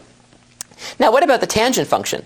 Well, the tangent function actually is one that I do want to tell you a little bit about for a second, because its function is actually much more exotic. The tangent function, I now remind you, looks like this. Look at that. Now, first of all, what's going on there? You notice, first of all, it's in a lot of pieces, right? There's a piece that goes like this, and then all of a sudden it jumps down to here. Now, I don't know if you can see this line or not. There's a very, very fine line drawn here. You probably can't see it over the web. But that's actually an asymptote. We'll talk about asymptotes in the graphing section later. But that's a line that this tangent function wants to approach but never actually touches. It keeps going off to here to infinity and here down to negative infinity. Why isn't the tangent defined there? Well, because remember, the tangent is sine over cosine. So if we wanted to see what tangent equals at pi over 2, I'd have to plug in pi over 2 in for sine and cosine. So I have sine of pi over 2 over cosine of pi over 2. But look at cosine of pi over 2. It's 0. So we'd have something divided by 0. That's undefined. So in reality, we don't cross this line. That's an asymptote. And the tangent function very gracefully starts down at negative infinity and gradually goes up to 0, and then continues upward like this to this asymptote, and then keeps repeating that process again and again and again. So the tangent graph we can see easily by thinking of it as sine over cosine. So that's pretty neat. Now, the very last thing I want to tell you about these functions is, well, the values at certain famous points. A lot of times you want to find the values at some big points. Let me tell you the values that you should know for certain. You should know, I'll write them first in degrees. You should know the trig functions at 0 degrees, at 30 degrees, at 45 degrees, at 60 degrees, and at 90 degrees. You should know all the trig value functions just off the top of your head for those values, at least. Now, let me convert them to the language of calculus. Let me convert those to radians. This would be 0 radians. And you could try this on your own by just looking at the conversion that pi equals 180. This is going to give you pi over 6 radians. This will give you pi over 4 radians, like we saw before. This will give you pi over 3 radians. This will give you pi over 2. These are all radians. And if you don't believe me here, for example, take pi over 3 and now multiply that by 180 over pi. If you imagine putting in a 180 over pi here, let's just do that one for fun so you can see that. If I put in a 180 over pi, what do you see? The pi's cancel, and 3 goes into 180 60 times. So in fact, you see 60 degrees. So, okay, now what are the trig functions for these values? Well, I'll tell you how a lot of people, in fact, probably most people, in fact, maybe all people, remember these things. What they do is they draw this picture. They draw the xy plane, and they put a unit circle right there in the center, and they start to draw these lines, like this, and they read it off somehow, and they put things here, and then they use the Pythagorean theorem, and I think that's great. That's great if that works for you. But this has never made sense to me personally, so I'm going to show you my own method for remembering these angles, because remember, I think I've mentioned this already, I don't like memorizing things. So this is a method that I actually invented, believe it or not, when I was in high school, because I hated memorizing things even back then. And so here's the method. It's the world's, I think, shortest and, in my opinion, easiest way of remembering all the trig functions. So first of all, what do? I'm going to put the angles here, and then I'll put sine here, and I'll put cosine here. And the first observation is all I need is sine and cosine. If I know sine and cosine, I know everything. You want tangent, it's sine divided by cosine. You want cosecant, it's 1 over sine. You want secant, it's 1 over cosine. You want cotangent, it's cosine over sine. So if you just know these guys, then you're all set. Okay, so let's make a little chart here. And what I'm going to do is I'm going to put in the famous angles we want. So 0, pi over 6, pi over 4, pi over 3, and pi over 2. Those are the angles in radians in increasing order. Now I'm going to make a little chart right here for you live. Live on the fly. You get to watch me. It's sort of fun. Here the information superhighway is working so hard to crunch and share with you all these gigabytes or megabytes or maxabytes just so you can watch me draw these lines. Sort of wasteful, but who cares? What the heck? Anyway, there's the chart, and now here's how you fill it in, and I think this is really sort of fun. So what you do is you remember just one basic slogan. The sine is good, the cosine is bad. So the sine is sort of the good sort of bee, and the cosine is sort of the dark sheep of the family. Well, step one is to first of all divide everything through by 2. Just everywhere on this table, just write divided by 2. Don't think about it, just divide everything through by 2. So that's pretty easy. Just divide everything through by 2. Not a problem. And then to find the values, all you do is just count. What could be easier than counting?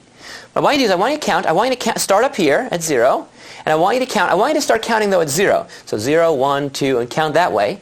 And the only rule is just count under a square root. So first write the square root symbol and then count. So here I'd write square root of 0. Here I'd write square root of 1. Here I'd write square root of 2. Here I'd write square root of 3. Here I'd write square root of 4.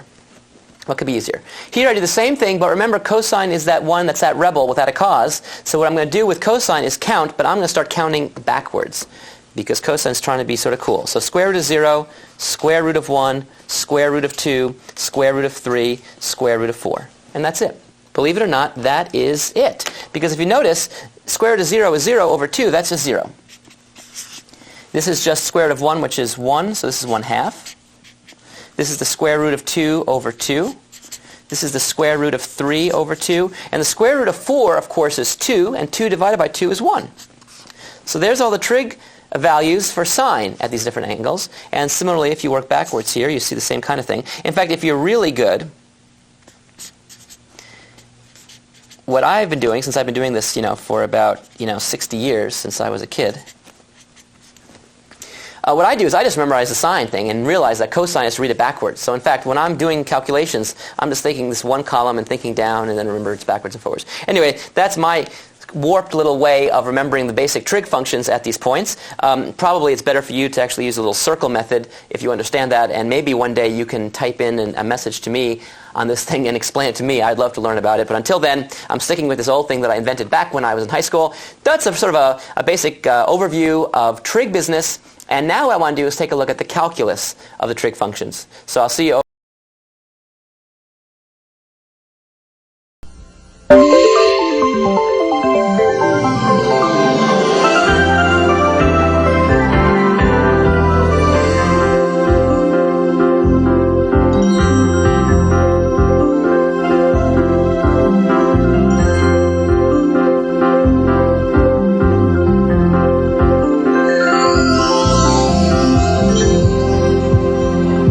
Long before you were born, your heart starts beating and keeps on beating for a lifetime.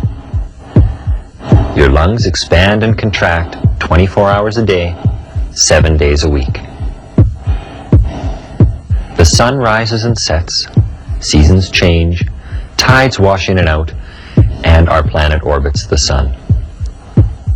Some people say love makes the world go around, but mathematicians know that it's really repetitive functions. The graphing of repetitive functions is a mathematical skill that has all kinds of applications. A sports medicine clinic is one place where this type of function may be seen. The work that we do in this lab is designed with two purposes in mind. One of those is to test athletes to determine where they are presently in their physiological status. The other would be to do research so that we can help athletes train better for their sports and enhance their performance. The pattern that we're picking up on this machine here is the tracing that is sent out by the heart when it contracts. It sends out an electrical signal as the muscle cells depolarize, and it moves through the heart in a wave of depolarization, and that we can pick up through the electrodes, and then it is recorded by the machine. Breathe, breathe, breathe, breathe, breathe, breathe, and then breathe out. That's the way. Push, push, push, push, push, push, push, push, push, push, push, push, push, and breathe normally. The end of a normal breath to the most that you can breathe in would be your vital capacity. When you breathe out as hard as you can, that would be your maximally expired volume. You would still have some air left in your lungs after that, called your residual capacity. And then you go back to your normal breathing or tidal volume. All of the graphs you've just seen are repetitive. This is because they represent cyclic or periodic functions. In today's program, we'll be examining 3 particular periodic functions, those represented by the 3 trigonometric functions, sine, cosine, and tangent. At the end of this program, you should be able to sketch the graphs of these functions and compare and contrast their properties. The circular function is also repetitive in nature. As the terminal arm of an angle in standard position rotates about the origin, it encounters the same points on the circumference for every revolution that it makes. I can demonstrate this idea using the hands of this clock. If I allow the hour hand to rotate in a counterclockwise or a positive direction, you can see that the hand of the clock encounters the same numbers on the clock circumference every revolution. Now I can use this circle here, this bendable wire, to represent a circle with a radius of 1 unit. If I place it on a set of coordinate axes so that the center of my circle is at the origin of my axis, I can begin to label some of the points and arc lengths on its circumference. You'll recall that the arc length is equal to the radius multiplied by the central angle theta, where theta is given to us in radians. Since the value of the radius for this circle is 1, the arc lengths have the same numerical value of the angles in radians that they subtend. Therefore, a central angle of 90 degrees, or pi over 2 radians, cuts off an arc length of pi over 2 units. Similarly, if theta is represented by pi radians, the arc length is pi units. Continuing around in a counterclockwise direction, if theta is 3 pi over 2 radians, then our arc length is 3 pi over 2 units, and all the way to one complete revolution of 2 pi radians, or 2 pi units. Now the interesting thing about this circle is I can unravel it to create a straight line. When I do that, you can see that I keep my same beginning point of the circle at the origin of my coordinate plane. And what happens is I get a new horizontal axis where the first measurement is pi over 2 radians, the second one is pi radians, the third one is 3 pi over 2 radians, and the last one on here is 2 pi radians. So you see, this is how the circumference of a circle can be used as the horizontal axis of a new coordinate plane whenever we graph trigonometric functions. In order to understand the nature of graphs of the sine and cosine functions, we'll begin by examining a circle placed on the coordinate plane. The center of this circle is at the origin of the coordinate plane. The radius of this circle, r, will have a length of 1 unit. You may recall that in any right triangle containing an angle theta, the sides of the triangle can be labeled as opposite or adjacent relative to angle theta. The longest side, the side opposite the right angle, is called the hypotenuse. We can take such a triangle and place the vertex angle theta in standard position at the origin. Notice that the hypotenuse of the triangle has a length of 1 unit because it is equal in length to the radius of the circle. Because A is the length of the horizontal side of the triangle, we can rename it x. Similarly, O, the length of the vertical side, is renamed y. Thus we can name the intersection of the terminal arm of angle theta with the circle point P, whose coordinates are x, y. Now if you look at the sine and cosine of angle theta, we can see that the sine of the angle is the ratio y over 1, or simply y. The cosine ratio is x over 1, or x. The key to graphing our trigonometric functions lies in the circle of radius 1. This circle can be labeled in a number of ways. Looking specifically at the special angles in standard position, which are multiples of 30 degrees, or pi over 6 radians, the terminal arm can be labeled with the angles measured in degrees, or in radians. An angle measured in radians is the ratio of arc length to radius. Labeling the angles in radians also gives us corresponding arc length measurements, due to our use of a radius of 1 unit. We could also label the terminal arm of each of these special angles with coordinates p, x, y. These coordinates are the lengths of the sides of the right triangle with a base angle theta, whose vertex is at the origin. You've seen these values before in their respective special triangles. As we proceed, you must remember that in a circle of radius 1, the y-coordinate of the point is the sine of angle theta, and the x-coordinate is the cosine of angle theta.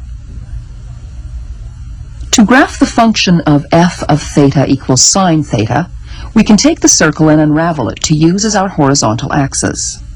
Notice then that the x-axis is now labeled with angle measures.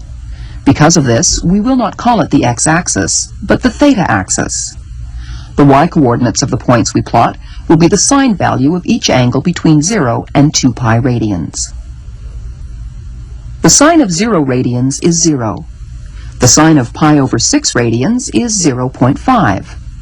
The sine of pi over 3 radians is approximately 0.866. The sine of pi over 2 radians is 1. We can continue plotting the points corresponding to quadrants 2, 3, and 4. If we join the points with a smooth curve, we can see the graph of f of theta equals sine theta. If the terminal arm continues to rotate past 2 pi, we see that the same points are encountered on the circumference of the circle. Therefore, the same pattern emerges for the sine function with every complete rotation of the terminal arm, or every 2 pi radians. If the terminal arm rotates in a negative or clockwise direction, from 0 to negative 2 pi radians, we see the same pattern appear between negative 2 pi and 0. Using a similar process, we can graph the function f of theta equals cosine theta. Remember, the cosine of these angles was given as cosine theta equals the x-coordinate of the point P. Again, using the angle measures along the horizontal axis, and now taking the corresponding x-coordinates from the points P, x, y, around our circle of radius 1, we can plot the points theta, cosine theta. If we join these points with a smooth curve, we see the graph of the cosine function of g of theta equals cosine theta. As with the sine function, the cosine function has one pattern repeat infinitely right and left every 2 pi radians.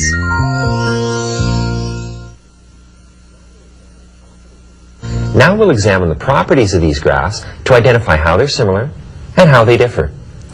Alex, let's look first of all at f of theta equals sine of theta. We've got the graph here, and I want you to help identify some characteristics of this graph. Firstly, the domain. Okay, well, the domain here seems like for every theta, we got our value for every theta, so it's going to be theta is an element of R, or the real. Element of the reals. Good. What about the range? Well, the range, we have a minimum value here of -1 and a maximum value of 1. Right. So it's going to be -1 to 1. Super. I'm going to introduce a couple new terms for you. One is amplitude, and I'll give you a definition.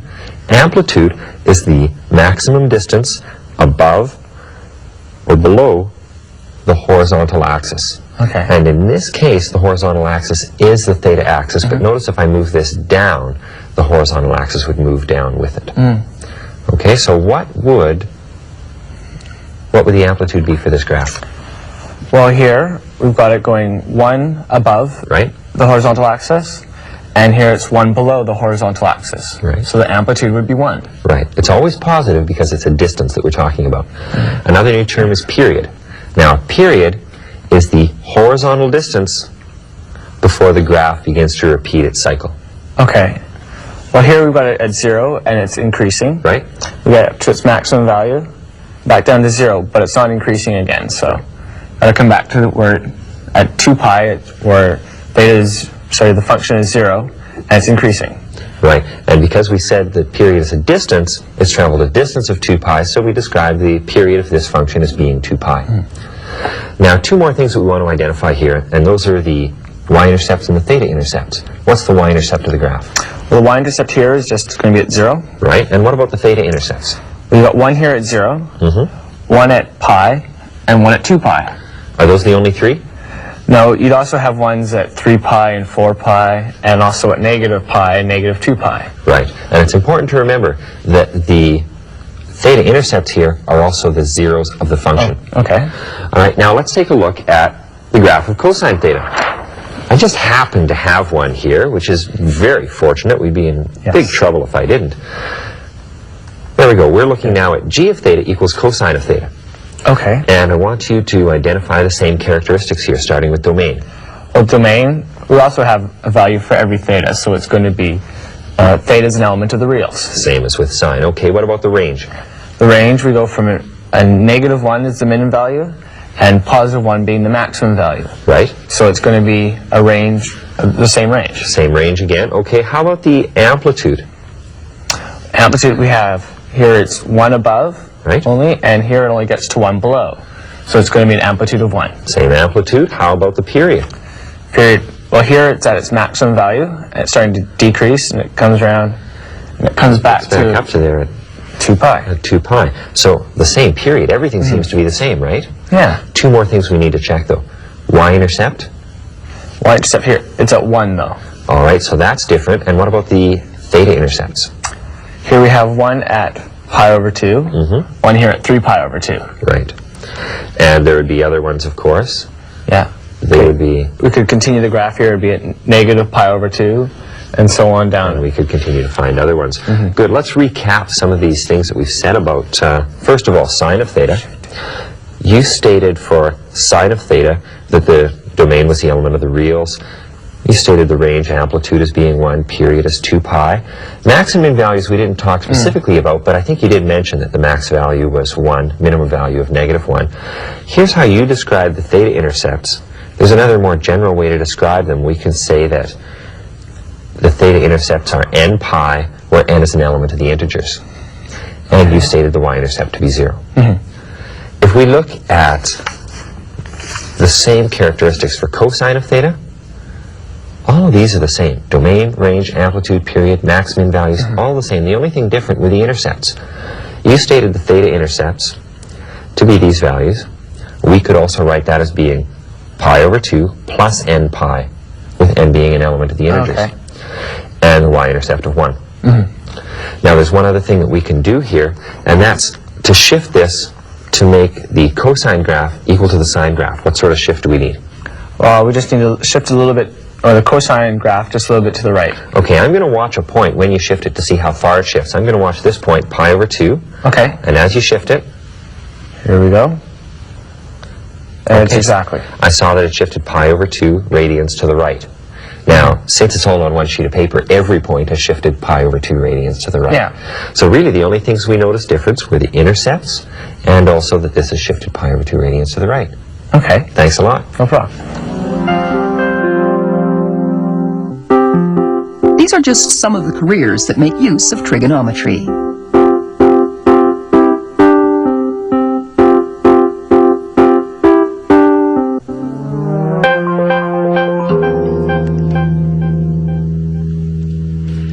Any phenomena with graphs resembling those of the sine or cosine functions are said to have sinusoidal curves.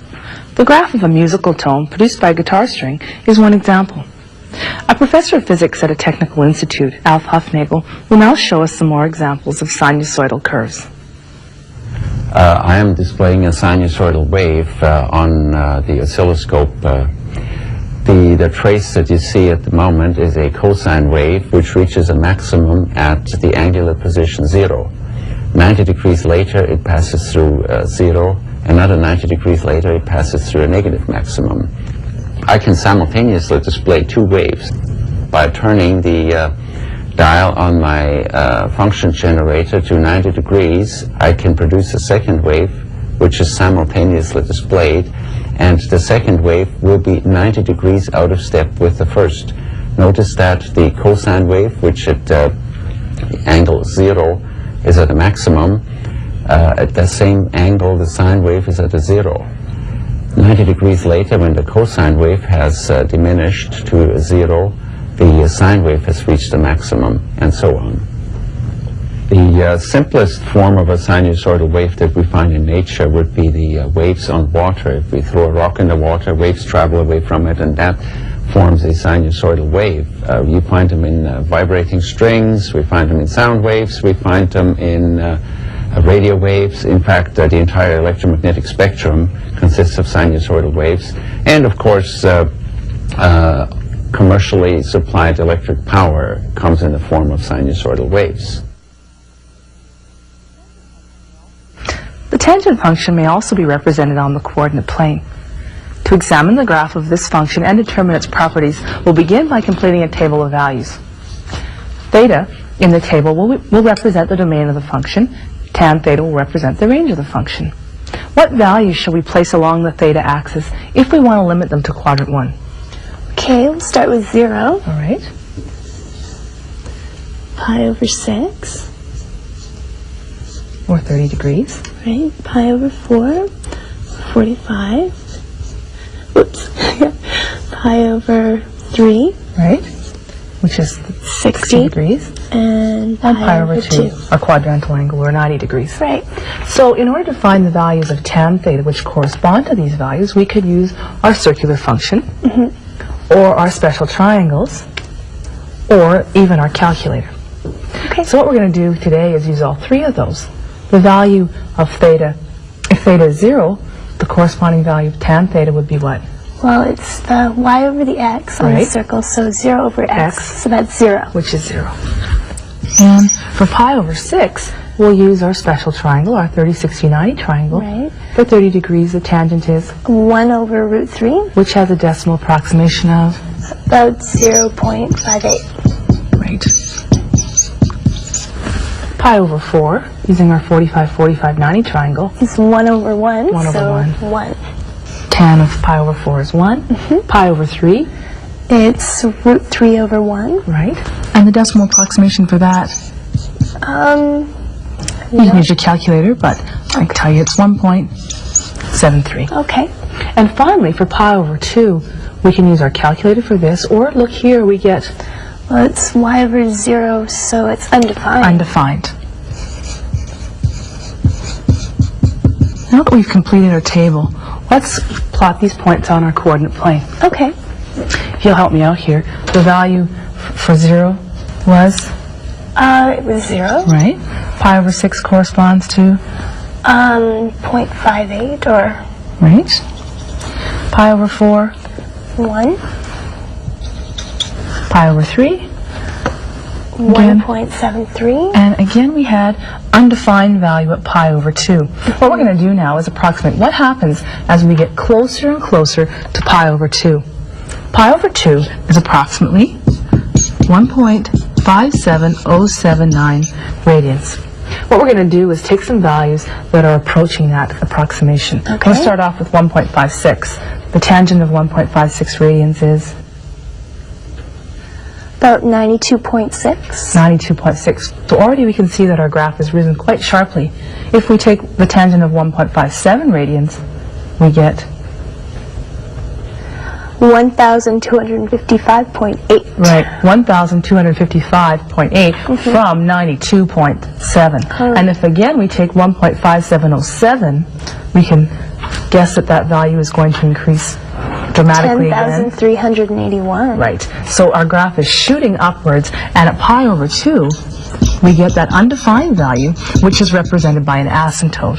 Now, an asymptote is a dashed line, which tells us that the value of theta there, for the value of theta, tan theta is undefined. Okay.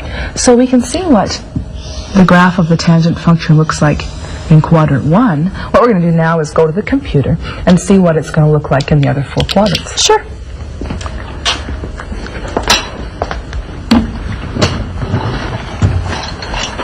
So what I need you to do is complete the graph for us. 2 of the coordinates have already been plotted. You're going to take 60 degrees and find where 60 comma 1.73 is. In there, right there. Good. There we go. And 80 comma 5.76. Good. So having plotted those points, the computer tells us that a pattern is beginning to emerge. Well, we've seen that pattern on the board. What it's going to do for us now is fill in the rest of its table. Okay. And obviously our sketch was accurate because it looks like this one. And here we see that it's giving us a solid line for the asymptote. Right. In different programs, you'll see the asymptote represented as a solid line, or as we do with a dashed line, or if you graph it on your graphing calculator, it won't give you any asymptote at all, but you need to know that it's there. Okay, sure. Okay.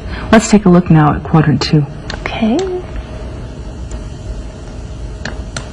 As the computer plots those points, it again plots the asymptote, and we see that the values of tan theta in quadrant 2 are negative. Sure. Quadrant 3.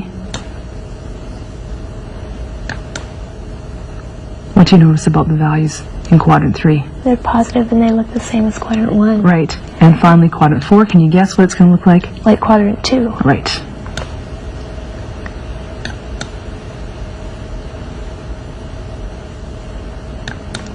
Good. So there's the graph of y equals tan theta. Now we're going to take a look at some of the important characteristics of the graph. We're going to start off with domain and range.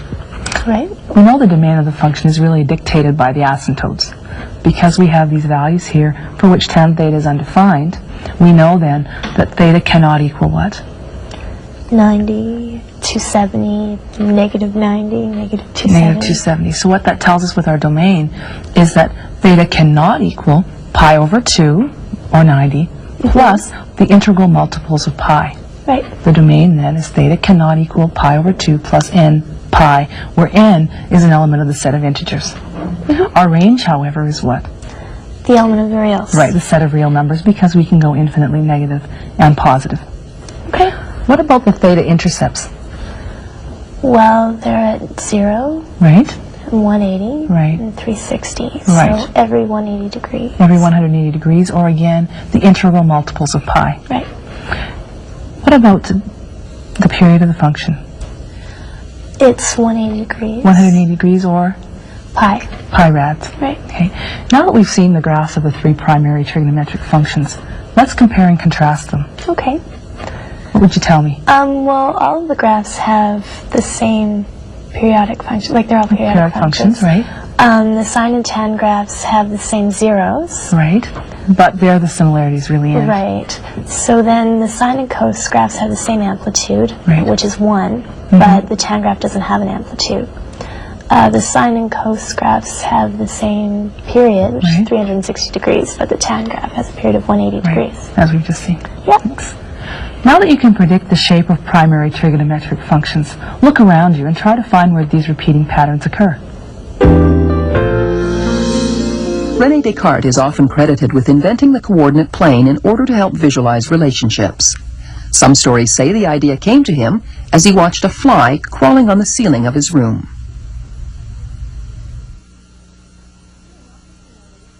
You may not be familiar with the graphs for reciprocal functions.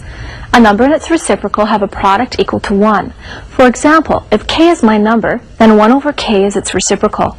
If a number is written in fraction form, then the reciprocal is formed by interchanging the numerator and the denominator. We can also find the reciprocals of functions.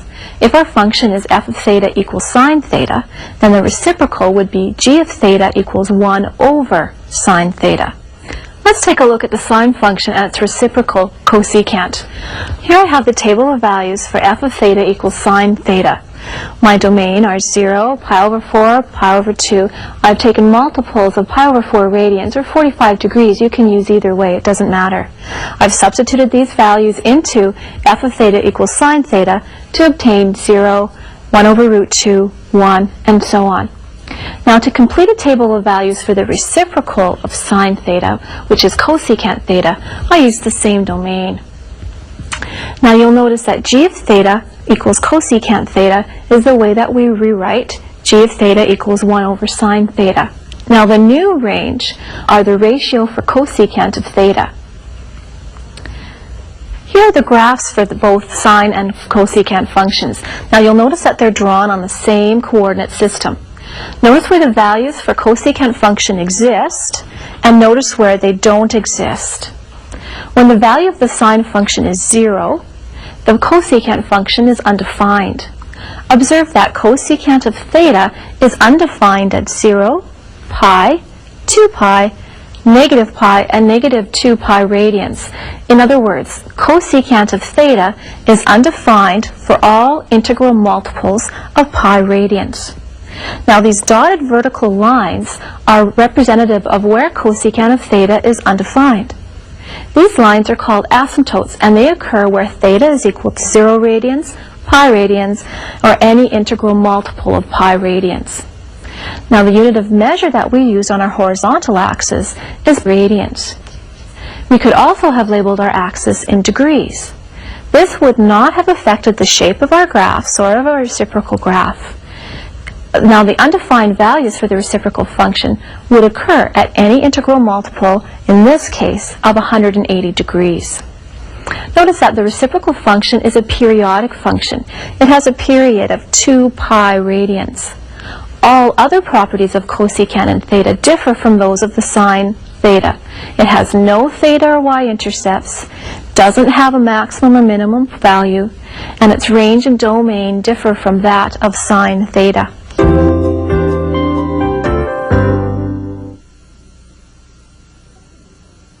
Let's review some of the concepts that we've covered in today's show. Well, first we should probably mention some of the terminology that was new to us today. Period and amplitude. Now, period is the horizontal distance before a graph begins to repeat its cycle. And amplitude is the maximum distance above or below the horizontal axis or the midline. We also talked about some places where these curves occur, and a couple of them were electricity or sound waves. Right. Students should also be able to discriminate between a periodic function and a sinusoidal function. A periodic function is a function that repeats itself, or is cyclic, whereas a sinusoidal function is a periodic function that resembles a sine or cosine graph. Good point. Now that you're familiar with periodic functions and their graphs, you can look forward to learning about the transformations that apply to sine and cosine.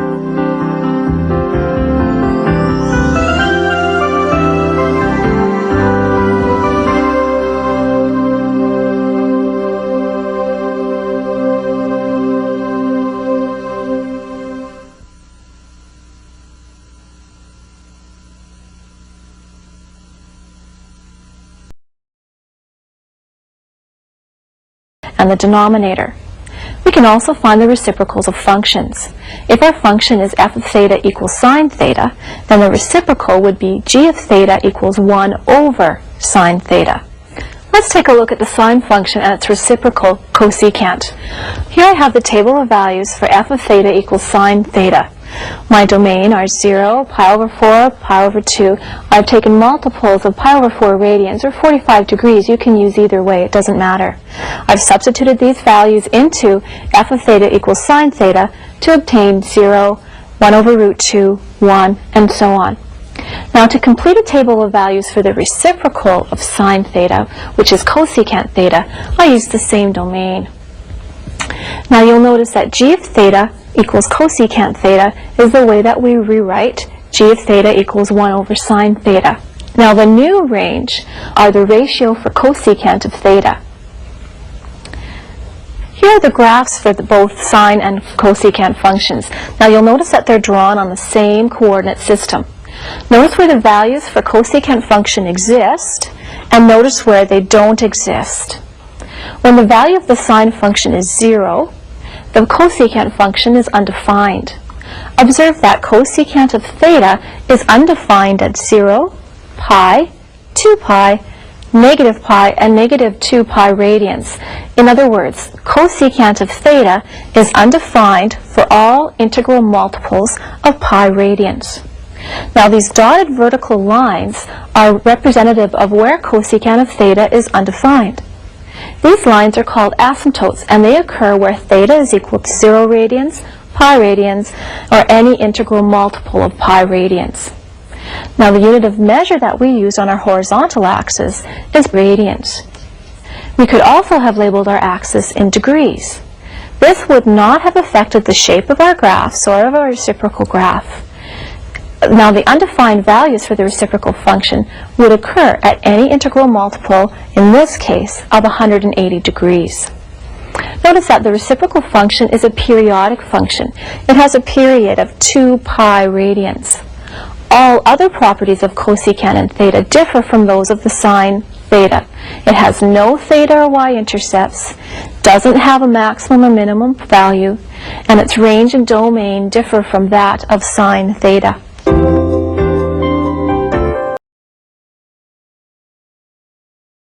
Alex, let's look first of all at f of theta equals sine of theta. We've got the graph here, and I want you to help identify some characteristics of this graph. Firstly, the domain. Okay, well, the domain here seems like for every theta, we've got our value for every theta, so it's going to be theta is an element of R, or the real. Element of the reals. Good. What about the range? Well, the range, we have a minimum value here of -1 and a maximum value of 1. Right. So it's going to be -1 to 1. Super. I'm going to introduce a couple new terms for you. One is amplitude, and I'll give you a definition. Amplitude is the maximum distance above or below the horizontal axis. Okay. And in this case, the horizontal axis is the theta axis, but notice if I move this down, the horizontal axis would move down with it. Okay, so what would the amplitude be for this graph? Well, here, we've got it going 1 above the horizontal axis, and here it's 1 below the horizontal axis. Right. So the amplitude would be 1. Right. It's always positive because it's a distance that we're talking about. Another new term is period. Now, period is the horizontal distance before the graph begins to repeat its cycle. Okay. Well, here we've got it at 0, and it's increasing. Right. We got it to its maximum value, back down to 0, but it's not increasing again. So I'll come back to where at 2 pi, where the function is 0, and it's increasing. Right. And because we said that period is a distance, it's traveled a distance of 2 pi, so we describe the period of this function as being 2 pi. Now, two more things that we want to identify here, and those are the y-intercepts and the theta-intercepts. What's the y-intercept of the graph? Well, the y-intercept here is just going to be at 0. Right. And what about the theta-intercepts? We've got 1 here at 0, 1 at pi, and 1 at 2 pi. Are those the only three? No, you'd also have ones at 3 pi and 4 pi, and also at -pi and -2 pi. Right. And it's important to remember that the theta-intercepts here are also the zeros of the function. Oh, okay. All right, now let's take a look at the graph of cosine theta. I just happen to have one here, which is very fortunate. We'd be in big trouble if I didn't. There we go. We're looking now at g of theta equals cosine of theta. Okay. And I want you to identify the same characteristics here, starting with domain. Well, domain, we also have a value for every theta, so it's going to be theta is an element of the reals. Same as with sine. Okay, what about the range? The range, we go from a -1 is the minimum value, and +1 being the maximum value. Right. So it's going to be a range, the same range. Same range again. Okay, how about the amplitude? Amplitude we have, here it's 1 above only, and here it only gets to 1 below. So it's going to be an amplitude of 1. Same amplitude. How about the period? Period. Well, here it's at its maximum value, and it's starting to decrease, and it comes around, and it comes back up to there at 2 pi. At 2 pi. So the same period. Everything seems to be the same, right? Yeah. Two more things we need to check, though. Y-intercept? Y-intercept here, it's at 1, though. All right, so that's different. And what about the theta-intercepts? Here we have 1 at pi over 2, 1 here at 3 pi over 2. Right. And there would be other ones, of course. Yeah. They would be... We could continue the graph here, it would be at -pi over 2, and so on down. And we could continue to find other ones. Good. Let's recap some of these things that we've said about, first of all, sine of theta. You stated for sine of theta that the domain was the element of the reals. You stated the range amplitude as being 1, period as 2 pi. Maximum values we didn't talk specifically about, but I think you did mention that the max value was 1, minimum value of -1. Here's how you describe the theta-intercepts. There's another more general way to describe them. We can say that the theta-intercepts are n pi, where n is an element of the integers. And you stated the y-intercept to be 0. If we look at The same characteristics for cosine of theta. All of these are the same. Domain, range, amplitude, period, max, min values, all the same. The only thing different were the intercepts. You stated the theta intercepts to be these values. We could also write that as being pi over 2 plus n pi, with n being an element of the integers. Okay. And the y-intercept of 1. Now there's one other thing that we can do here, and that's to shift this to make the cosine graph equal to the sine graph. What sort of shift do we need? Well, we just need to shift a little bit, or the cosine graph just a little bit to the right. Okay, I'm going to watch a point when you shift it to see how far it shifts. I'm going to watch this point, pi over 2. Okay. And as you shift it, here we go. And it's exactly. I saw that it shifted pi over 2 radians to the right. Now, since it's all on one sheet of paper, every point has shifted pi over 2 radians to the right. Yeah. So really the only things we noticed difference were the intercepts and also that this has shifted pi over 2 radians to the right. Okay. Thanks a lot. No problem. These are just some of the careers that make use of trigonometry.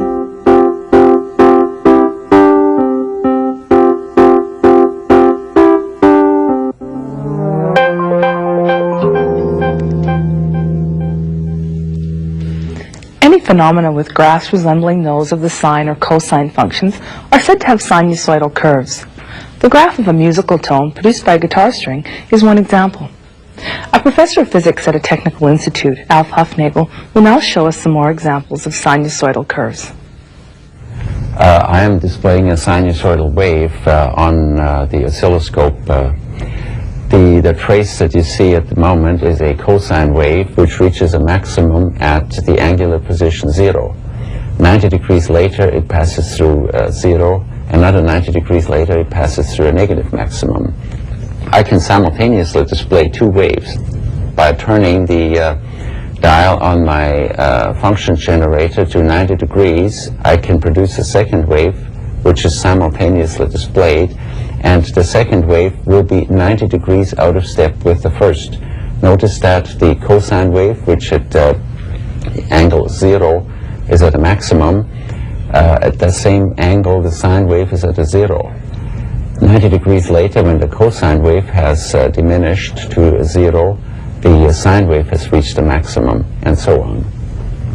The simplest form of a sinusoidal wave that we find in nature would be the waves on water. If we throw a rock in the water, waves travel away from it, and that forms a sinusoidal wave. You find them in vibrating strings, we find them in sound waves, we find them in radio waves. In fact, the entire electromagnetic spectrum consists of sinusoidal waves. And of course, commercially supplied electric power comes in the form of sinusoidal.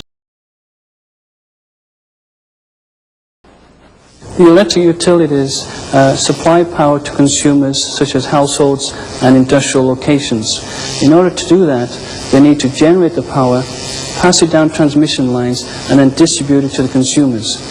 The way they do this is to pass the power in the form of voltage and current in the form of three-phase sinusoidal wave shapes down the power lines.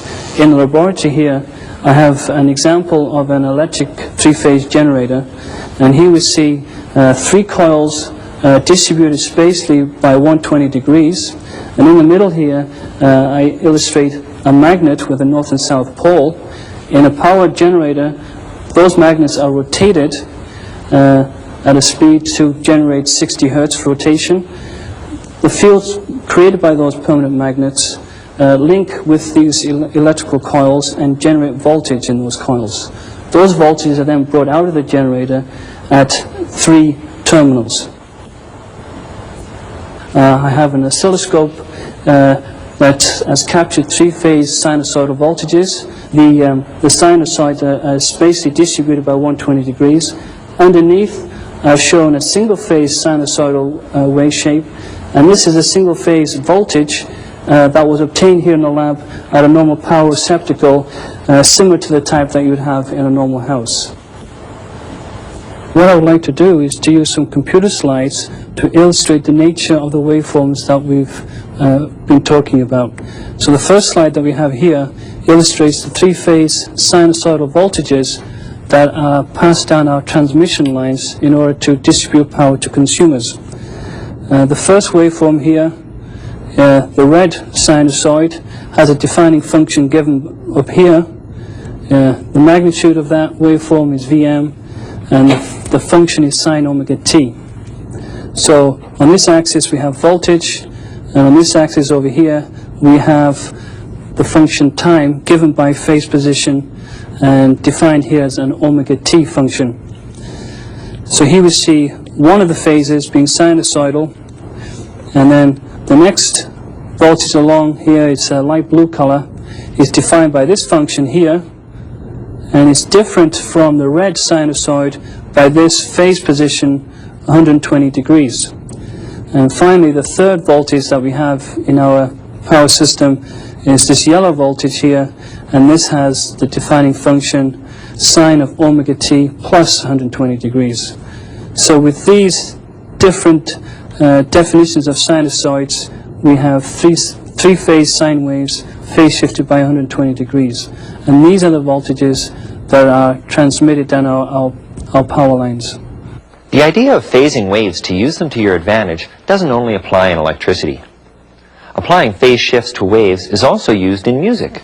Okay, what we have here is a graphic of two separate waveforms. These are both sinusoidal or sine waves, and the top one here is 180 degrees out of phase with the bottom one, and essentially the peak here, as you can see, is completely at opposite ends of the peak here, which is at the bottom stage of the cycle. So if these were to sound simultaneously now, you would really have no sound at all being produced by that, because in essence these waveforms completely cancel each other out.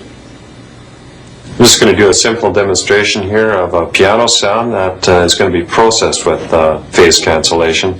This is just partial phase cancellation, and it creates an effect that is used sometimes in musical applications. This is just the piano without the effect. And this is the with the phase cancellation. What do the following three things have in common? A hamster's exercise wheel, the coordinate plane, and the graphs of trigonometric functions. What do you think, Daryl? I have no idea. Well, I'll tell you what. If you combine all three of these things together, then you can demonstrate the fourth trigonometric transformation that we'll examine, and that is vertical displacement. Now, we're going to use this hamster wheel here to demonstrate, well, sort of model a Ferris wheel. Looks like a Ferris wheel, don't you think? Sure. You load up on the bottom, takes you around to the top, back down to the bottom, and that cycle repeats. Okay. Now, we're going to make a graph of some data here. Two variables. One is the height off the ground that you are at any given point, and the other variable is what angle you've rotated through. Okay. All right, now I'd like you to make some measurements. I'll plot the data. Okay, and let's have measurements every 45 degrees or pi over 4 radians. All right. All right, now if you start the measurements, I'll go to the graph. Okay. Okay, on my graph I have my horizontal axis as theta, and it's the angle of rotation in radian measure, and the vertical axis is height in centimeters. All right. Okay? Okay, I guess I'll start at 0. Good place to start. Okay, the first one right at the bottom is about 1.5 centimeters. Okay, now my graph isn't quite accurate enough for that. Can you give me something rounded to the nearest centimeter? Sure, so 2. 2 centimeters, all right, I'll mark that down. Okay, and I think this here's about 90, so cut it in half. That's going to be about 45. So if we're going up by 45-degree increments, let's move that over there. And that's about 4.5. So okay. Rounded 5. Rounded off is 5. Okay. All right, next point. Next one is going to be about 10. Okay. Okay, and then one more time, we're going to get about 16.5. Okay, so I'll say 17. Is that all right? Okay. And then right up to the top, it's going to be about 19. About 19. Okay, next point. Well, I think if we're going through another 45, it's probably going to be 16.5 again, but I'll just check it. Yeah, 16.5. So the next one should probably be 10. Yeah, it is. And then probably 4.5 again. And then it's going to be 1.5 right at the bottom again. So 2. Okay. Because it's going to be symmetrical then on either side. Now have a look. I'm going to trace the graph here. So we started off. You start off on your Ferris wheel at ground level. You go up, up, up, Up to the top, here's the scariest part, I always think, just as you come over the top, down, and back to the bottom again. What does this shape look like to you? I don't know, Bob. Okay, what about in terms of mathematical language? What shape would you say it looks like? I guess kind of like a sine or a cosine. Okay, right. Could be sine or cosine. In fact, we use a general term, sinusoidal wave. Right. Okay, and this sinusoidal wave has undergone a vertical displacement upwards. That's why it's completely above the horizontal axis. Also, it's undergone some sort of phase shift. We don't know if it's been shifted left or right. It could be either, and this could be described as being either a sine curve.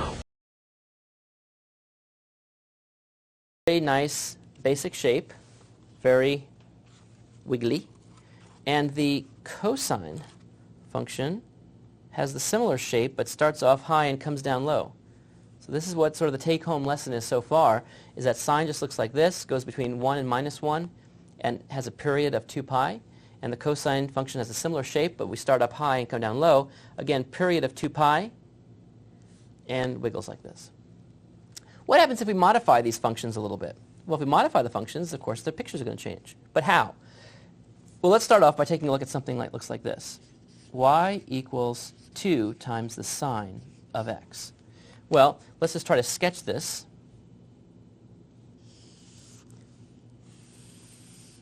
We take every single value that we used to get and we multiply it by 2 in order to get the current value. So let me put here 2 pi, boom, boom. I'm just going to sketch in a real light, rough sketch of it's the good old-fashioned our friend the sine curve. So first I'm just going to graph that. If I graph that, what do we see?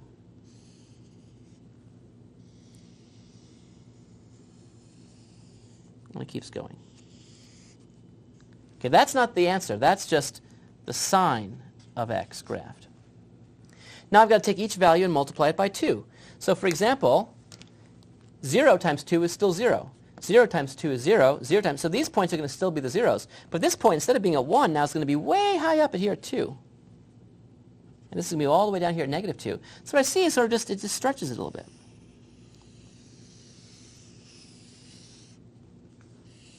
This is the graph of y equals 2 sine x. So when you have a coefficient in front like that, that actually changes the amplitude.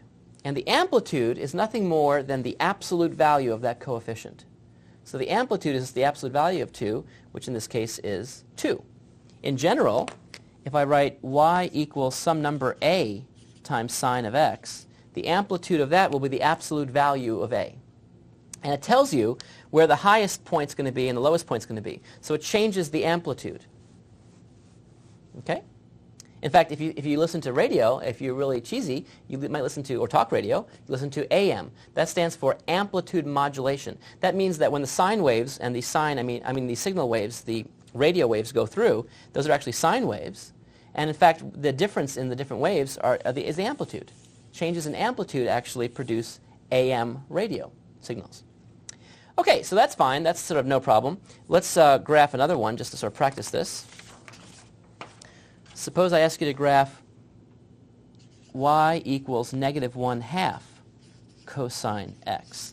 Well, the first thing I always do is just graph the standard function sort of as is, and then try to just distort it in the appropriate way. So here's, let's say, 2 pi, and I cut that in half again. Here's 1. Here's -1. So I'm going to first just graph in the cosine function. Just a little sketch of the cosine function. It keeps going. So there's the cosine function. Okay, now what am I doing here? I'm putting a -1/2. Now you know what a negative sign in front of this thing does? It flips it. So in fact, I'm going to flip this like this. But what's the 1/2 going to do? It's going to take the 1 and bring it down to an amplitude of 1/2. So in fact, now I'm going to shrink, but I'm also going to flip. So it's a flip and a shrink, a flip and a shrink. So if I do it all in one step, this point, which used to be 1, now is at -1/2. So in fact, what I see here is the following.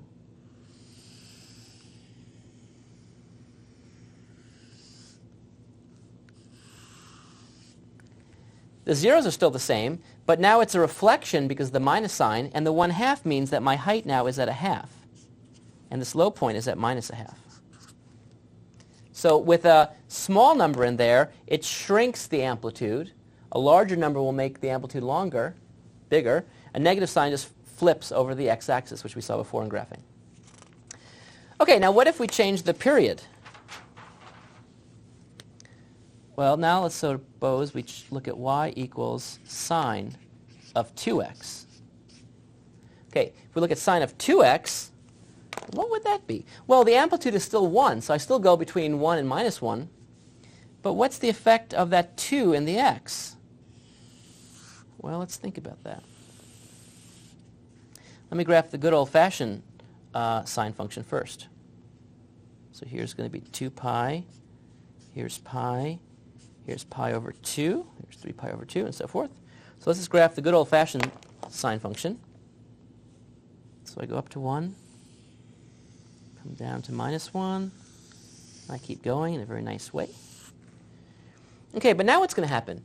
Well, what's going to happen is all the x values get doubled. So for example, here, pi over 2, when I plug that in, I'm going to be looking at sine of pi. So I'm going to sort of already be over here.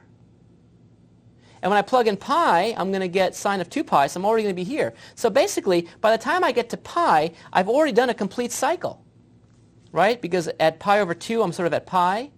By the time I get to pi, I'm already at 2 pi. So I've taken this whole thing and sort of squashed it into just this period here. So in fact, the period here should be just pi, right? Because everything has been, all my values are doubling, which means that I should see the whole picture in half as much space since everything is doubled. And so in fact, this tells me how to find the period. If I want to find the period, which means the length that I go to see one complete cycle, that actually is going to always be the following. It's going to be 2 pi divided by whatever that coefficient is. So if, in general, I have sine of b times x, then I put the absolute value of b down there. And that tells me the period. So in this case, I put a 2 there. I see 2 pi over 2. That's pi. That means just within pi, I should see a complete period. It should go up and come down. So I'm taking this whole picture and shrinking it in. So if I do that, what I now have to do is compactify everything.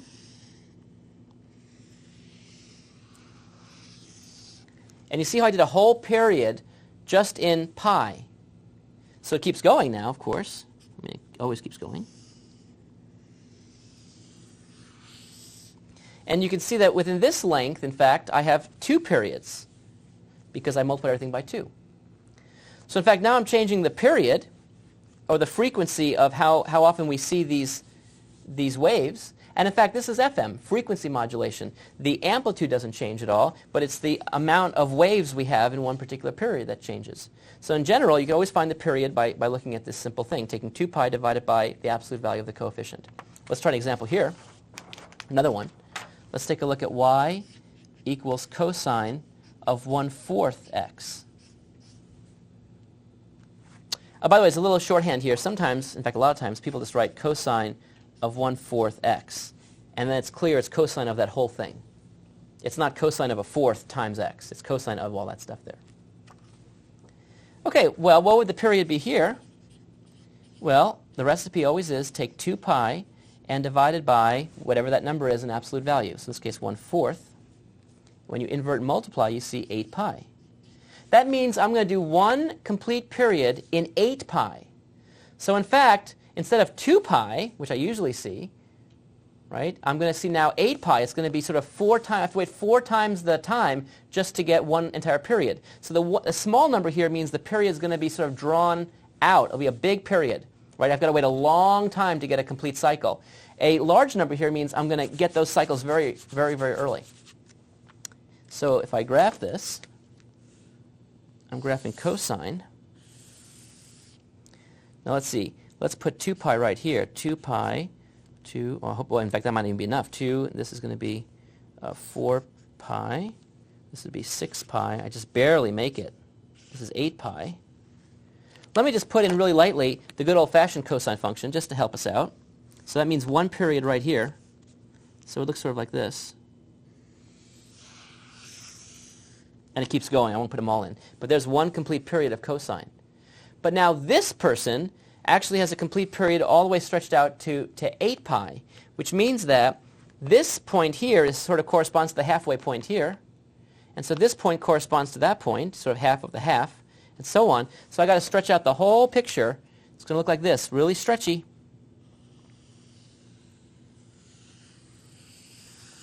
Same basic shape, but now stretched out over a length of 8 pi because the period is 8 pi. So really stretched, not compared to the first one, which just sort of would wiggle a lot, as you can see. It would keep wiggling. So you can find the period by just taking 2 pi and dividing it by the absolute value of that. Let's do one last one together. Put these ideas together. Y equals minus 2 cosine of 1/2 x. Let's graph that together. Okay, so what would I do? Well, the first thing I would do is figure out what the period is. What's the period? Well, to find the period, I take 2 pi and I divide it by that coefficient. So that's 2 pi divided by half, which would equal 4 pi. So that means I have to wait 4 pi in order to see one complete cycle. Okay? What's the amplitude? The amplitude is 2.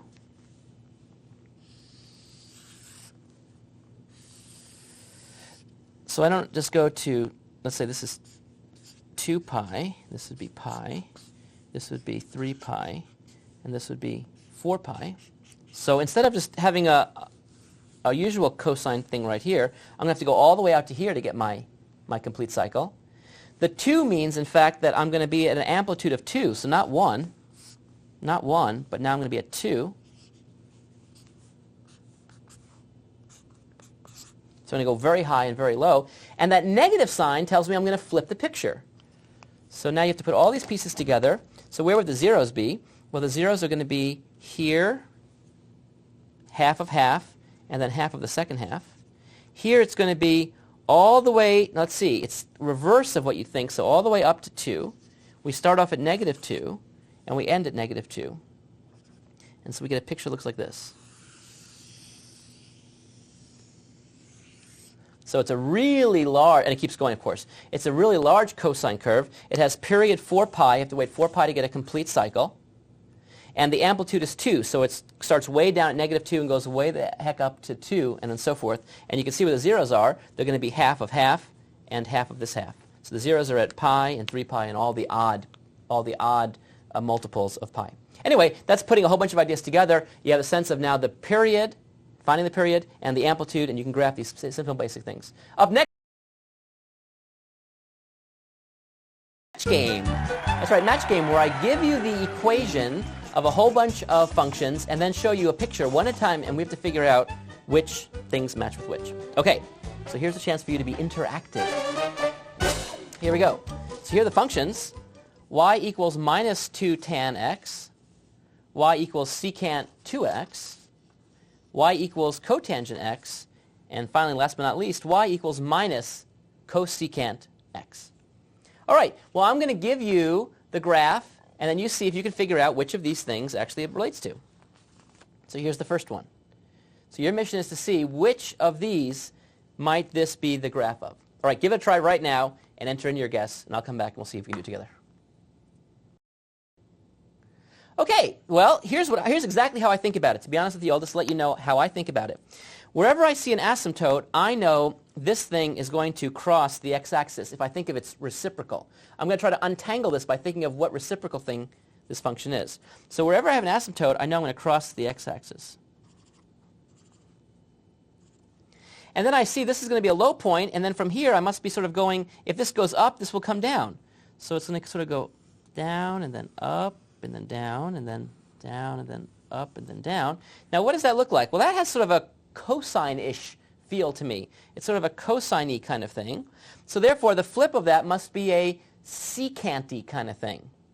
Yep, and I see a secant thing right there. It's the only one. So this must correspond to secant 2x. So there's a period thing there, which I just missed because there's no markings here, really. So therefore, this must be secant 2x, or at least a close facsimile, because it's just the reciprocal of cosine. Okay? Okay, now I want you to try this one and see if you can guess this one. So here's the graph. Here are your choices. Good luck. Well, again, I'm going to try to look at the sort of the reciprocal thing of this. So wherever I have an asymptote, I know our function is going to actually go through 0. Wherever I have 0, I know I'm going to have an asymptote. See, when you take an inverse, 0s and asymptotes switch.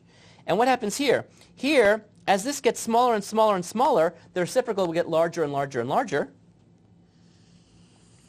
And similarly here and here. And that blue looks to me like what? Well, it looks like a tangent to me. It looks very much tangent-like. So in fact, the red, the original thing, must have been the reciprocal of that, which is cotangent. So I guess that the red actually is the graph of cotangent x. You see how I'm playing this game? I'm just looking at the reciprocals, seeing if I can make a good guess as to what these look like. Here, how about trying this one? Now it's 50-50 shot, I guess. Try this and see if you can try to figure out what the graph of the reciprocal of this would look like and see if you can recognize it. Give it a shot right now. Well, let's see. Wherever I have an asymptote, I know the reciprocal will be 0. And so what do I see? I see this, and I see a 0 here and a 0 here. Here, this thing is getting larger and larger and larger, so therefore this must be getting smaller and smaller and smaller, so I must be going sort of up, down, like this. So that doesn't exactly look like sine, because remember, of course, sine looks like this. And this is the reverse of it. This comes down over here instead of going up. So it must be negative sine. So this must be the graph of negative sine, which means that reciprocal would be minus cosecant. Well, there's minus cosecant. So even that minus sign I was able to detect by seeing that the reciprocal is actually negative of the sine. So this must be negative of the reciprocal of sine, which is negative cosecant. Okay, the last one, in fact, I'll do, since there's not too many guesses here. This should be negative 2 tangent x. No reciprocals here, but just think of the tangent function, and what happens if I multiply it through by a negative? Well, what happens if I multiply it through by a negative is that the roles of positive and negative switch. So if I just do a reflection, you see good old-fashioned tangent. But if I take every positive value and make it negative, and every negative value and make it positive, it reflects and I get the red. So in fact, this really is negative 2 tangent x. The 2 part's hard for me to tell because the axes aren't labeled, but in fact, this is the right shape for minus 2 tangent x. Anyway, I hope this gives you a sense of how the coefficients sort of affect what the picture looks like, and these, reciprocal functions aren't that big of a deal as long as you remember what's a 0 for one function will be an asymptote for its reciprocal, and what's an asymptote for one function will be a 0 of its reciprocal. Armed with those things, you should be home free. Good luck, and congratulations. To theta minus pi over 2 minus 1. So we're using this form of the general function. So we know that we have an amplitude of 3. We have a value for b of 2, so we can determine our period of our f of theta graph. And c is equal to negative pi over 2, which is our horizontal movement, and d is equal to negative 1, which is a vertical movement. Now, because a and d have different values other than 1, or than 0 and 1, what we can find is that this will affect the values of our range, and b, c, and d will give us new theta intercepts. So what we're going to do first is determine where the new horizontal and vertical axes would be. And I can do this by looking at c, which tells me to move everything pi over 2 units to the right. D tells me to move everything down 1 unit. So let's draw these axes onto this graph. So where y is equal to negative 1, I'm just going to dot in a new horizontal line. And where x is equal to pi over 2, I'm going to dot in a new vertical line. So that gives us something to start with. Now let's look at g of theta, so our original graph for sine. You'll notice that it begins at the origin of the axes and it ends at 2 pi because it has a period of 2 pi. Well, I'm going to take the same starting point, which would be the origin of the new set of axes. Now what I need to do is to determine where this graph is going to end. So we'll go back to the equation. Now if I look here, I see that b is equal to 2. So that allows me to determine the period, which is determined by dividing 2 pi by b, so 2 pi divided by 2, which gives me pi radians. So that tells me that my graph must end in pi radians, so I'm going to have a finishing point right there. Again, if we compare to our original graph, you'll notice that halfway we have a value that crosses the horizontal line. So halfway between our starting and our end point, we also have to cross the horizontal line. You'll notice that halfway between the first 2 points I have a maximum value, and halfway between the last 2 points I have a minimum value. And that's going to be consistent with our graph for f of theta. Let's determine what those points are. Well, go back to the equation. We know that we have an amplitude of 3. So then on our graph, what that amplitude means is that halfway between these first 2 points, I need to go 3 units in a vertical direction away from the horizontal line. And between the last 2 points, again, I need to go 3 units away from the horizontal line. So there's a minimum point and the second half and a maximum at the first half. So now I can connect these points and obtain my graph for f of theta. So it will look like this. Now, because this function is continuous, the cycles continue going in either direction, and there aren't any restrictions, we can find that the domain for this graph is the set of all real numbers, the set of real numbers for theta.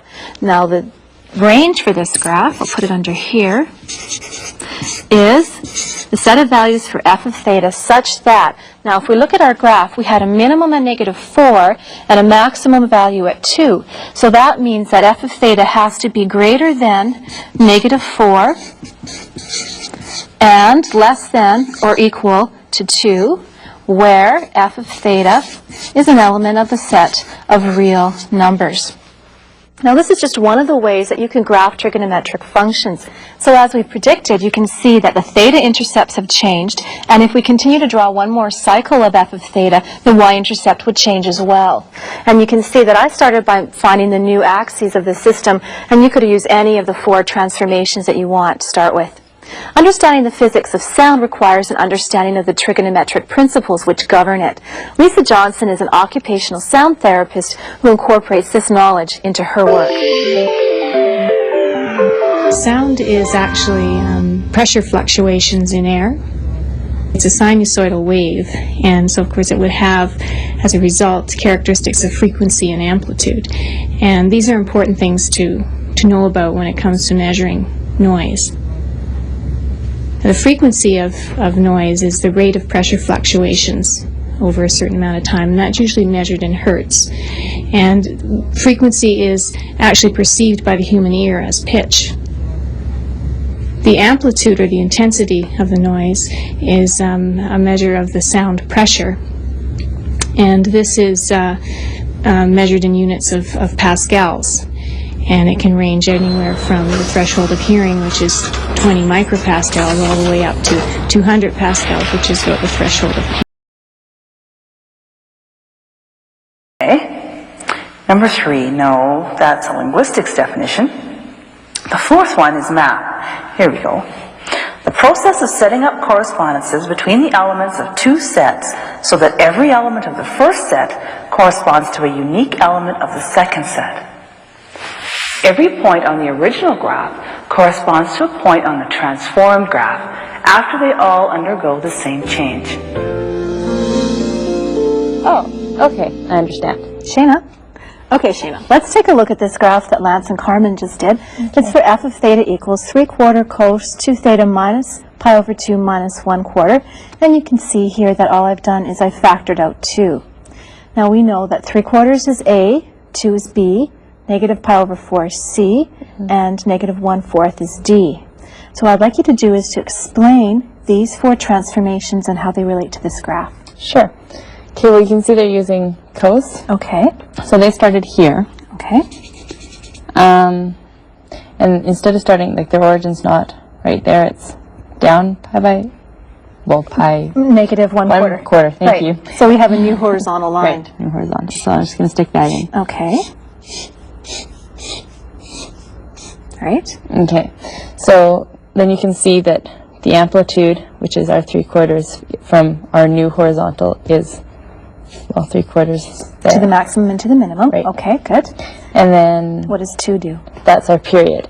And well, it's not our period, but it helps us find our period. Right. So if we know our period's pi, right? 2 pi divided by 2 is pi. Good, okay. And negative pi over 4 does what? That's where we started our, drawing our graph? Drawing our graph, so it's over to the right, pi by 4. Okay, and since we're going pi over 4 units, maybe we should adjust the scale on our on our axis. So we can include the quarters. Good. Super. Okay, so now what we want to do is find some other graphs that will, some other equations that will represent this graph. So is there any other way that when you look at this graph you might decide to write an equation for it? I'd do sine because it starts at the origin right there. If you use this as your new horizontal axis. Right. Okay, so then you're just looking at this cycle here. Yeah. Okay. So if I wrote y is equal to, okay, so my... So what's staying the same, first of all, before you write? Amplitude, period, and vertical displacement stay the same. Okay, so this too, so B is staying the same? Yeah. Okay. So sine 2 minus 1/4. Okay. So then, is there any other way that we can look at this to get another sine graph? Another sine equation, I mean. Start at the pi. Okay. So starting here? Yeah. So then you just want to look at this cycle? Right. Okay. What would change to write down this equation? The phase shift would change. Right. Okay.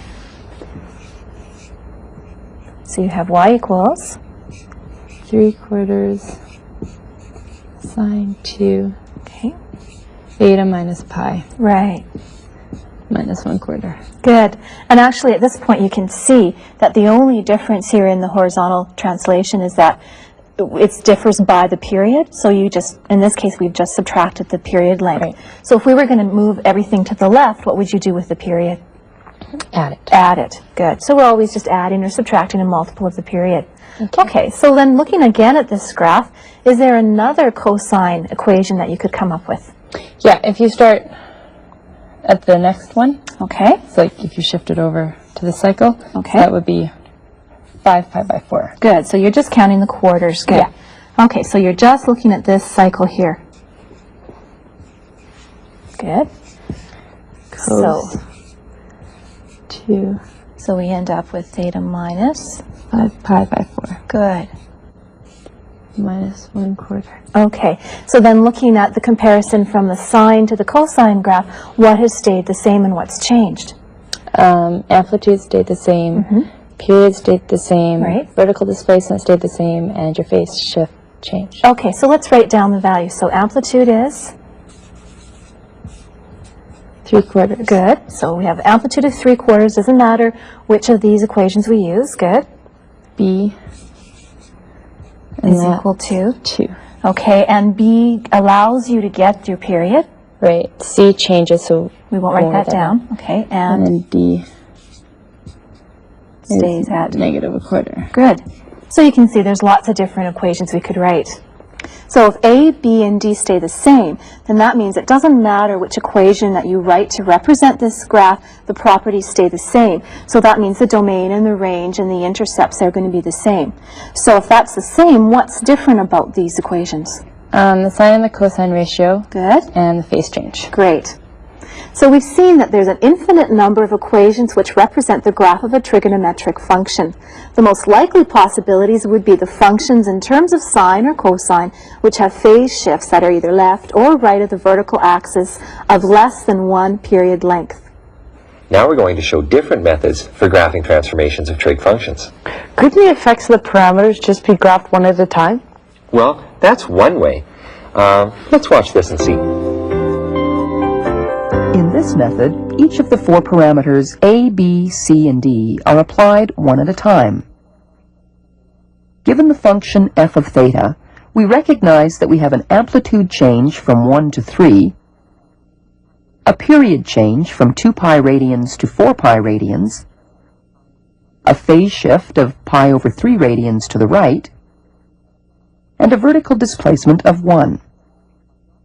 We will begin by dotting in the graph of y equals cosine theta. The first of our 4 parameters to be applied is the change in amplitude, A. As we stated, A is equal to 3. We draw the graph of g of theta equals 3 cosine theta, seen here in red. Now, using this second graph, we adjust the period to reflect the value of b. Because b is 0.5, we know that the period will be 2 pi over 0.5, or 4 pi radians. We then redraw the previous cosine curve with this new period. This graph, drawn in yellow, has the equation h of theta equals 3 cosine 0.5 theta. The next parameter to be addressed is the phase shift c. Recall that the phase shift causes each point on the previous function to be translated pi over 3 radians to the right. The new function is k of theta. Finally, we apply the vertical displacement d. The value of d in f of theta is positive 1. This means we move k of theta up 1 unit on the vertical axis. This gives us the desired function 7x minus 3. What are some of the features of the function that the graph tells us? Well, along the function, we have ordered pairs, or points on the graph, that represent values of x and f at x respectively. If we take those values, x and f at x, and substitute them into the equation, they'll satisfy that equation. We also see points along the graph where it crosses the x-axis. These are the values of x for which f at x is equal to 0. These are the zeros of the function and the roots of the corresponding equation set equal to 0. Now let's examine the graph of a trigonometric function. P at theta is equal to 3 sine theta minus 1. Here the horizontal axis is now the theta axis. But despite that, we still have ordered pairs or points along our graph which represent the values theta comma p at theta, or x comma y, as this computer program utilizes. We also have points where the graph intersects the theta axis, and these are the values of theta for which p at theta is equal to 0. Again, these are the zeros of the function and the roots of the corresponding equation set equal to 0. We can get a better understanding of the solutions to trig equations by examining the graphs of the corresponding functions. Let's look at a couple of examples. If we look at the graph of f at theta equals sine theta, we can use the points on the graph where the y-coordinate equals 1/2 to estimate our solution to the equation 2 sine theta minus 1 equals 0, which we simplified to sine theta equals 1/2. The domain of the function is the set of real numbers, so unless we restrict the domain, there is an infinite number of solutions. For this equation, we are interested only in the section of the graph between 0 and 2 pi. Therefore, our solution set is theta equals pi over 6 and 5 pi over 6 radians. The equation 2 cos theta plus the square root of 2 equals 0 can be simplified to cos theta equals negative square root of 2 over 2. If we graph both sides of the equation, we obtain the graphs of f at theta equals cos theta and g of theta equals negative square root of 2 over 2. The points where the graphs intersect will be the solutions to the equation. Again, we have an infinite number of solutions. If we restrict the domain to values of theta between 0 and 2 pi radians inclusive, the solution set will be theta equals 3 pi over 4 and 5 pi over 4 radians. Graphing a system of equations is a good way to get a real picture of where the solution comes from. It does have a drawback, though. Graphing technology is limited in its accuracy by the scale and the resolution of the graph. So this method is best used to check solutions, or when an estimate is sufficient. In ancient Greece, letters of the alphabet were used as numbers. Some of those Greek letters have proven to be so useful that they're still part of science and mathematics today. Theta is one example. It's the 8th letter of the Greek alphabet, and is used in mathematics to represent angles. You'll find theta comes up often in the study of distance from the maximum value to the horizontal axis or from the minimum value to the horizontal axis. We can obtain that value by taking this maximum, subtracting the minimum, and dividing by 2. As you can see, as I increase A, I increase the amplitude. And as I decrease A, I decrease the amplitude. B is used to obtain the period of the curve. The period is the horizontal distance that it takes to undergo one complete cycle of the function without any repetitions at all. We can obtain the value for this by taking 2 pi and dividing by B. As I increase B, you can see that my period is getting smaller. As I decrease B, I'm lengthening the period. C is the horizontal phase shift. That's the distance that a whole graph is shifted to the left or to the right. As I increase C, I move it to the right. And as I decrease C, I move it to the left.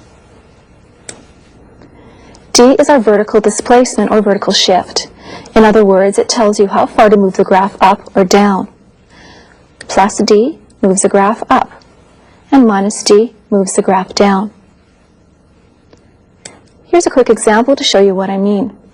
Let's look at the function y equals 4 cos 2 theta minus pi over 2 plus 3.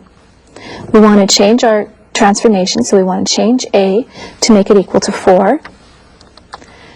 We want to change B to make it equal to 2. We want to change C to make it equal to pi over 2. And I'll just change it by sliding my slider. And D we want to change up 3 units, so plus 3. So we can see how our graph is changed. What I'm going to do now is alter my range so I can see the entire graph and compare it to our original. You will recall that the original function was y equals cos theta. So looking at our new graph, you can see the minimum point is at -1. We have a maximum point at 7. 7 minus -1 divided by 2 gives us an amplitude of 4. So the distance from our horizontal axis to our maximum and minimum has a new amplitude of 4, where it was 1. Now B, we can see that we have a period, 1 complete cycle, between pi units, whereas before we had a complete cycle between 2 pi units. We've moved our graph pi over 2 units to the right, whereas before we had this initial point right on our y-axis, so every point has been moved over. And you can see that we've moved our entire graph up 3 units, just about 3 units, so we have a new horizontal axis running through 3. This was just a quick review of the 4 transformations of trigonometric functions. Next we'll see how this graph is representative of the shape of sound waves. Sound is primarily molecules oscillating back and forth, which vibrate our eardrum. And this is a model here of your basic sound wave. What we have is these red beads, which represent your fundamental sinusoidal part of the waveform.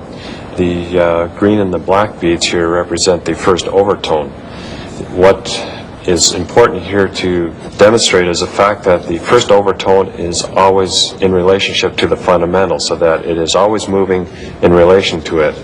And also, too, what gives sound its characteristic is a whole series of overtones. This is just the first overtone here, but you'll have several over and above this that are arrayed in a very complex relationship to this. And this is what gives you your individual characteristics for human voice or for bird sounds or for any sounds that are in your environment.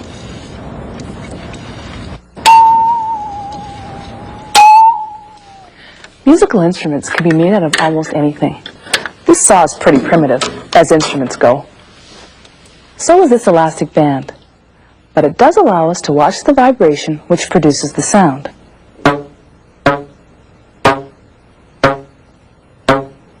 It also allows us to demonstrate how a sound wave is an example of a sinusoidal function. If we graph the up and down movement of the elastic, the tine of a tuning fork, or the string of a guitar, over time, we get a sinusoidal curve. The amplitude of the graph is really the displacement of a fixed point in the middle of the elastic. The harder I strum the elastic band, the greater the displacement, the louder the sound, and the greater the amplitude on the graph. The amplitude of the graph, then, describes the loudness of the sound it represents. The period is the length of time it takes the elastic band to move up to the maximum height, down to the minimum height, and back to the original point.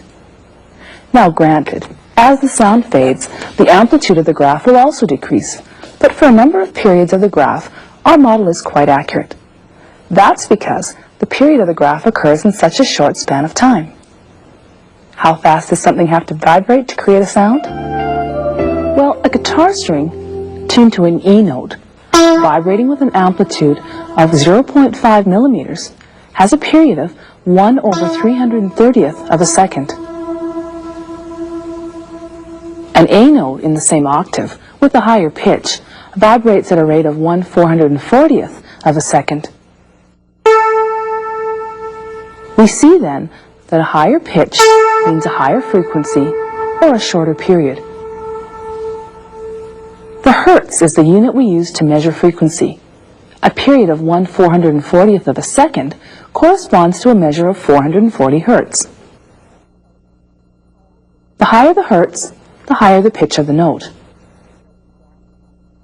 Note that what we've graphed here is a displacement of the elastic band in the guitar string. When we look at the sound wave, or the displacement of air, the harmonic waves that I talked about earlier come into play. A simple sound, such as a note played on a jar harp, would appear as a purely sinusoidal wave.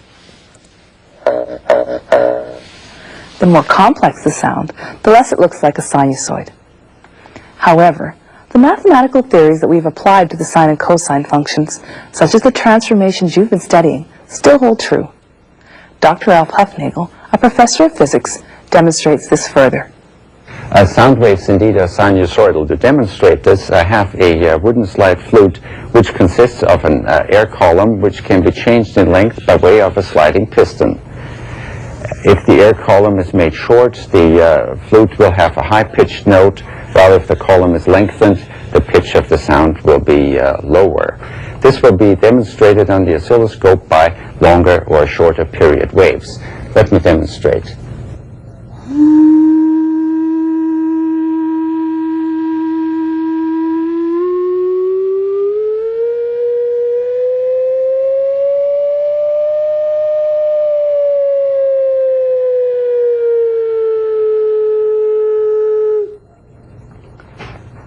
Another instrument which demonstrates clearly the sinusoidal variation of sound waves is a tuning fork. The tuning fork I have is mounted on a resonating body which is going to emit sound waves when the fork is struck. If I strike the fork with a soft mallet, it will produce a clean sinusoidal wave. Depending on how hard I hit, that will determine the amplitude of the wave. If I strike the fork with a hard instrument, it will produce an additional wave, one of them consisting of the vibration of the ends of the fork, and another wave is generated through the travel of waves along the fork in a back and forth fashion. Let me demonstrate, and keep your eye on the oscilloscope.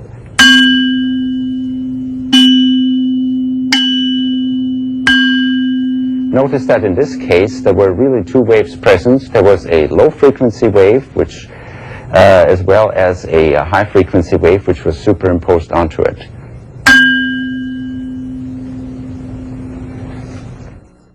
Some people say that if you hold a seashell to your ear, you can hear the sound of waves breaking. Doesn't seem very scientific, but it's absolutely true. The muffled noise that sounds like an ocean is made by waves. Sound waves that are trapped and break up inside the shell. Each shell has its own resonant frequency. Larger shells have a lower pitched sound, and smaller shells are higher pitched. In a recording studio, it takes a special talent to achieve the best possible sound from all sources. It's a matter of controlling and manipulating the vibrations of the instruments. Like architecture, painting, and many other arts, music is based on mathematics. Some musicians and composers today rely on computers to help them achieve the sound they desire. What the computer does with music or with sound itself is that it actually interprets what it is receiving for information, and the sound then is just really processed as zeros and ones, and you actually get a waveform graphic on the screen that you see, and it'll indicate your amplitude and also your frequency of the waveform on screen.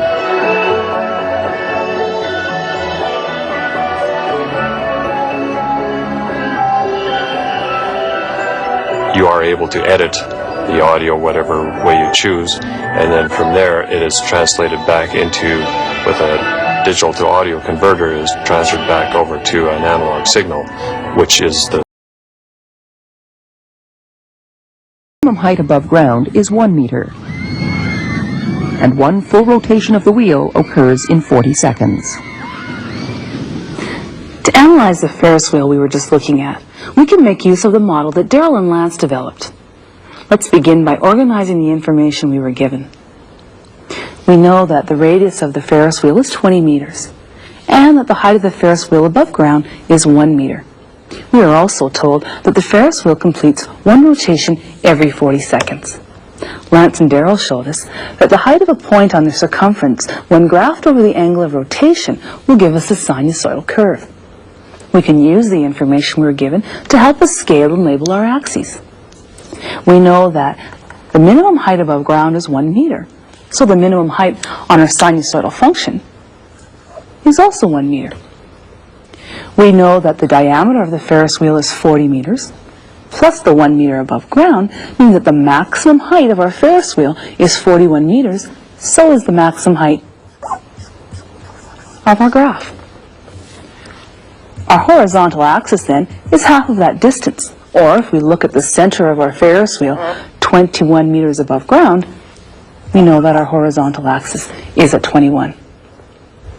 Because the Ferris wheel is completing 1 rotation, or 2 pi radians, every cycle, we know that the period of our sinusoidal function, or our sinusoidal graph, is also 2 pi.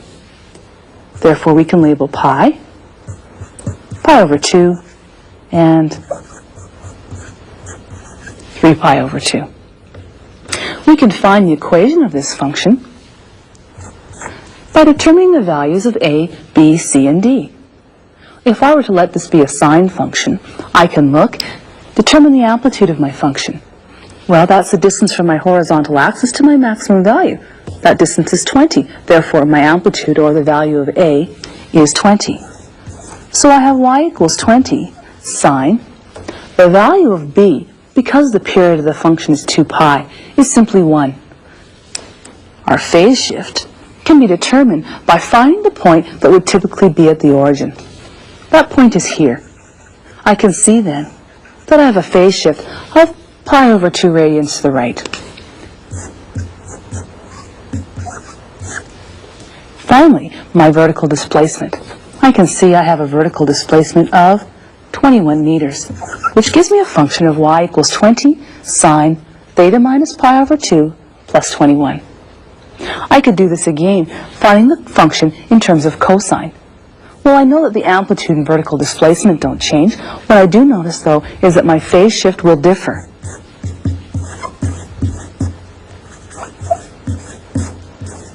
What I see here, when I locate the point that would typically be on the y-axis, is I now have a phase shift of pi radians to the right.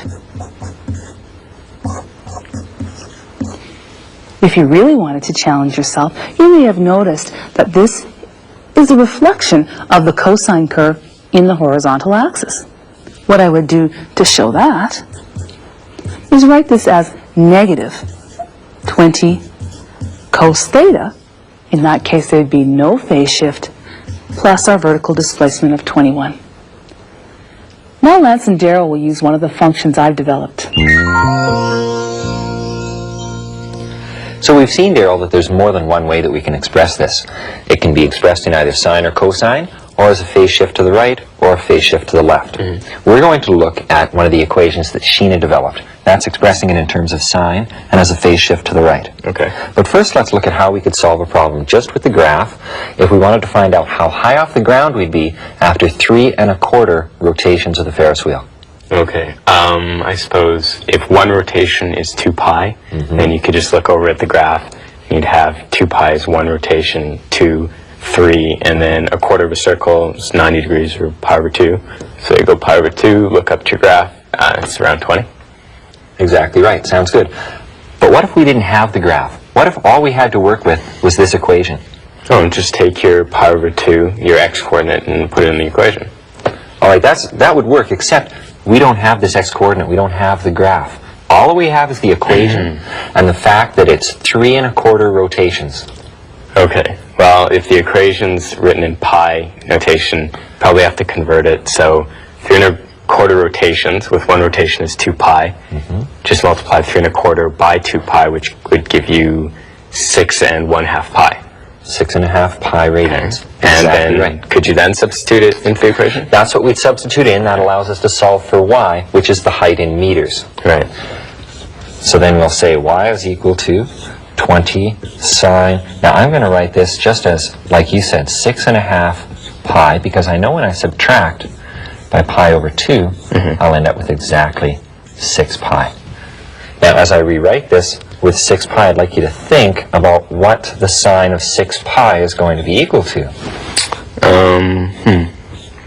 Well, if 6 pi, if a given rotation is 2 pi, right, 6 pi can be like three complete rotations.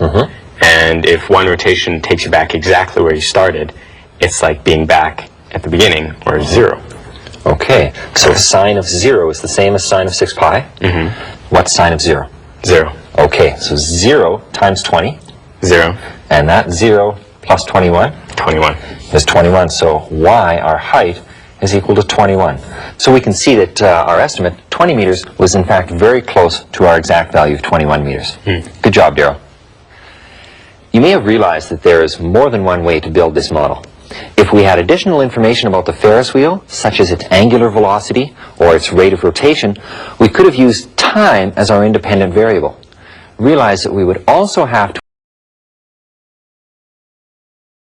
Calculus, Calculus 2, and we're going to cover some topics in Calculus 2 that are very important and things that typically trip up a lot of students. We're going to cover a lot of material, and some of it is going to be a little bit disjointed from one topic to the next, because that's the way Calculus 2 is there toward the end. You study one topic, and then you'll go off and you'll study another topic. It may not have much to do with the topic you studied right before, but we'll do that because that's how the textbooks usually go. But everything in this class is very important to continue on into Calculus 3 and also into differential equations and all your topics in advanced engineering and math and things like that. So this section is going to start out with the inverse trigonometric functions. Now you all know what an inverse trig function is, I think, okay? And we'll talk about it here in case you don't.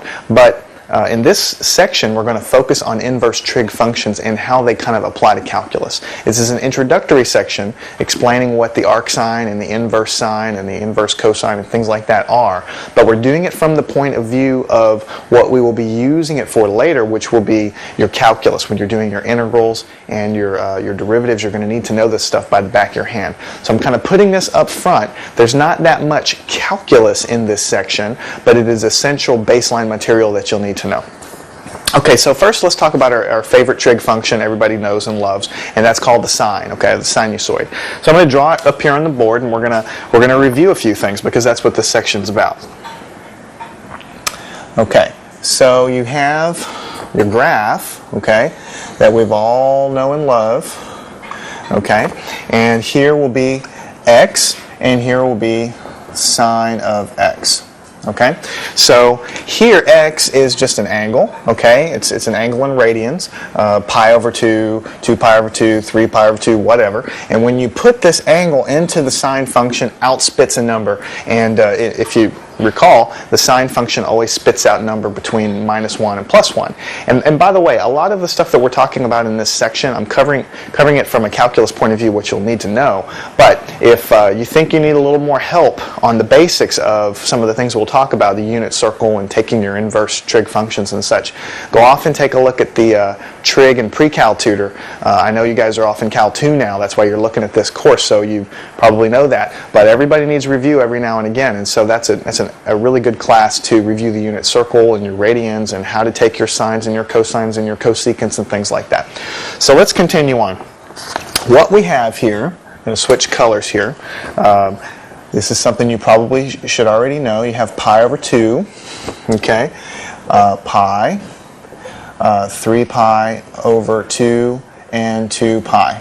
Okay, so one full circle, because 2 pi radians is a full circle if you recall. And on this side, we have negative pi over 2, and we have negative pi, and we have negative 3 pi over 2.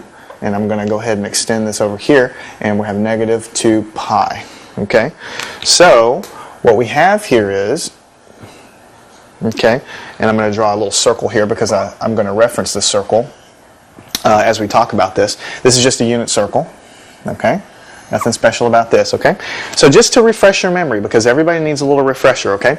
This guy, this is what we call 0 radians. As you trace around this circle, you'll eventually hit pi over 2 radians. Okay? And then 2 pi over 2 radians, which reduces to pi, because 2 pi over 2 is pi. So 0, pi over 2, 2 pi over 2, 3 pi over 2, 4 pi over 2. And 4 pi over 2, you've completed one circle. 4 pi over 2 is just 2 pi. So as we go here, we're just taking this graph and we're kind of unfolding it into a kind of a linear fashion. So here you start at 0, you got your 2 pi over 2, your pi over 2, your 2 pi over 2 reduces to pi, 3 pi over 2, 4 pi over 2 reduces to 2 pi. So what you have here is, you've got your angle stretched out here, and then you got your corresponding negative angles here. Okay, so switching colors again because I'm color happy in this section. Your sine function, recall, looks like this. It goes from positive 1 to negative 1. That's the envelope. Okay, and it starts out here, and it makes goes up there to the top, goes down here, and it goes up here. Okay, and then it continues in negative and goes like this on through pi, like this. So that's your favorite sine function you all know and love. Okay, you start out at 0, you reach a peak at pi over 2, because as you increase the angles up to pi over 2, the sine, which is, by the way, don't forget, the sine function is the projection of this circle onto the y-axis, which I haven't labeled here, but that's the y-axis, okay? So as you take the circle and as you go up like this, the sine function is just looking at the projection of this thing on the y-axis, okay? So when you're here at 0 radians, the sine is 0 because there's no projection on the y-axis down here, so that's why it's 0. As you make your way over to pi over 2 radians, okay, the projection all lies along the y-axis, so it's equal to 1. And as you go around, you'll see it kind of make this shape, because as you turn around the circle, the projection along the y-axis changes. So that's all review, but I want to put it on the board because what you'll see here in a minute is pretty important. So here you have your sine function that you've studied for a long time and used in Cal 1 and Trig and other classes. Okay. Now what I want to call to your attention is, okay, just sort of the obvious. We all know that if you take the sine of an angle, what you get back out of that operation is a number. Okay? Now, we all know that this number lies between positive 1 and minus 1, because any angle that we put in, no matter if we go on to infinity or negative infinity, any angle we put in is going to go into this function we call the sine function, and it's going to spit out a number that's always going to be between this. So there's repetition here. You have one cycle of the sine function, and if you keep going, you'll get another cycle and another cycle and another cycle. No matter what angle you put in, you always get something between positive and minus 1. Okay? So you'll find that it's very useful, and something you'll have to learn, to define something called the inverse sine, or the arc sine. So you can define the opposite of the sine function as the arc sine. Okay, the arc sine of some number, meaning this number here, I'm trying to draw an analogy here, is going to equal an angle. So it's an opposite, you see. The arc sine, the inverse sine, and by the way, by analogy, the inverse cosine, the inverse tangent, the inverse cotangent, all of these things, all of these trig functions, you know, they all have an inverse. They're basically an opposite, okay? And they all take a number, okay, which by the way must be between positive and negative 1, and they will map it and return back an angle to you. Okay, so it's exactly the opposite. Sine of an angle gives me a number between negative 1 and positive 1, and arc sine of some number between negative 1 and positive 1 gives me back some angle. If I try to put a number in here bigger than positive or minus 1, it's invalid, it doesn't work. If you put that in your calculator, arc sine of 34, you're going to get an error, because this function is only defined between negative and positive 1. So it doesn't make sense to put a number bigger than that in there, it just doesn't work.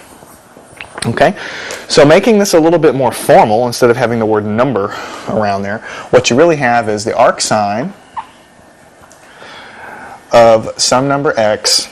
Okay, we also call it, you also see it like sine with a -1 up here of x. These are called the inverse functions. Okay, and this -1, by the way, this is not an exponent. This is not raised to a power. This is back in your algebra when you talked about function inverses. This -1 up here in the exponent means it's an inverse. So this arc sine, which is the same thing as this, it's just written differently, different notation. It is an inverse, literally the inverse of the sine function. Okay.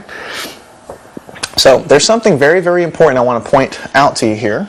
Now that we've looked at this a little bit, you might want to burn this in your head, okay, just to kind of keep it in your head. But notice the following. If I take the arc sine of 1, which, by the way, this is 1, so remember, I'm taking a number along this axis, I'm popping it into this arc sine function, and I'm going to get an angle back. One single angle is what I'm going to get. If I take this and I put it in my calculator, or you just look at the graph here, you can see the angle you're going to get back is pi over 2. Okay? So if I put an arc sine of +1, I'm going to get back an angle, the corresponding angle, which is pi over 2. Okay? That's what that's telling me. Okay? But also notice that if I put in the arc sine of 1, notice that an equally valid angle is -3 pi over 2. Because look, if I go over here and map it over here, -3 pi over 2 is an equally valid angle. And likewise, if I do the arc sine of 1, I can also get back 5 pi over 2. Okay, and you can see that if you just go ahead and take this onto its logical conclusion, you know, pi over 2, 2 pi over 2, 3 pi over 2, 4 pi over 2, 5 pi over 2. It ends up back up here, way over on this side. That's also corresponds to the value of 1. So you see what's happened here. We have a dilemma because a function, right, or some relation that we're going to be used here and useful in calculus, it's not very useful if you put the same number in and you get different values out. I mean, how would you program a computer to do that? Okay, I mean, literally, look at what we have here. We've taken a number 1, we've put it in our function, and we've shown via the graph that multiple values are valid, okay, as a result of that. So how would you program a computer to do that? What value do you pick? Okay, the answer is you can't really program a computer to do that. So if you put your calculator and you take the arc sine of 1, you will not get 3 values back. You will only get 1 back. You will only get this one, pi over 2. Okay, so you can see here by looking at it that multiple values are valid when you take the arc sine. So what we have to do in calculus, and what is done to kind of remove this ambiguity of what's the proper value to return, what we do in calculus is we just look at a certain part of this graph. Okay, so what we will do then is we will then look only at this part of the graph. Let me just draw a little circle kind of around it. Okay, and then the way you do it is you say, okay, look, we know the sine function goes on forever and ever. Okay, we know this. And we know that if we put a 1, if we look at the arc sine of anything up here, we know there's going to be multiple values spaced equally apart that is a valid angle that would satisfy that. But we also know that that's not very useful to have infinite answers to a problem. So what we're going to do when we define the arc sine function is we're going to define it only to return values in a certain range. And we're going to constrict that range to be right here. Okay? So you see, if you put -1 into the arc sine function, you would get negative pi over 2. Okay? You'll never get anything over here because we're going to define the arc sine function only to return values from negative pi over 2 to positive pi over 2. So any number you put in along this axis and take the arc sine of it, you will get values upon this curve corresponding to angles, okay? But you will never get anything over here and you will never get anything over here. And that is just simply a definition. It's nothing magical about it. It's just that the mathematicians that invented the arc sine function realized this, and they said, we can't have it returning a ton of different answers. We're going to constrict it to look in a certain range, and we're going to define it to only return values in this range. Okay? So, I don't think I need to write that down, but that is what we're doing. We're going to restrict it to do that. All right? So, for instance, Okay, just as a for instance, and I'm going to write a whole table over here to give you some help on all of the different trig functions. Okay, so for instance, arc sine of x is equal to y. This is the definition of the arc sine function. When you take the arc sine, you're taking the arc sine of a number between -1 and +1, and you're getting back an angle. And what you'll see in the book is it returns values of y that's -pi/2 to positive pi/2. Remember how to read this. Y is greater, reading it this way, greater than -pi/2, and y is less than positive pi/2. So what this just simply means is if you have -pi/2 here, and if you have positive pi/2 here, it's greater than -pi/2, so it's over here, and it's less than positive pi/2. So basically it only returns values in between here, which is just what we said. We're looking at that region of the graph between these points, and that's all it's going to ever return. So for the arc sine, we have shown with an example and talking through it that it's only going to be defined to return values in this range.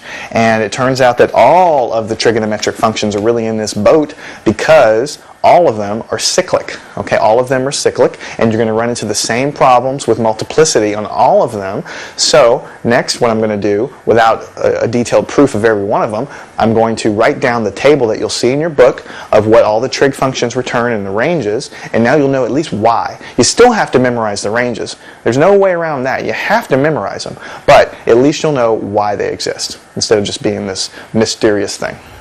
Okay, so here is a table of the inverse trig functions and the corresponding angles that they're going to return. So we've already talked about the inverse sine function. It takes a number n and it spits out an angle, and it returns an angle between -pi/2 and pi/2 inclusive. And remember, these are just definitions. These are things that the brilliant math guys before us defined to make these functions easy to use in calculus when you're taking derivatives and integrals. So these ranges here are just a range of angles like we talked about before with the sine, so that we can be guaranteed to get one single angle back given an input. Instead of getting a multiplicity of angles back, you have to cut it off somewhere. So this is the ranges that they've chosen, and it makes the math simpler as we go on by having these ranges.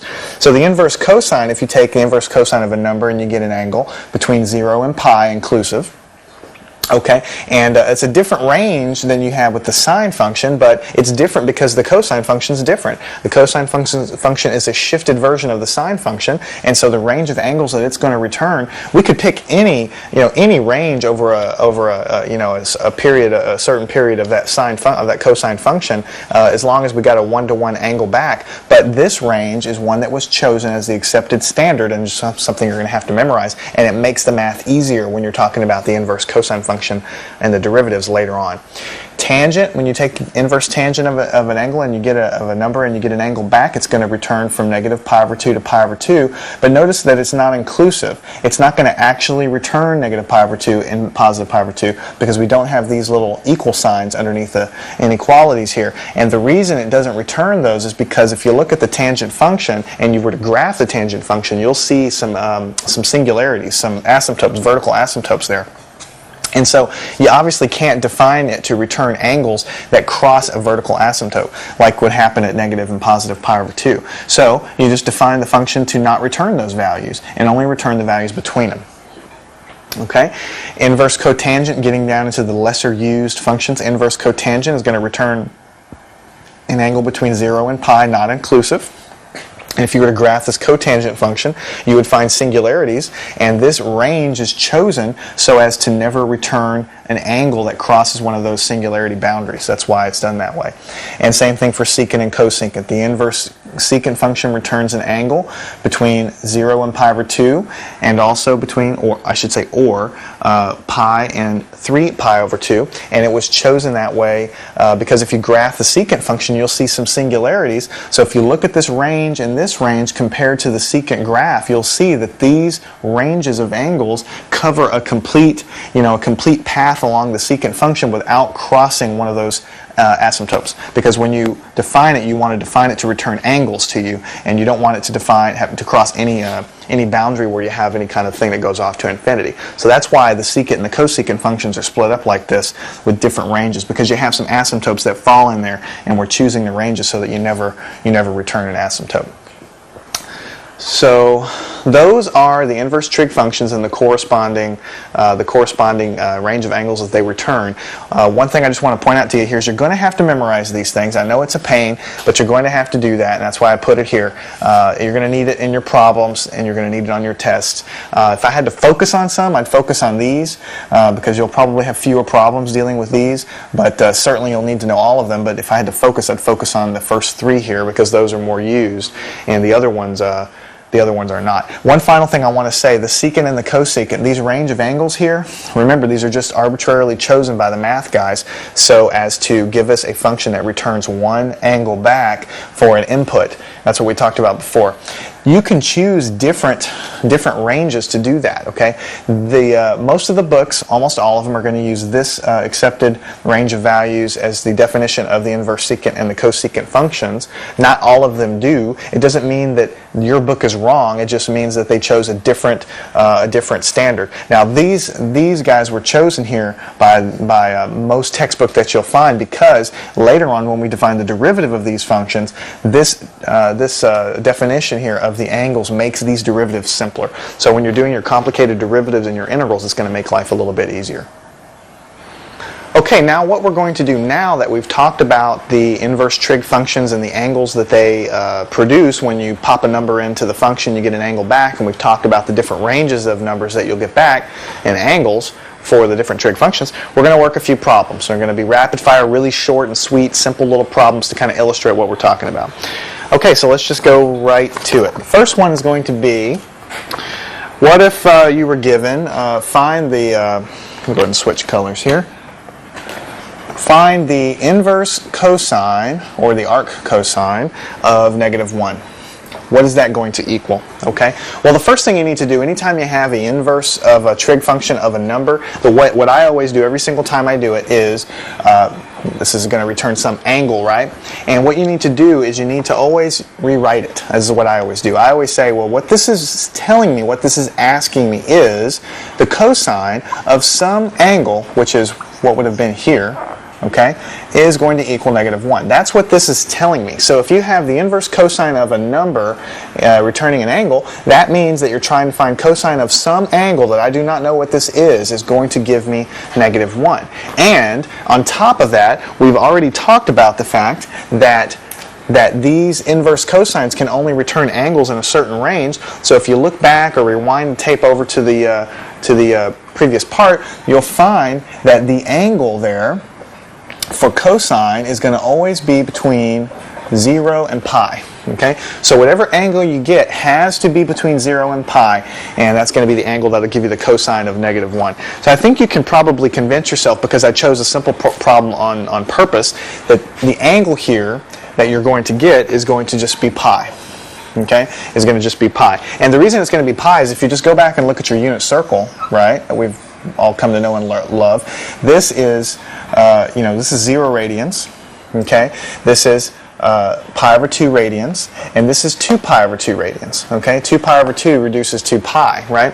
So over here at pi radians, okay, if I take the cosine of pi radians over here, and cosine is the projection of whatever line, my little line here that I'm moving around onto the x-axis, okay, then it's going to be projected over here to -1, because this is +1 and this is -1. So as I move my unit circle radius over here and get over to pi radians, okay, the projection to the x-axis is going to be -1. So that's why I said that the angle has to be pi, okay? If I just chose it over here, then that would give me +1. Cosine of 0 or cosine of 2 pi is +1. Well, that's not what we had. We had to make it equal to -1. So we knew we had to be over on this axis, and that's pi radians. Now, the thing you always have to do when you get an answer is you have to say, okay, I found an angle so that if I take the cosine of this angle, it gives me -1, But is this angle in the range of the angles that the math guy said that we defined? And the answer is yes. Pi falls between 0 and pi inclusive, because this inclusive sign here. So we're done. That's the answer to that question. We don't have to do anything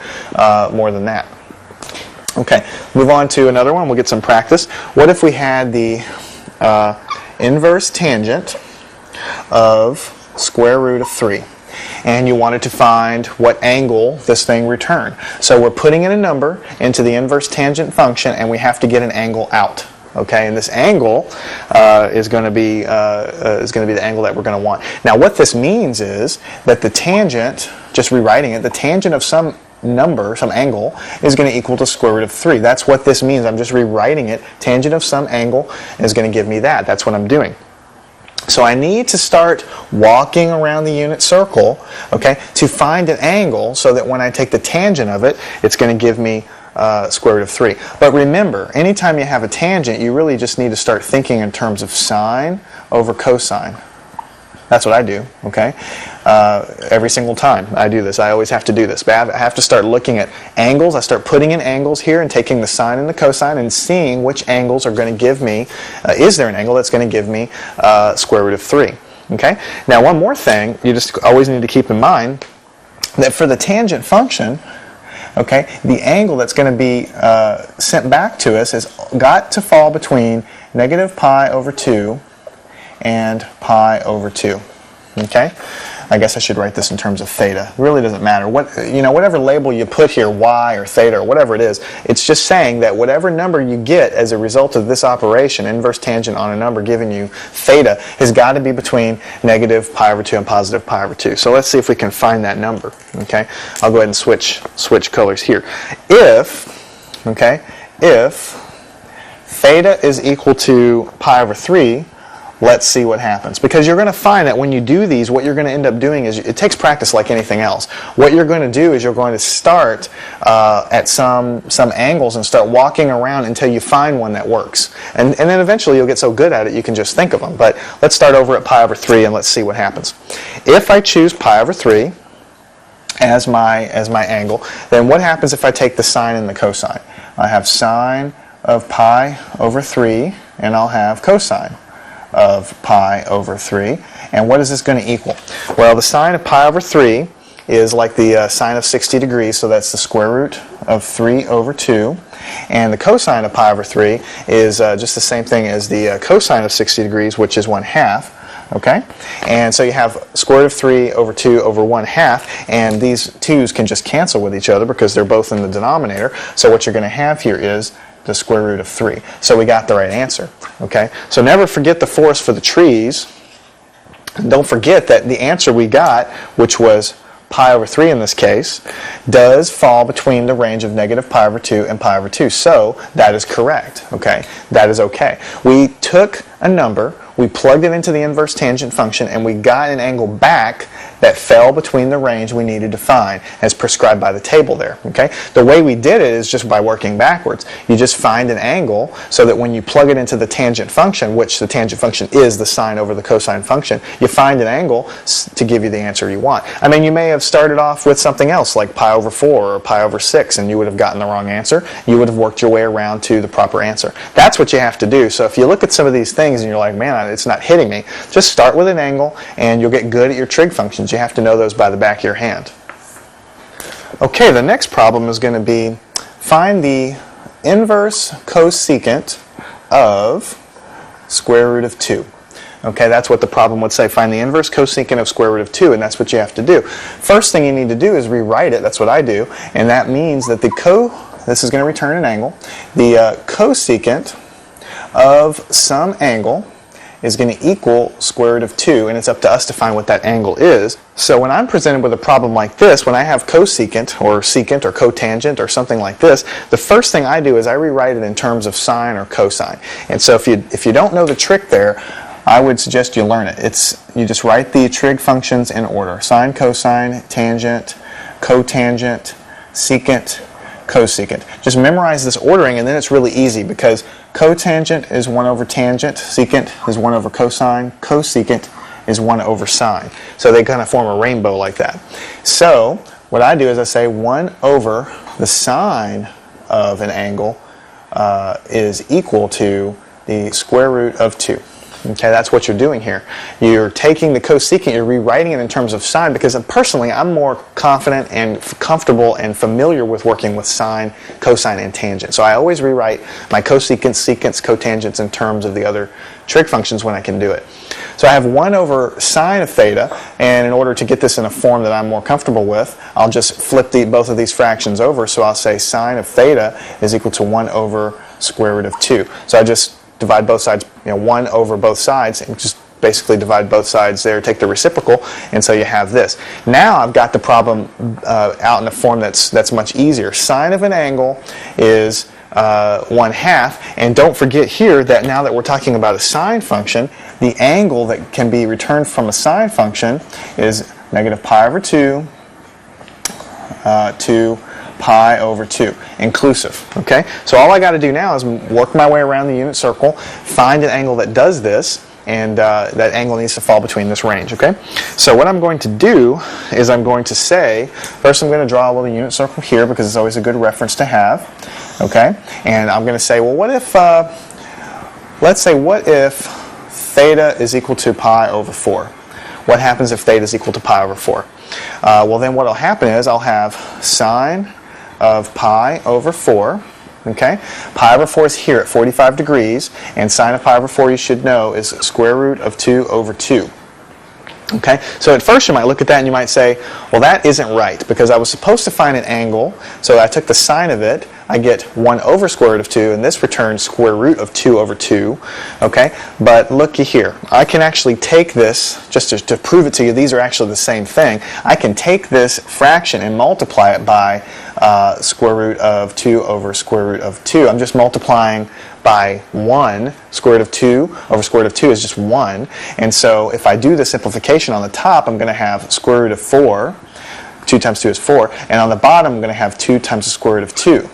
Okay, so on the top, square root of 4 is 2, and on the bottom is 2 times the square root of 2, and you can see right here the 2's cancel, so you have 1 over square root of 2.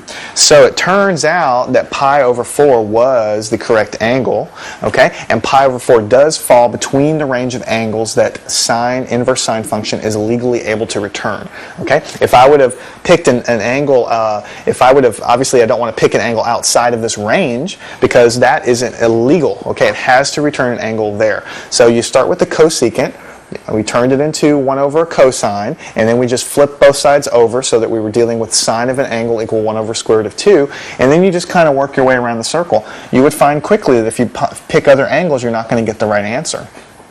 Okay, square root of pi over 4 here, we take the sine of it, we got square root of 2 over 2, and we showed by this multiplication exercise here, multiplying by root 2 over root 2, that it actually is the same thing as what the problem gave you. Okay? Okay, the next problem says cotangent inverse of negative square root of 3. So I'm taking the inverse cotangent, or the arc cotangent of negative square root of 3.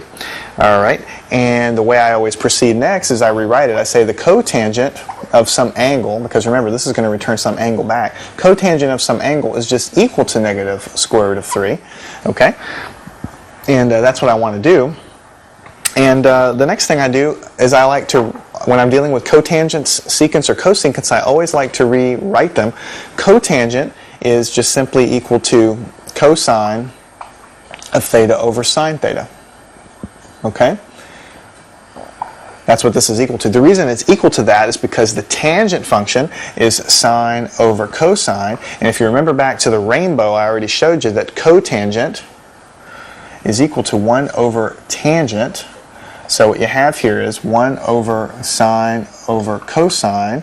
So you have cosine over sine. So really, to boil it down to you here, just something easy for you to remember. The tangent function is sine over cosine. The cotangent function is cosine over sine. That's really the thing you need to remember. Okay? So we wrote the cotangent function as cotangent over sine.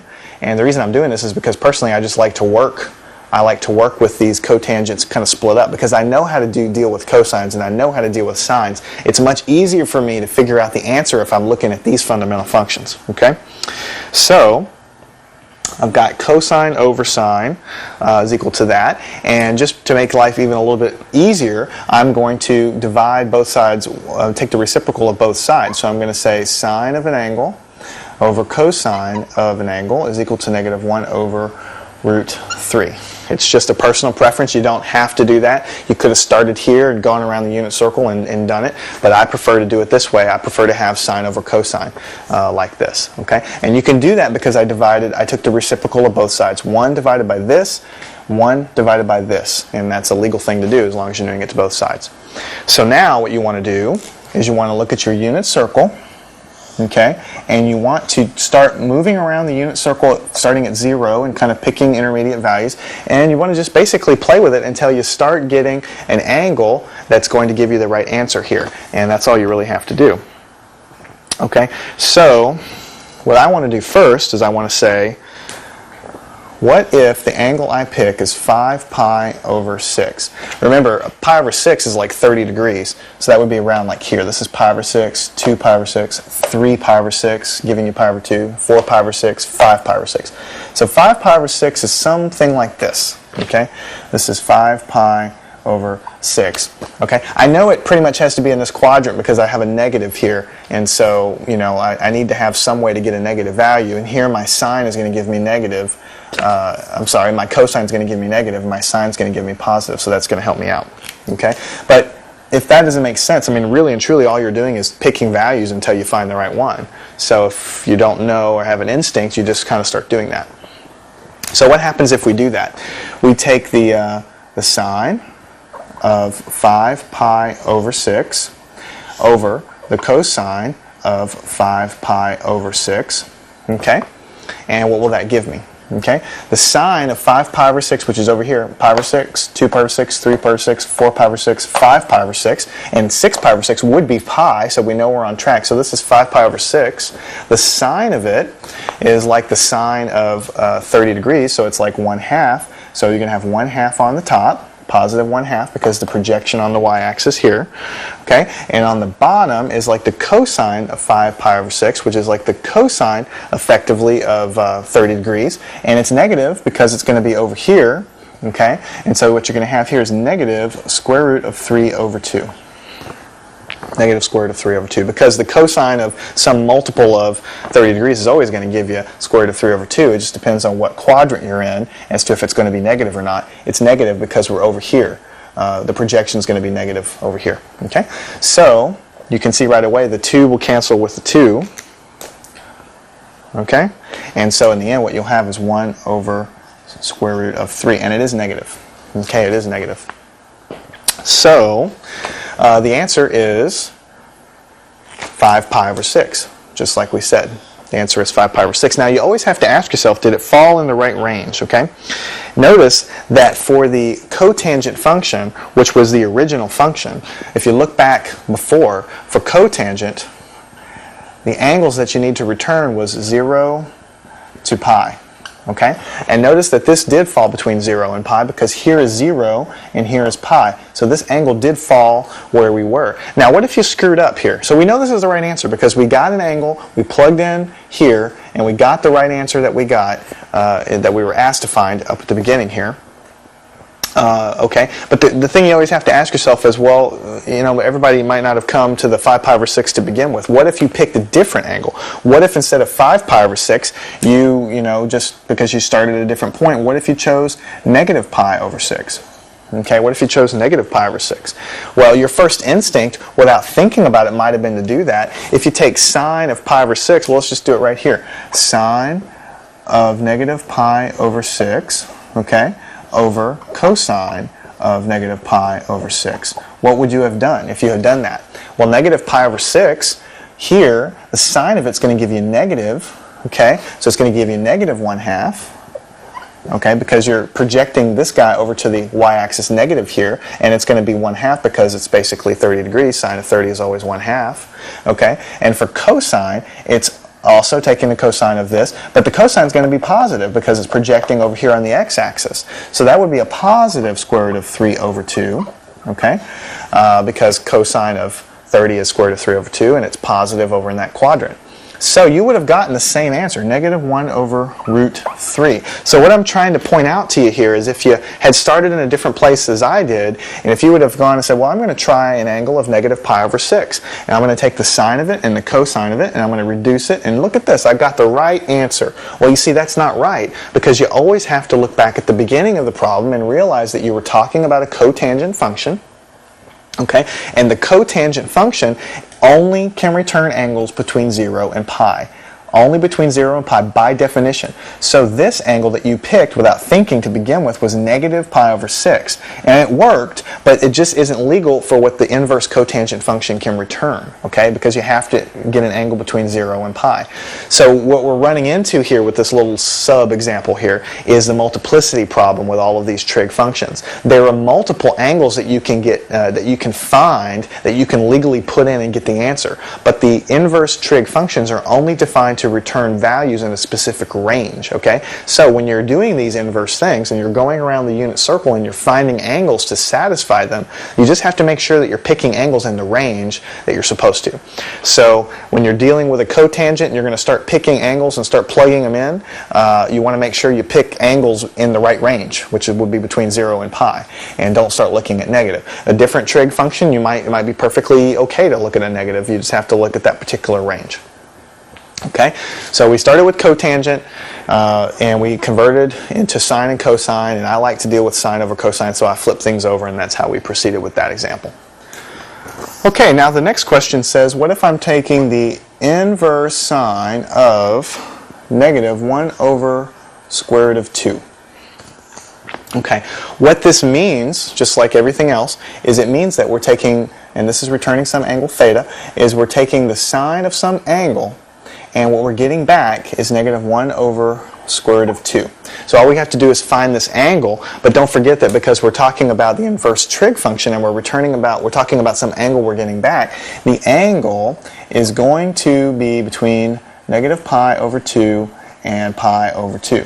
By definition. There's nothing magical, it's just the definition of it. So when you're picking your angles to see if it satisfies, you have to make sure you pick them between this range because we're talking about sine. Okay? So you have a unit circle here.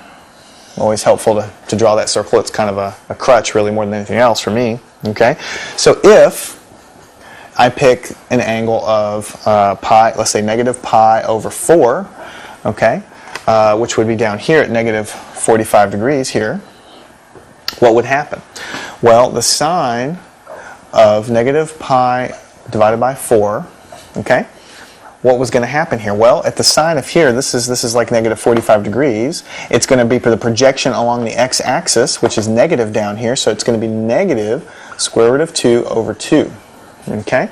Negative square root of 2 over 2. Now that looks different than what we started out with, but I think you remember from one of the other problems, it really is exactly the same thing, because I can take square root of 2 over 2 and I can multiply it by the fraction square root of 2 over square root of 2. I'm just proving to you that these are in fact the same thing.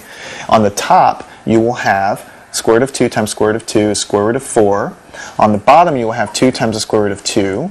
Okay? On the top you'll have negative 2, root 4 is 2, and on the bottom you'll have 2 square root of 2, and these will cancel, so you'll just have the negative 1 over square root of 2. I'm just showing you that they're in fact the same thing.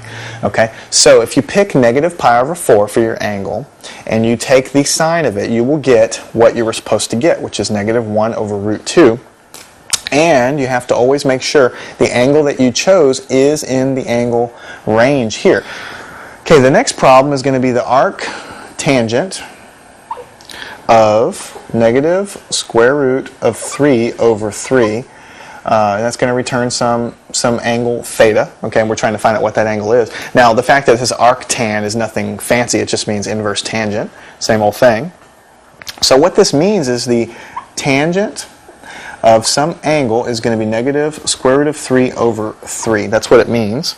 And when you look at the tangent function and what the range of angles that it's legally able to return, we said that it's going to return, if you look back at the other thing, something between negative pi over 2 and pi over 2.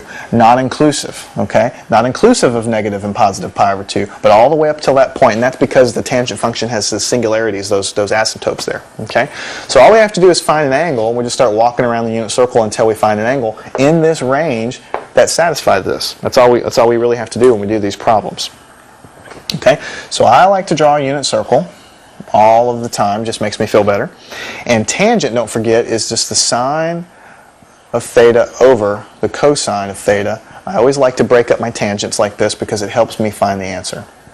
Negative square root of 3 over 3. So what happens if I pick an angle, let's say if theta is equal to negative pi over 6. Let's see what happens. Let's see what happens. Well, then I would have sine of negative pi over 6 over the cosine of negative pi over 6. Okay, and what would that do for me? Well, pi over 6 is like 30 degrees, and it's negative, so it's like negative 30 degrees. So that is where your angle is at negative pi divided by 6, roughly. That's roughly 30 degrees, okay? So the sine of this negative down here is also going to give you negative because that's projecting along the x-axis, and sine of 30 is 1/2, so it's going to be negative 1/2 on the top. And on the bottom, it's the cosine of the same angle.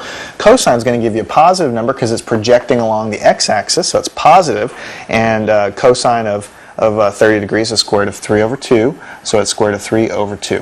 Okay, that's going to give you that, and then this is going to cancel with this. The 2's are going to cancel because they're both in the denominator. So you're going to have negative 1 over square root of 3. Okay?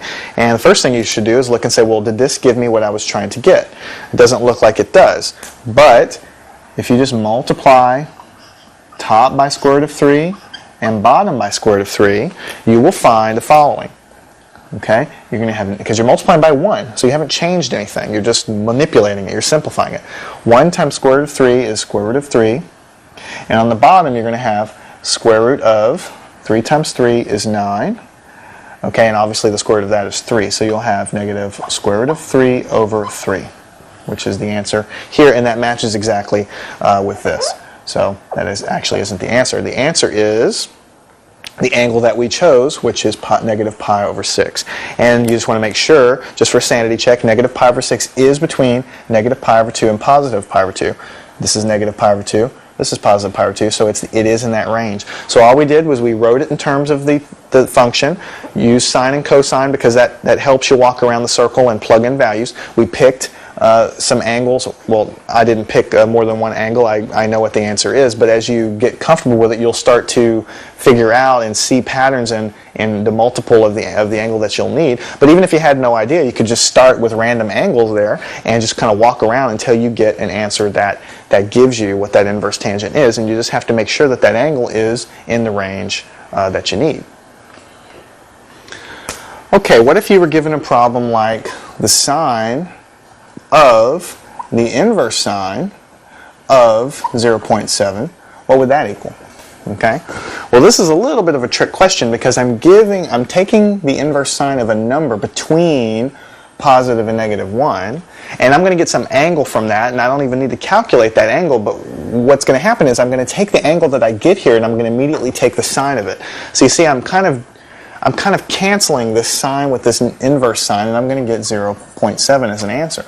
You can just sort of write that down because whatever this is, I'm going to take the inverse sine of it. I'm going to get an angle. I'm going to get an angle between positive negative pi over 2 from our chart over there, okay, from our definition, and then I'm going to take whatever angle that is and I'm going to turn around and take the sine of it, so I'm going to convert it right back into a number, and I'm going to get 0.7. That's kind of a no-brainer. You can write those down pretty quick.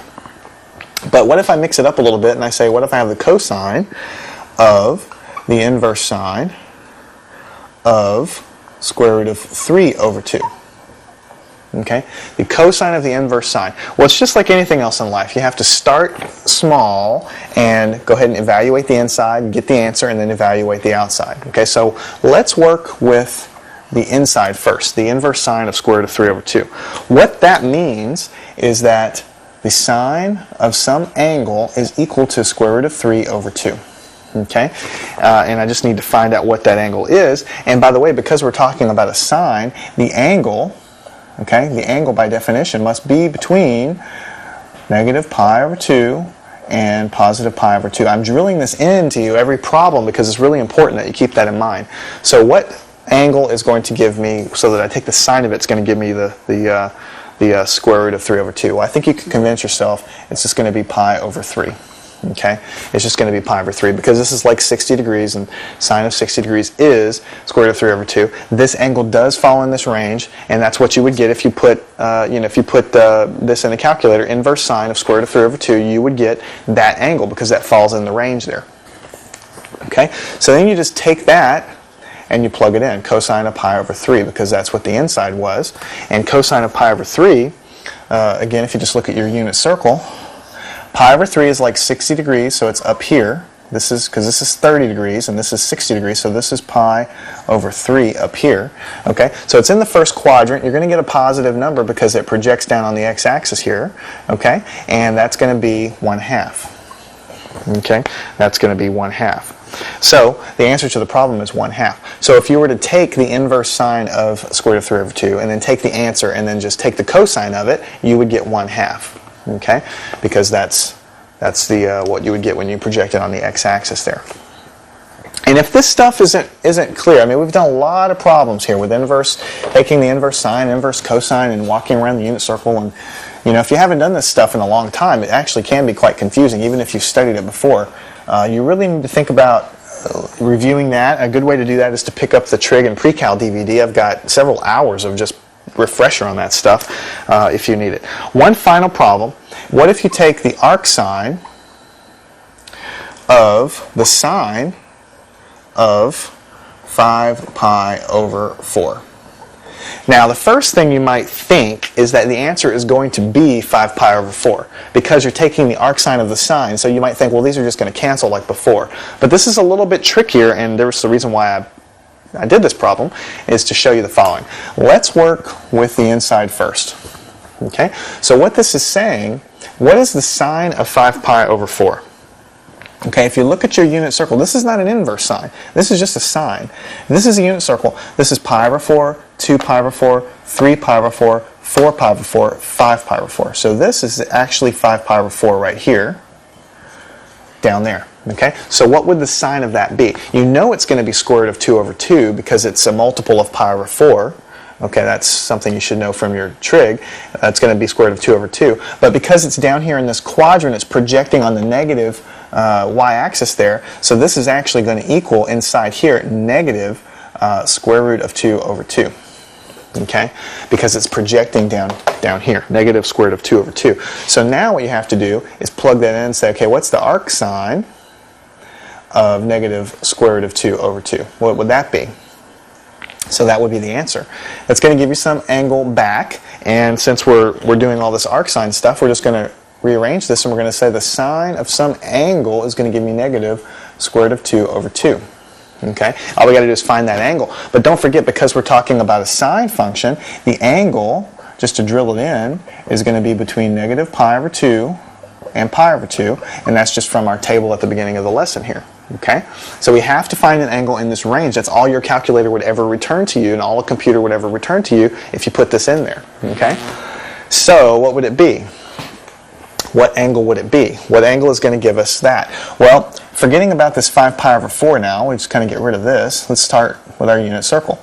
If we start with, and by the way, we know it's going to be a multiple of pi over 4 because we're getting a square root of 2 over 2 out.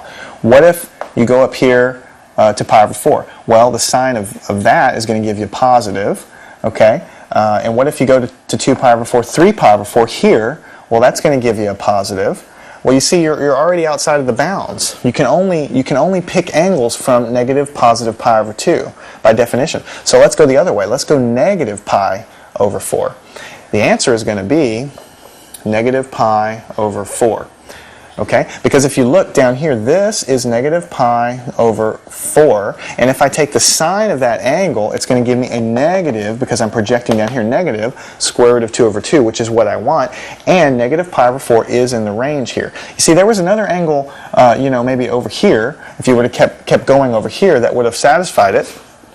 But that's too far, because you can only pick angles between negative positive pi over 2, because you're dealing with the inverse sine. So The reason I did this problem is because at first glance you might think arcsine of a sine of an angle is just they're going to kind of cancel and you're going to get this back.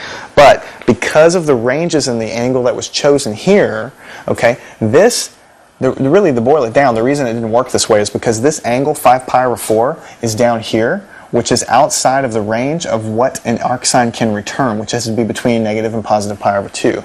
So when you take the sine of it, you map this thing back over here, and then when you take the arcsine of that answer, it's going to basically map it over into one of these quadrants over here. So because of that, you're not going to get the same angle back. The moral of the story is when you're taking arcsine of a sine or sine of an arcsine or something, you just work with the middle and do it one step at a time. In this case, we took the sine of the angle, we made sure we got the right answer there, and then when we did the arcsine, we just made sure that the angle that was returned, that we picked, was inside of the range of angles that are legal for an arcsine.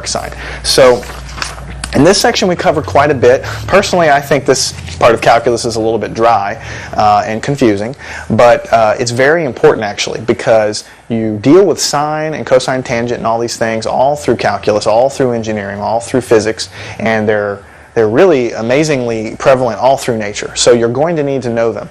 When you start talking about the inverses, okay, you just need to be aware of what range of angles the inverses can return, because from the very beginning of the class I showed you that because these sine and cosine functions go on and on forever and repeat themselves, for a given input, they can return many, many outputs. So in order to prevent that ambiguity from coming up in your math, you have to pick a range of angles that it's going to return kind of over one path here.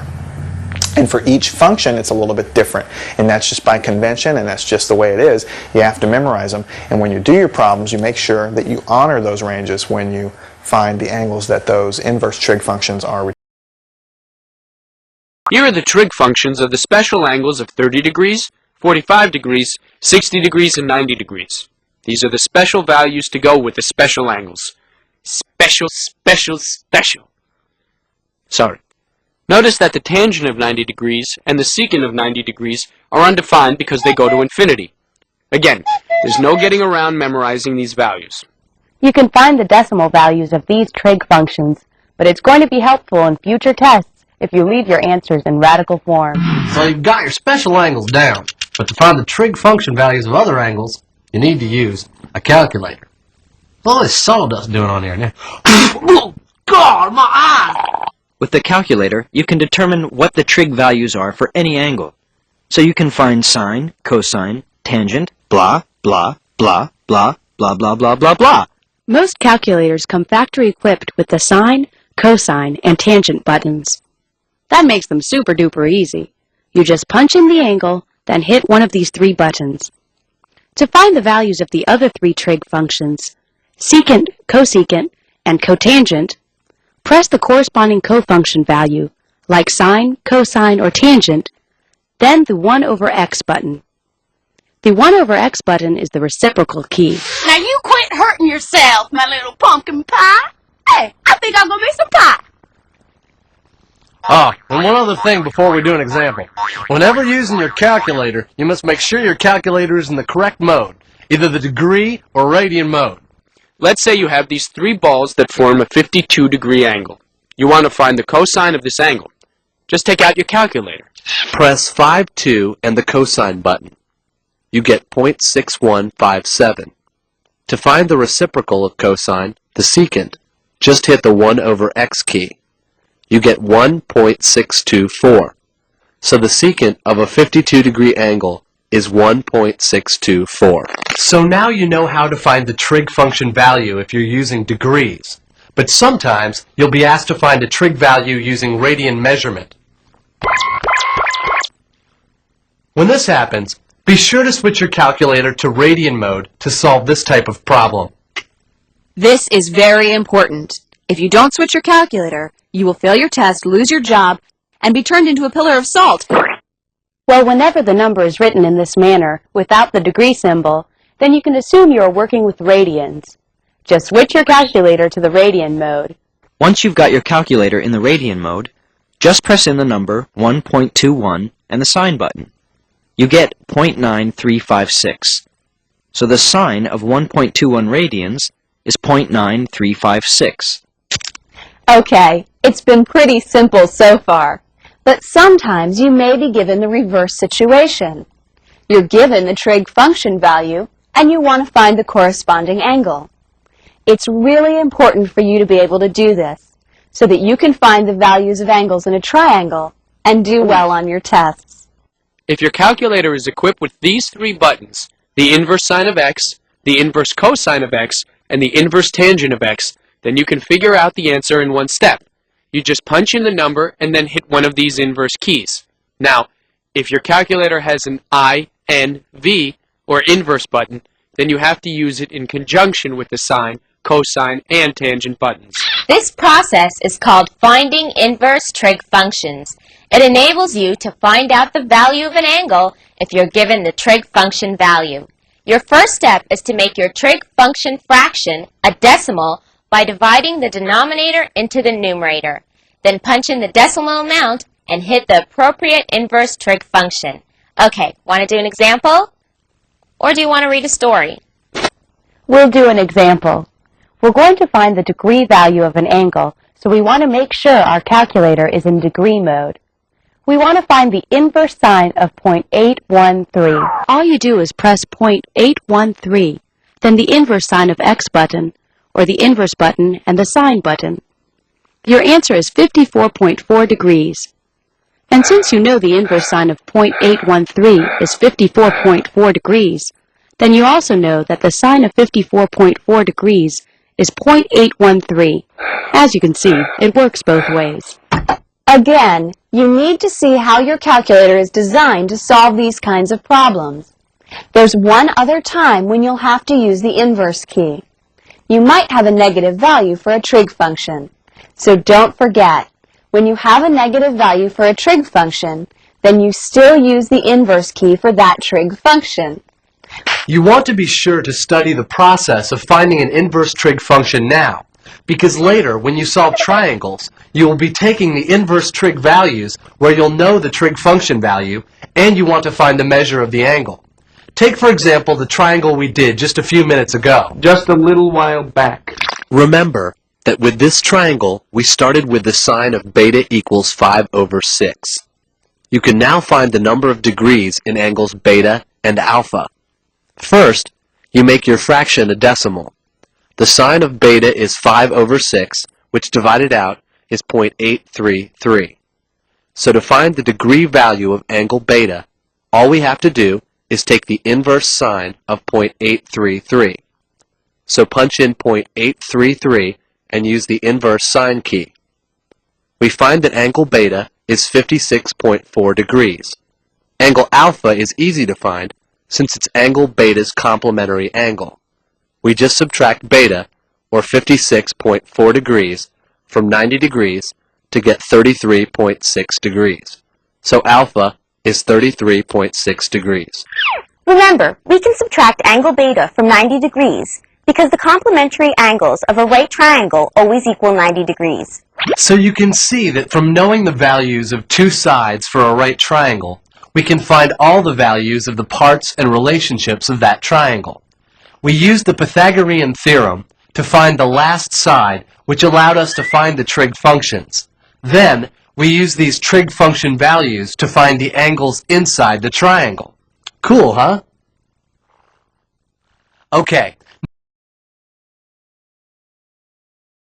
Joining me are Robert and Daryl. So before we actually get into some equations, let's review some of those rules. Sure. Okay, so on the board here, I've written them down. The first rule is that left side equals the right side. The second thing that we always learned was to do the same thing to both sides of your equations, both sides of the equal sign. The third one is that you can always verify your solution, so you do a check, whatever method you want. And the fourth one is solutions are called roots. Now when we deal with trigonometric equations, one of the first things that we want to do is isolate the ratio. You want to solve for theta, and then you need to look at your domain and incorporate that into your solution. So you'll notice, Daryl, in the question behind you, your domain goes from 0 to 2 pi, so it's in radians. Mm-hmm. And Robert, your domain is from 0 to 360 degrees. Mm-hmm. So look at that when you solve. Okay, so keep these ideas in mind, and let's get the solution for these equations. Sure. Okay? All right, and Daryl, as you go, maybe you can explain them to us. Sure. What you're doing. Okay, well, the first thing I'm going to want to do is isolate my ratio. So I'm going to divide off the 2. So divide both sides by 2. Yeah. Right. And you get root 3 over 2. Good. And I think, okay, now what angle could that be? What could theta be? And when I know my special triangle, I know that that's pi over 3. Good. So I set theta is equal to pi over 3. Right. Now I look at this and I know it's positive, and I know a sine function is positive in quadrants 1 and 2. Good. So my solution set would have the first one, this is the quadrant 1 solution, and my next one in quadrant 2 would be 2 pi over 3. Good. And how did you get that? I did pi minus pi over 3. Perfect. Okay. Good. Okay, and now when I want to check for something like this, I set up my check, say left side, right side, and I look back up top to my original equation up here, and I know it's 2 times the sine of the angle. So I go back down and I do 2 times sine, and we know our angle is pi over 3. Good. Okay, I know this side has to be root 3. Right. Okay, now when I think about what is sine pi over 3, like we found up a little higher, we found that theta equals, sine theta is equal to root 3 over 2. Right. Okay, so I say 2 times root 3 over 2, and then my 2's cancel, Right. and now I'm left with root 3, and I have the left side is equal to the right side. Perfect. Very good. And you do the proof for 2 pi over 3 exactly the same way. Yeah. Great. Okay, Robert, let's explain to everybody how you did your solution. All right, my original question was cos theta minus 1 is equal to 0. And we're told the domain is 0 degrees and up to 360, not including 360. No. Right. Okay. So the first thing I did was rewrote my equation and added 1 to each side, so I'd have it equaling to 1, so cos theta equals 1. Right. And I solved for that, and I got theta equaling 0 degrees. Good. I was about to put 360 on there, but there's no equal sign here, so I can't include 360. Right, so we only have one solution here. Yeah. Perfect. And now I got left side equals, is like I got the left side and the right side. Right. So I put my cos theta minus 1 here, my 0 there. Okay. So cos of 0 degrees minus 1. So I got cos of 0 equals 1, so 1 minus 1 equals 0. Good. We find that these match up, and so left side equals right side. Great. So these are just some simple equations that we've solved. What we're going to do now is go to Sheena, and she's going to show us axis at pi over 3, pi, and 5 pi over 3 radians. These are precisely the roots of the equation. A short time ago, Sheena solved some trigonometric equations using algebra. We also looked at how to solve a trig equation using a system of equations. There's yet another way to solve a trig equation, but Siobhan, I'd like you to tell me what you think that method is. Okay. And I don't want you to be swayed by the fact that we have a computer here with the graphing program already booted up. Don't let that persuade you at all. You tell me honestly what you think the best method is. We're going to look at a couple of the equations that Sheena solved earlier. The first one being 4 sine squared of 2 theta equals 3 with the domain 0 less than or equal to theta less than or equal to 2 pi. Now notice they usually write it as less than 2 pi is what you usually see. This also includes the point 2 pi. Okay. And we have her solution set to compare. Right. All right, now what do you think the method is we can use? Probably graphing. You know what? That sounds like a great method, but we have a problem. The computer will not allow us to enter the equation in this form. Okay, so we could get it to equal to y. All right, show me what you mean. Okay, well first I'll let it set it to 0. So 4 sine squared of 2 theta minus 3 equals 0. All right, so you've just overloaded the left side of the equation. Yeah, and then let that equal y. So y equals 4 sine squared of 2 theta minus 3. All right, so now you have a function that corresponds to the equation. Right. All right, now I had a feeling you might suggest this, so I've already entered this function on the computer. Okay. I did have to change a couple of things, though. You'll note that I've used x in place of theta, and also to square sine of 2x, I used brackets. And that was just some details of the way this program works. We can still graph it. There's the graph there. And we can now take a look at any point along the graph. Okay. And this tells us the coordinates. Now you went right away to the first x-intercept. Why did you do that? Because the x-intercepts are the zeros of the function, which are equal to the roots of the equation. Exactly right. And we can see here that the coordinates are x equals 0.5236 when y is equal to 0. Now Sheena found the first solution to be pi over 6. Is that the same? Well, we could figure it out on the calculator to see if they are. Okay. So we'll go pi divided by 6 equals 0.5235987. Which would round off, when we round it to 4 decimals, would be the same, wouldn't it? Yeah. Okay, now she also found that there were 8 solutions. Do we have 8 solutions showing here? Well, this is 2 pi here. Right, 6.28. So there's 1, 2, 3, 4, 5, 6, 7, 8 solutions on the graph. Okay, the 8 x-intercepts would correspond to the 8 solutions. Great, let's try the other equation that Sheena solved earlier. Okay. Now, this time, tell me exactly, step by step, what we need to do. Okay, first I'm going to let it equal to 0. Okay. So we get 2 sine theta cos theta plus 1 equals 0, just by moving it over. All right, so you've set it equal to 0. Yeah, and then we'll let y equal 2 sine theta cos theta plus 1. Okay, let me enter that here.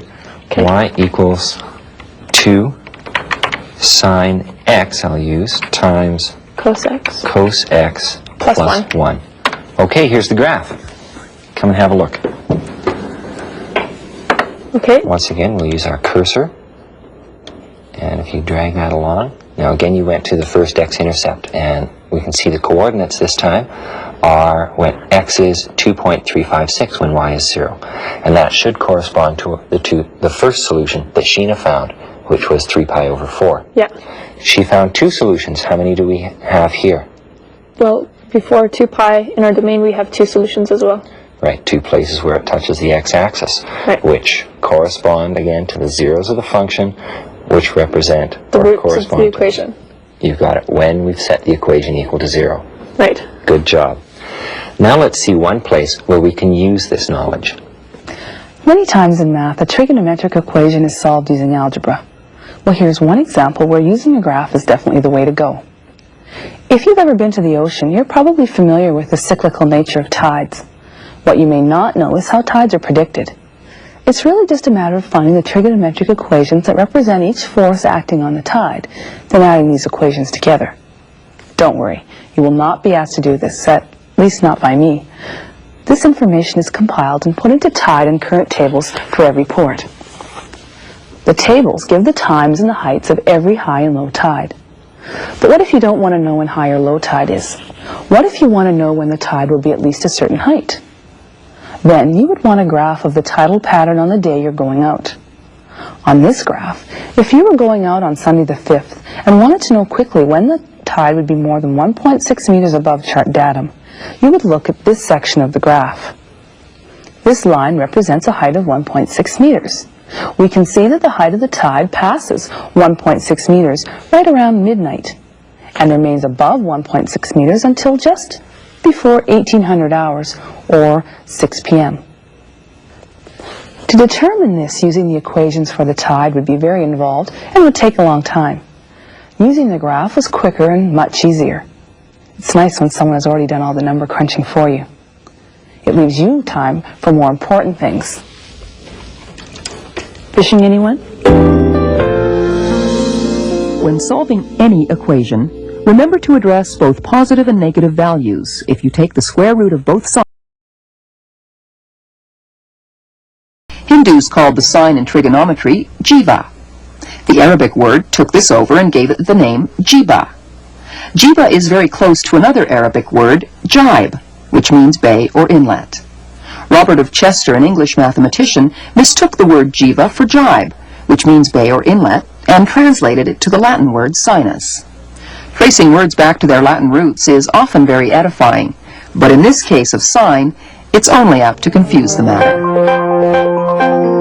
I have Daryl and Robert here to help solve some slightly more difficult equations, which are of degree 2. First thing we're going to look at is an equation that I've already worked through. it reads 2 sine squared theta minus 5 sine theta minus 3 is equal to 0, and the domain is 0 is less than or equal to theta is less than or equal to 360 degrees. First thing I did was some substitution. I said that sine theta is equal to a. That allows me to substitute a in for sine theta, giving me 2a squared minus 5a minus 3 is equal to 0. That's a quadratic equation that I can factor into 2a plus 1 times a minus 3 is equal to 0. Substituting sine theta back in now, I get 2 sine theta plus 1 times sine theta minus 3 is equal to 0. That gives me, if I applied the 0 property, sine theta is equal to negative 1/2 and sine theta is equal to 3. Now, Daryl, I put right here right away that sine theta equals 3 was extraneous solution. Why have I done that? It's too big. And how is it too big? Sine ratio can't be bigger than 1. Right. Sine theta has a maximum of 1, minimum of negative 1. But sine theta is equal to negative 1/2 gives me sine theta reference angle. So the reference angle here is positive 1/2. I've left out the negative so that I can use this with my calculator. The theta reference then is 30 degrees.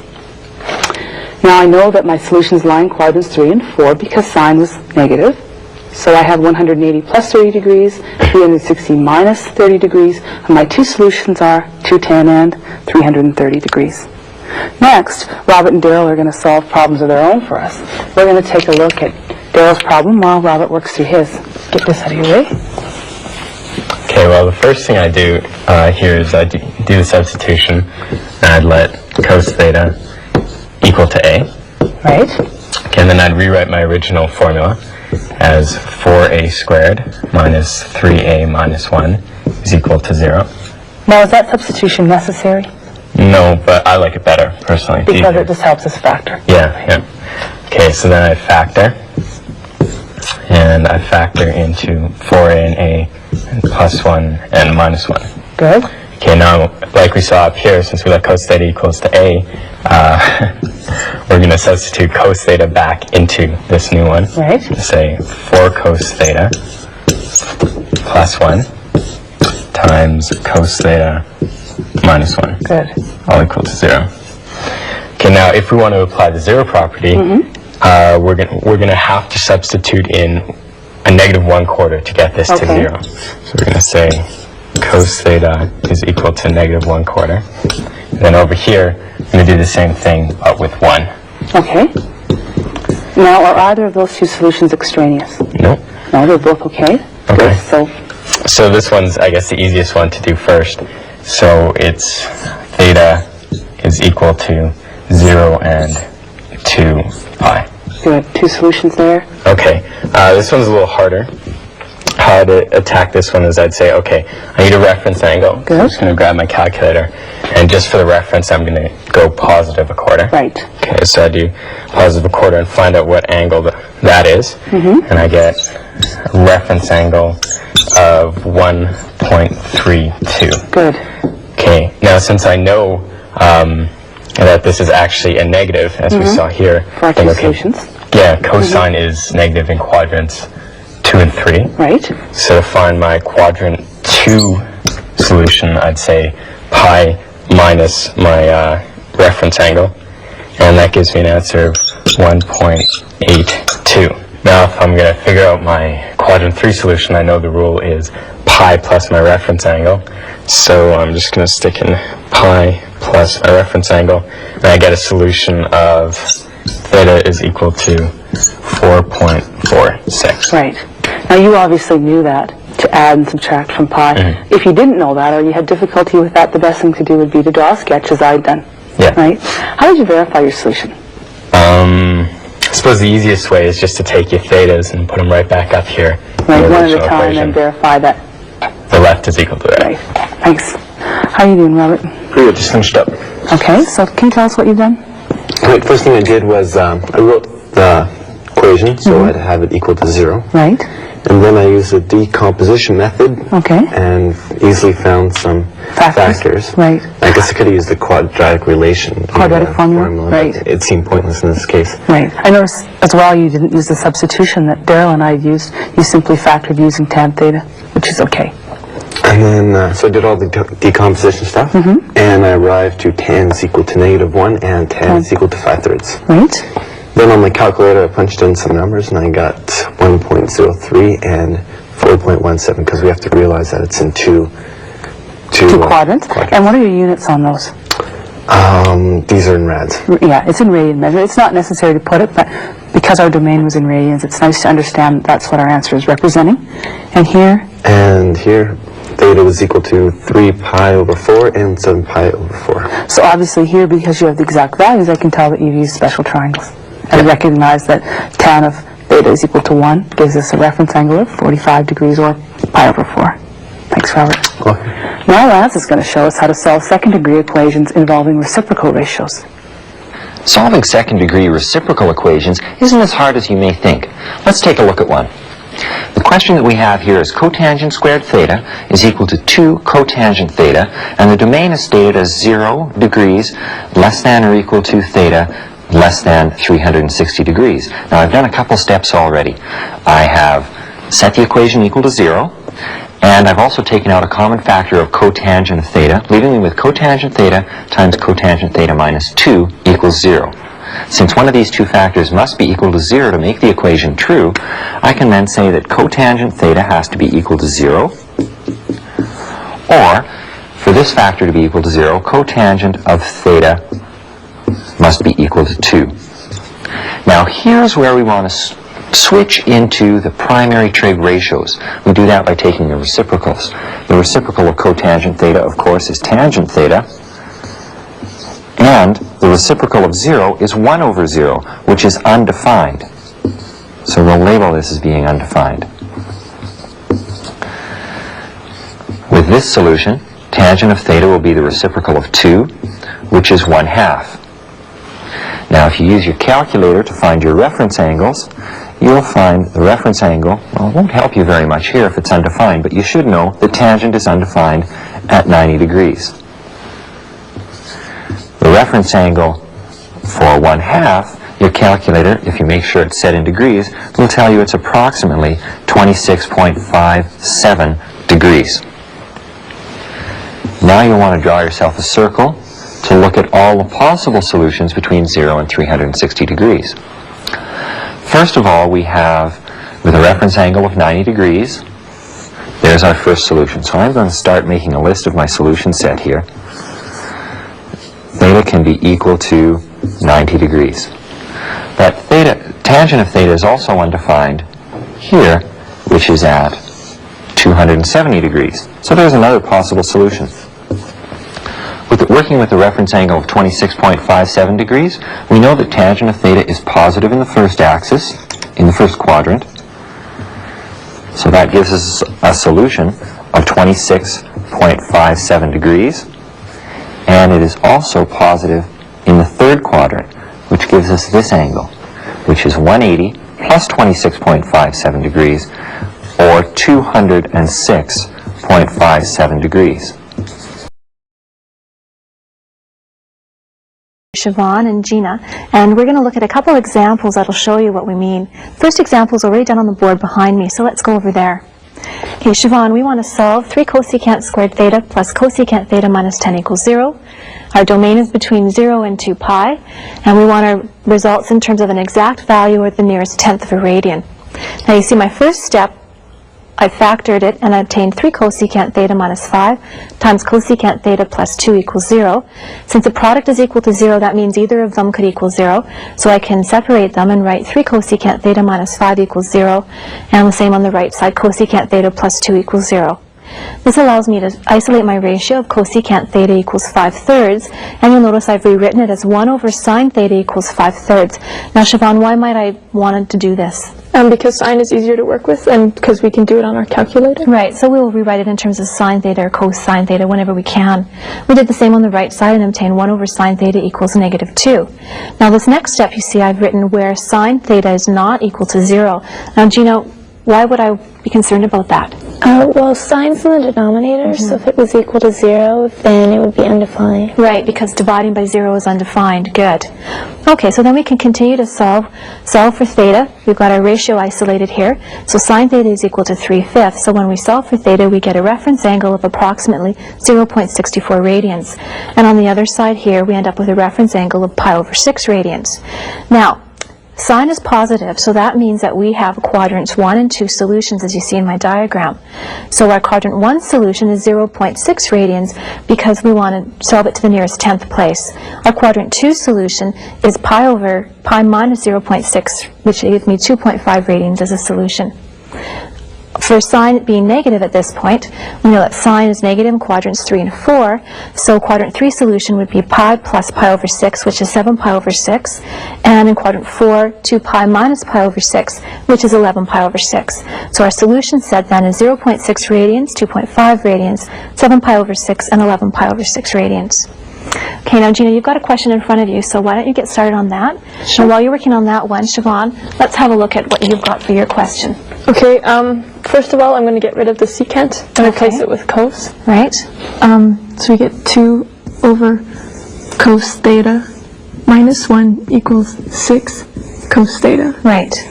And now I'm going to multiply by cos to get the cos theta out of the denominator. Right. Okay, so then 2 minus cos theta equals 6 cos squared theta. Good. And I'm going to bring it all to one side. Okay. Which will come out as 6 cos squared theta plus cos theta minus 2 equals 0. Good. Now why did you isolate it all to one side? Because now that we have a quadratic equation, we can factor it to solve for cos theta. Great. Okay, I'm going to leave you with that point so you can factor and get a solution. And let's go take a look at how Gina's doing. Okay, Gina, how are you doing? I'm doing good. You almost done? Yep, almost. Okay, well, why don't you explain what you've done so far? Sure. Up to that point. I took out the greatest common factor of 2 sine theta. Right. And then because both, when you multiply them, they equal 0. So both factors, right? Yeah, they can both equal 0. Okay.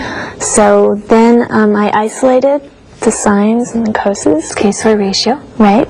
And now I'm just solving for theta. Okay. Okay, so I'm just using the quadrantal angles right now. Okay. So because it's in rads, I'm solving in rads. Good. Okay. So that's 0. Okay, so we want to know when sine theta equals 0. Right. So it's here. It's at 0 rads. Right. At pi rads.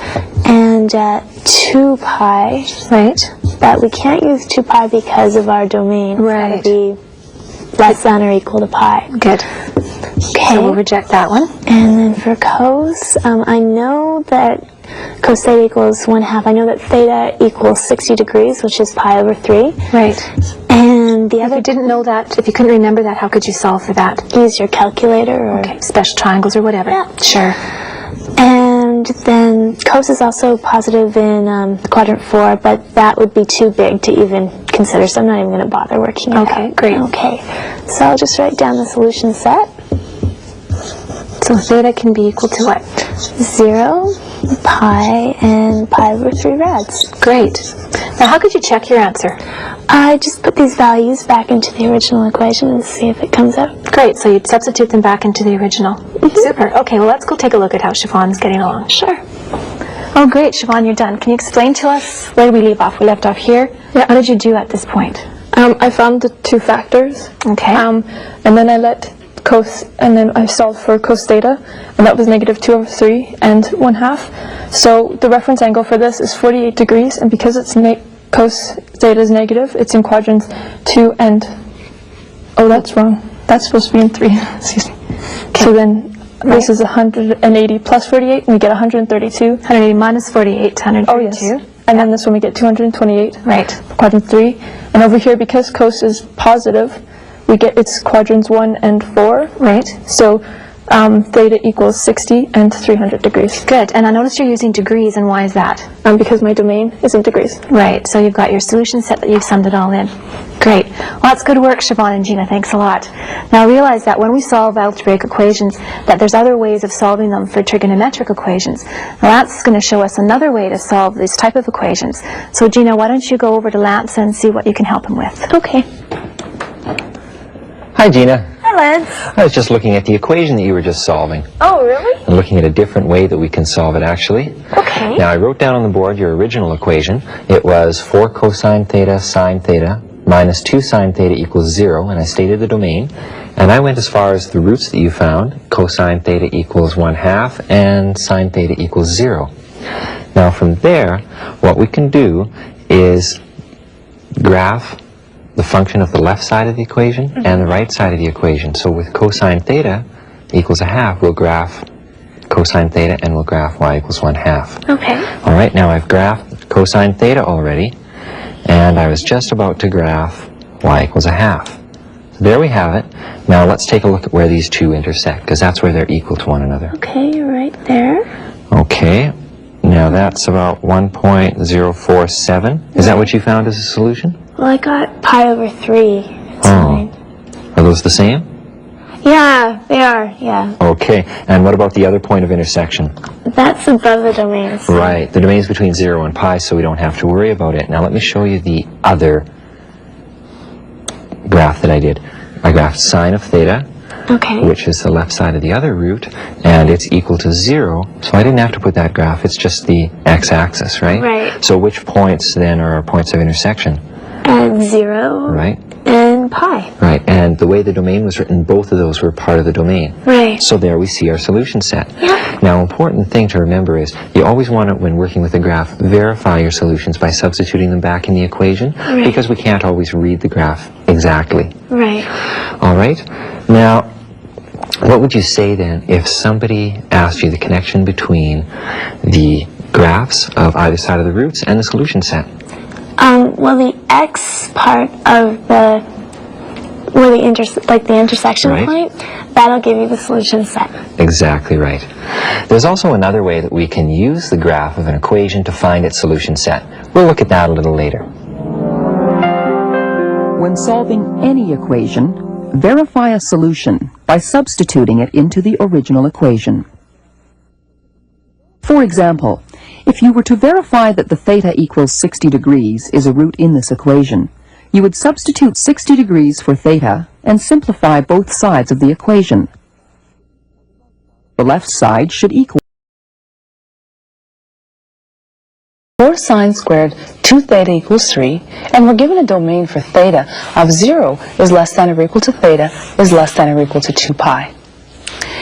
If we divide both sides of this equation by 4, we get sine squared 2 theta is equal to 3 over 4. If we take the square root of both sides of the equation, we get the sine of 2 theta is equal to plus or minus the square root of 3 over 2. Our calculator, or special triangles then, tells us that the reference angle for 2 theta is equal to pi over 3. But remember, we're not being asked to solve for 2 theta, we're being asked to solve for theta. We can solve for 2 theta as long as we remember to adjust our domain. By that I mean, when we multiply theta by 2 to get 2 theta, we also need to multiply the other two endpoints of our domain by 2 as well, giving us a new domain of 0 is less than or equal to 2 theta is less than or equal to 4 pi. We can also substitute alpha in for 2 theta to further simplify our calculations. Alpha, reference then, is equal to pi over 3. If we look at the sketch of y equals sine alpha between 0 and 4 pi, because that's our domain for alpha as well, we see that for a value of plus or minus root 3 over 2, we get a total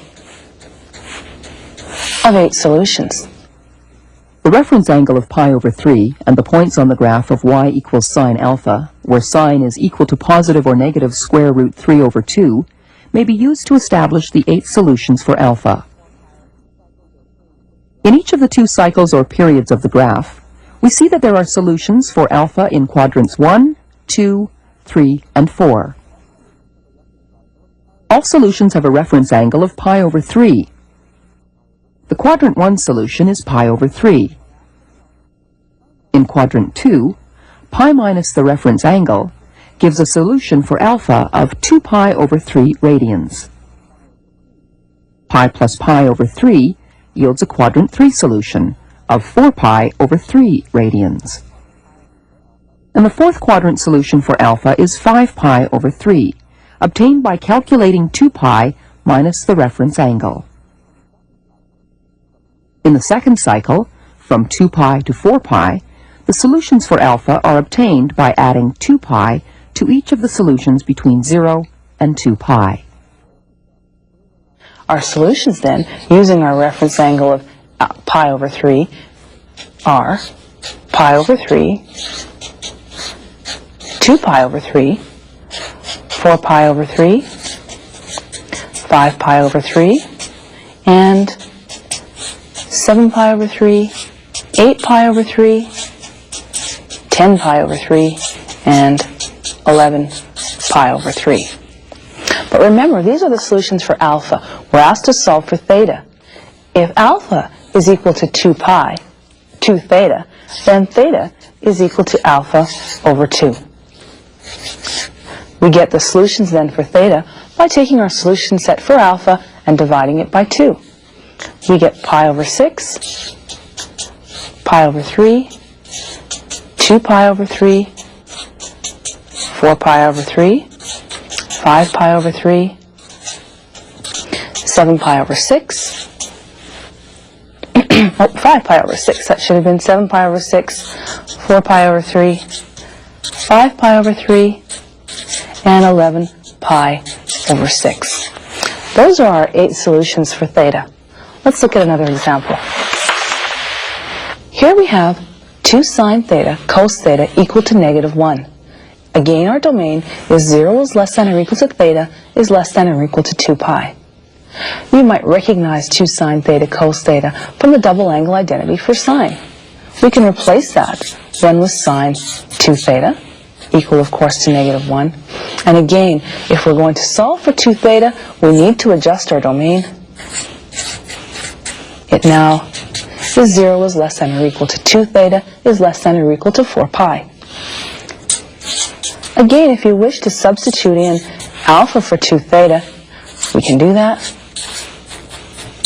The sine of alpha is equal to -1. Of course, our domain reflects that. Alpha lies between 0 and 4 pi inclusive.